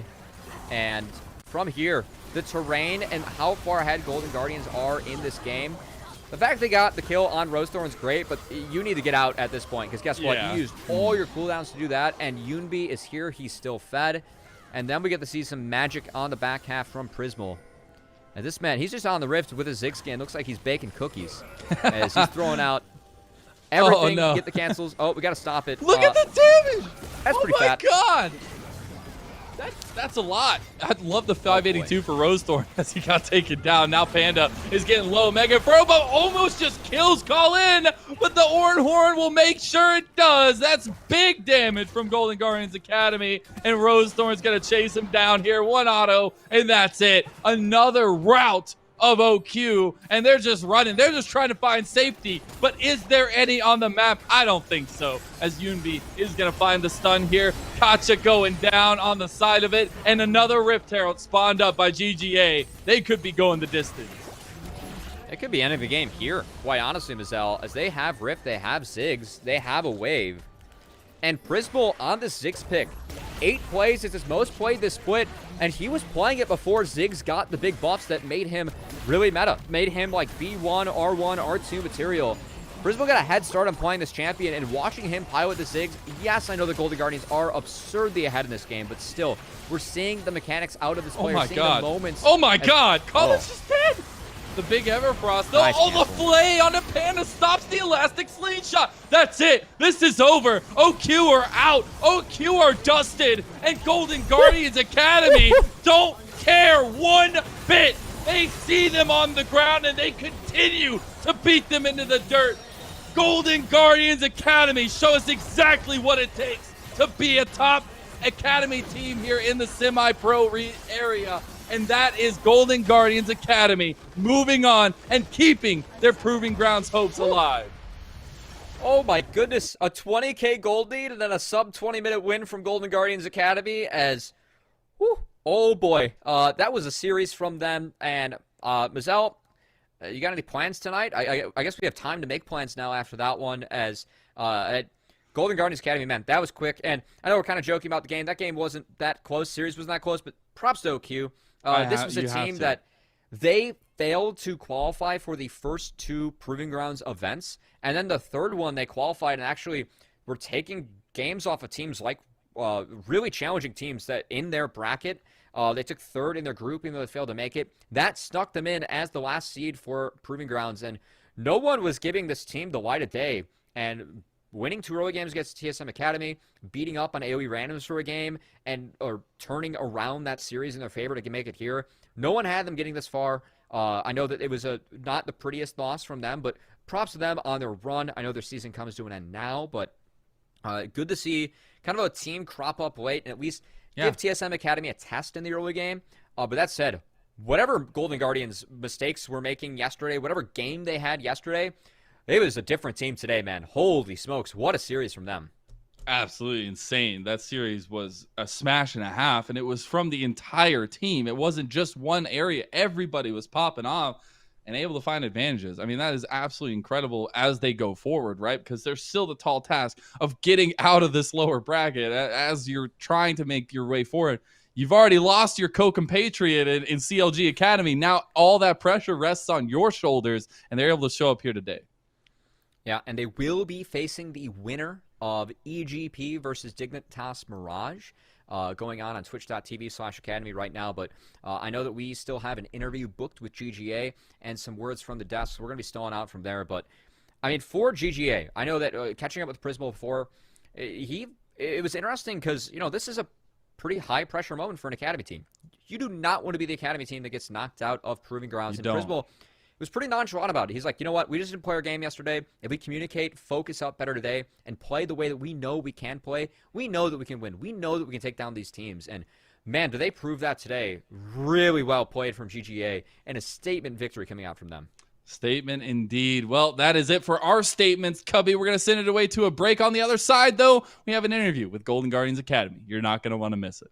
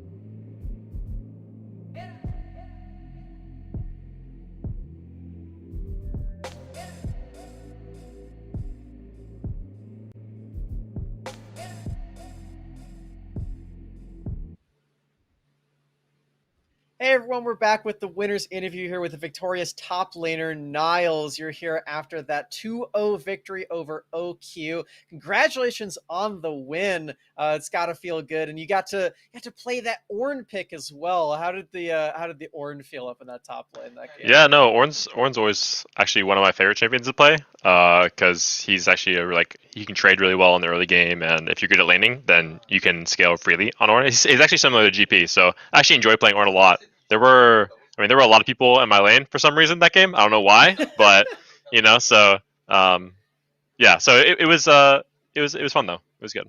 Yeah, I mean, it was a lot of people from their team and from your team, really. Just everyone just coming up. It seemed like that was where the party was at. And we got to see Prismo play that Ziggs as well. What was your guys' game plan like with this Ziggs, just going around and killing all of these turrets and just trying to take all the structures?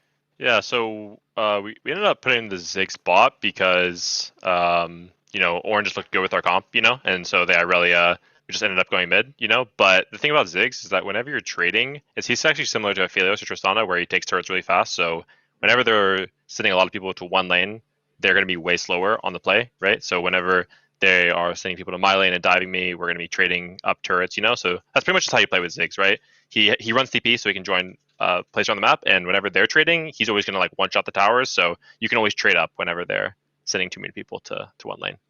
Yeah, it ended up working out pretty well for Prismal on that Zig. Speaking of Prismal, we got to hear that he and his girlfriend baked everyone a cake for the office today. He said the cake buff was online. Yeah. How impactful did you feel that cake buff was for you and your team? Cakeback was pretty OP. I think you saw it today versus yesterday. Yesterday, no cake. Today, cake. So I think it's just a cake diff. So we gotta make sure that everyone's significant others are chipping in. It's a team effort over here at Golden Guardians. So we need the cake, we need the cookies, we need everything we can get, right? Yeah, absolutely. You're gonna have to make sure you packed up on sweets to get the whole potluck going for next week. Speaking of other buffs that happened, your old coach Zoo, we had him on the broadcast today. Did you feel his mentorship presence in the broadcast, and did you feel the Zoo buff as well on the broadcast?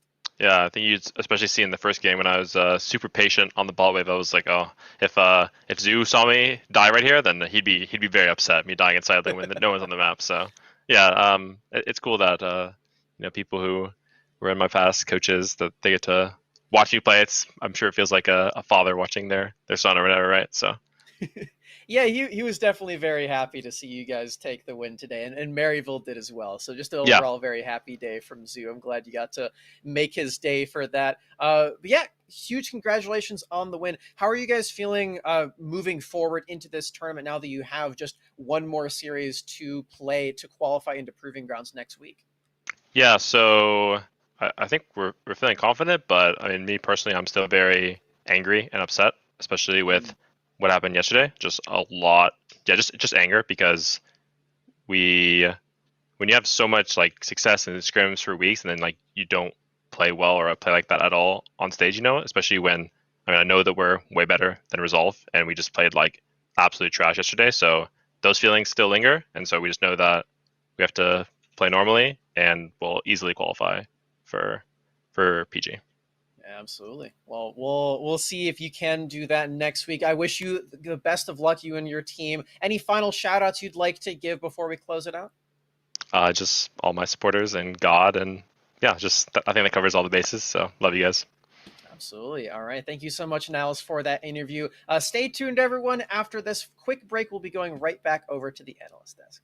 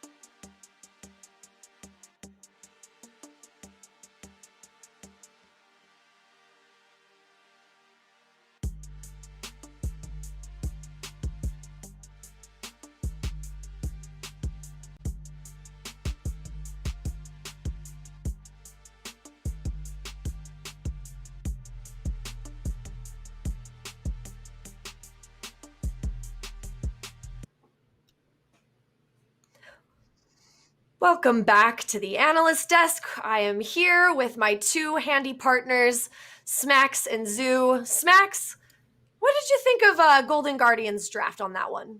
Ooh, Golden Guardians draft in this game, it felt pretty strong to me. I really liked the way that they set up for Prismal to play one of his signature champions into Ziggs. He likes to pull out some off-meta champions that aren't always marksmen in their own right, and Ziggs is definitely one of them. And this really felt like a draft position that allowed him to carry through the game. He's got the safety of Thresh. He doesn't have to worry too much about the diving damage in particular. Most of the divers are just crowd control onto him, so he can use that to bounce away. And we saw the satchel used to great effect to cancel out the slingshot of Panda Zac.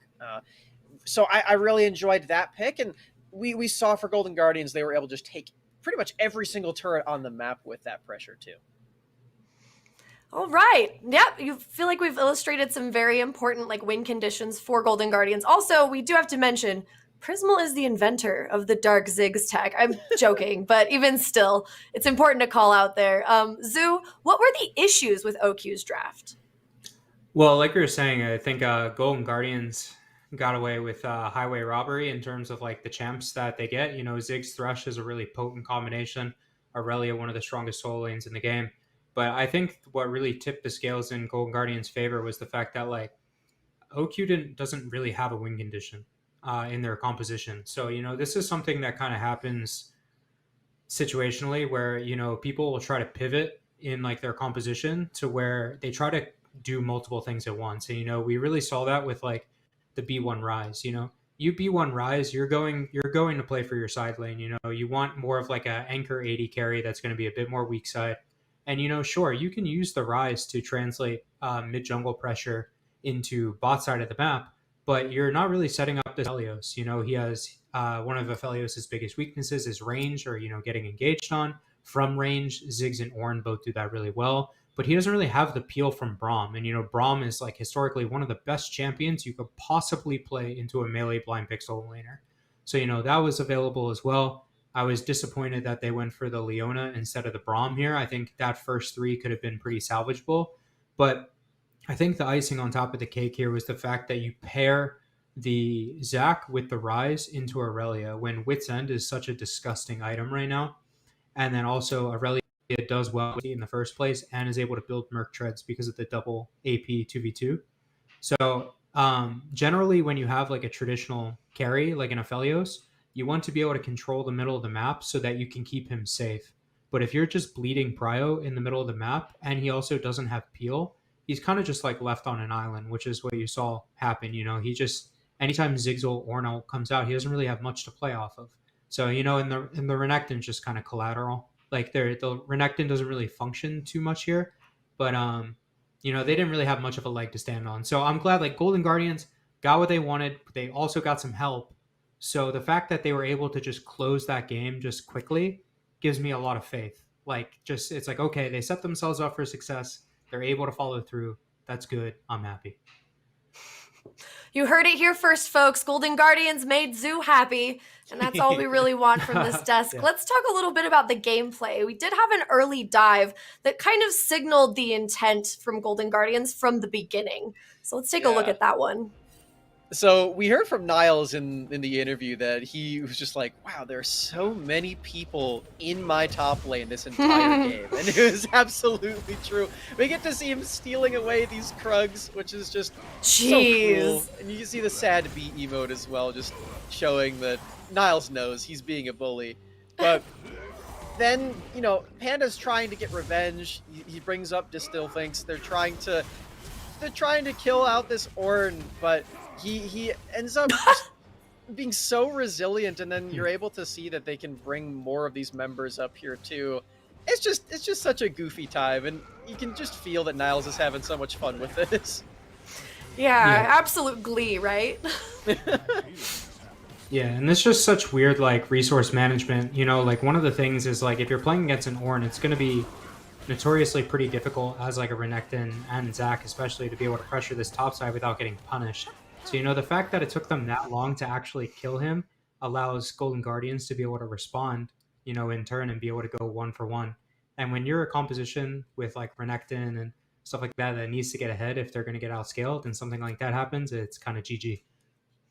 Yeah, we talked about the concept of tempo and how that wasted time really slows down your tempo. It really slows down the options available to you and gives your enemy time. They know exactly where you are, exactly what you're doing, and they can assemble. So, really interesting play that kind of illustrates the problems from the beginning, and also so goofy. That was so fun to watch.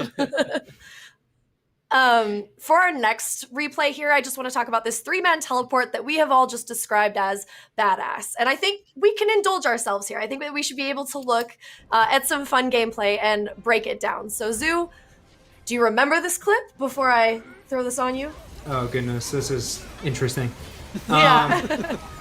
I mean, yeah, this is one of those things where it's just like, you're kind of you're putting yourself in the belly of the beast here, and you either emerge or you get consumed, and that's one of those things where you're TPing into 4 people, and if you're able to survive that, I don't really think you should be scared of anything. And they're able to just kind of turn that, use the TPs.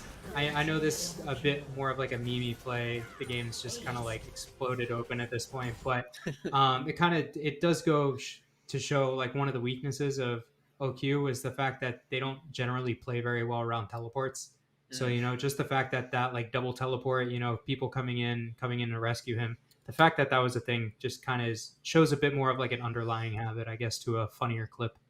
Yeah, I mean, that was the one thing that I wanted to see from OQ. If they were going to go out 0-2, it is an academy team after all, then I just wanted to see some fun, explosive gameplay. That definitely delivered there.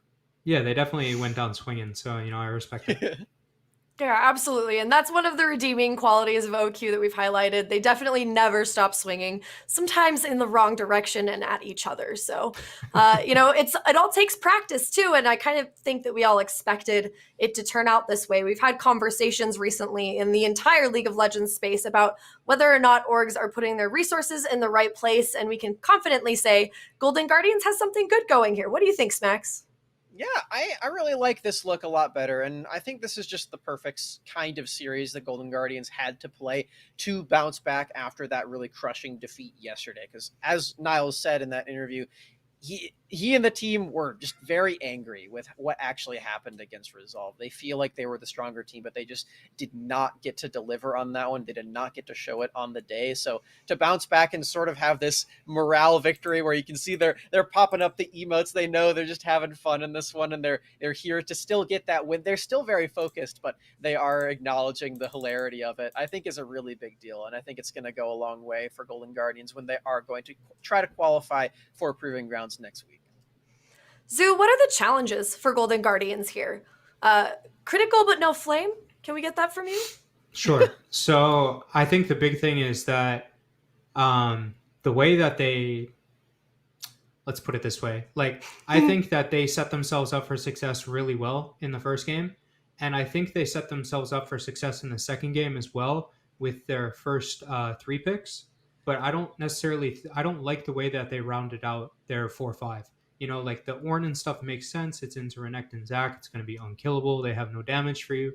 That makes sense. But I generally prefer this team to where, both Prismal and Niles are given the resources to be able to make something happen. And I think game 1 is a perfect situation for that, where it's like, you don't necessarily have to camp a Niles lane, but you just give him a 1v1 with agency.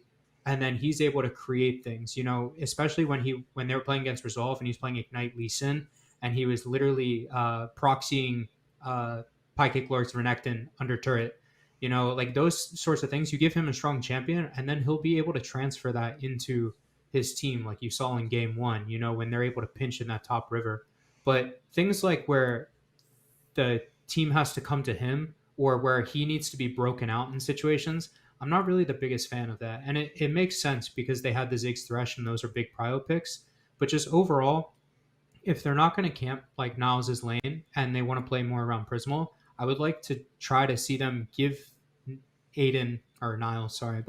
give Niles more individual agency so that he can at least be strong up there by himself, and then they can play to bot side. But yeah, just, draft damage, draft more damage, especially in like 2v2 mid, which I really liked, with the Aurelia and with the Rise especially, and just, play around your team's carries. Good stuff. So informationally dense as well, Zoo. That was an incredible piece of advice for Golden Guardians. Unchain Niles. Let him roam and let that power surge through him. So hopefully we'll see some of that as this tournament goes on. I am so thankful to be on the desk here with Smacks. You can find him on Twitter at SmacksCasts. We've got Zoo here as well. Zoo, how do people? You're not a huge Twitter user, but No, not really. Not anymore. You should be. You've got the sick 3-character @ man. You got to take advantage of this. That was actually one of the true. things that one of our old Overwatch players, Guru, he said when I was first hired. He said this man has a 3-letter @ I still remember that like it was yesterday. That's what he said when I met him. My dream is that 4-letter one. I don't know if Same. the French guy's gonna give it to me though. Well, I will always credit that to Rachel when she was at Golden Guardians, the social media manager. Thank you very much for doing that. But so I'm not really on socials too much. I'm trying to stream a bit more. You can find me on Twitter at Zoo. You can find me at Twitch at twitch.tv/ZooLOL. And then for those interested, I do offer one-on-one coaching available on metafy.com/@Zoo. It's a solid platform. People like Biofrost and all them, Mewtwo King and all them use it. So, if you're interested in hearing my lukewarm takes on Twitter, you can do that. If not, I usually stream about once every 2 weeks, and you can kind of tune in for that. But besides that, I'm relatively ghost. This was like an advertisement for your services then. This whole VOD good. looks really good for you. So Yeah, I'll charge grab Unified that in my invoice. Yeah, be sure to cut this one up for a real gentleman. Thank you so much for joining me, and thank you so much for watching, any of you who are still with us here. This has been the Unified Grand Prix 2021, and we will see you on the 16th.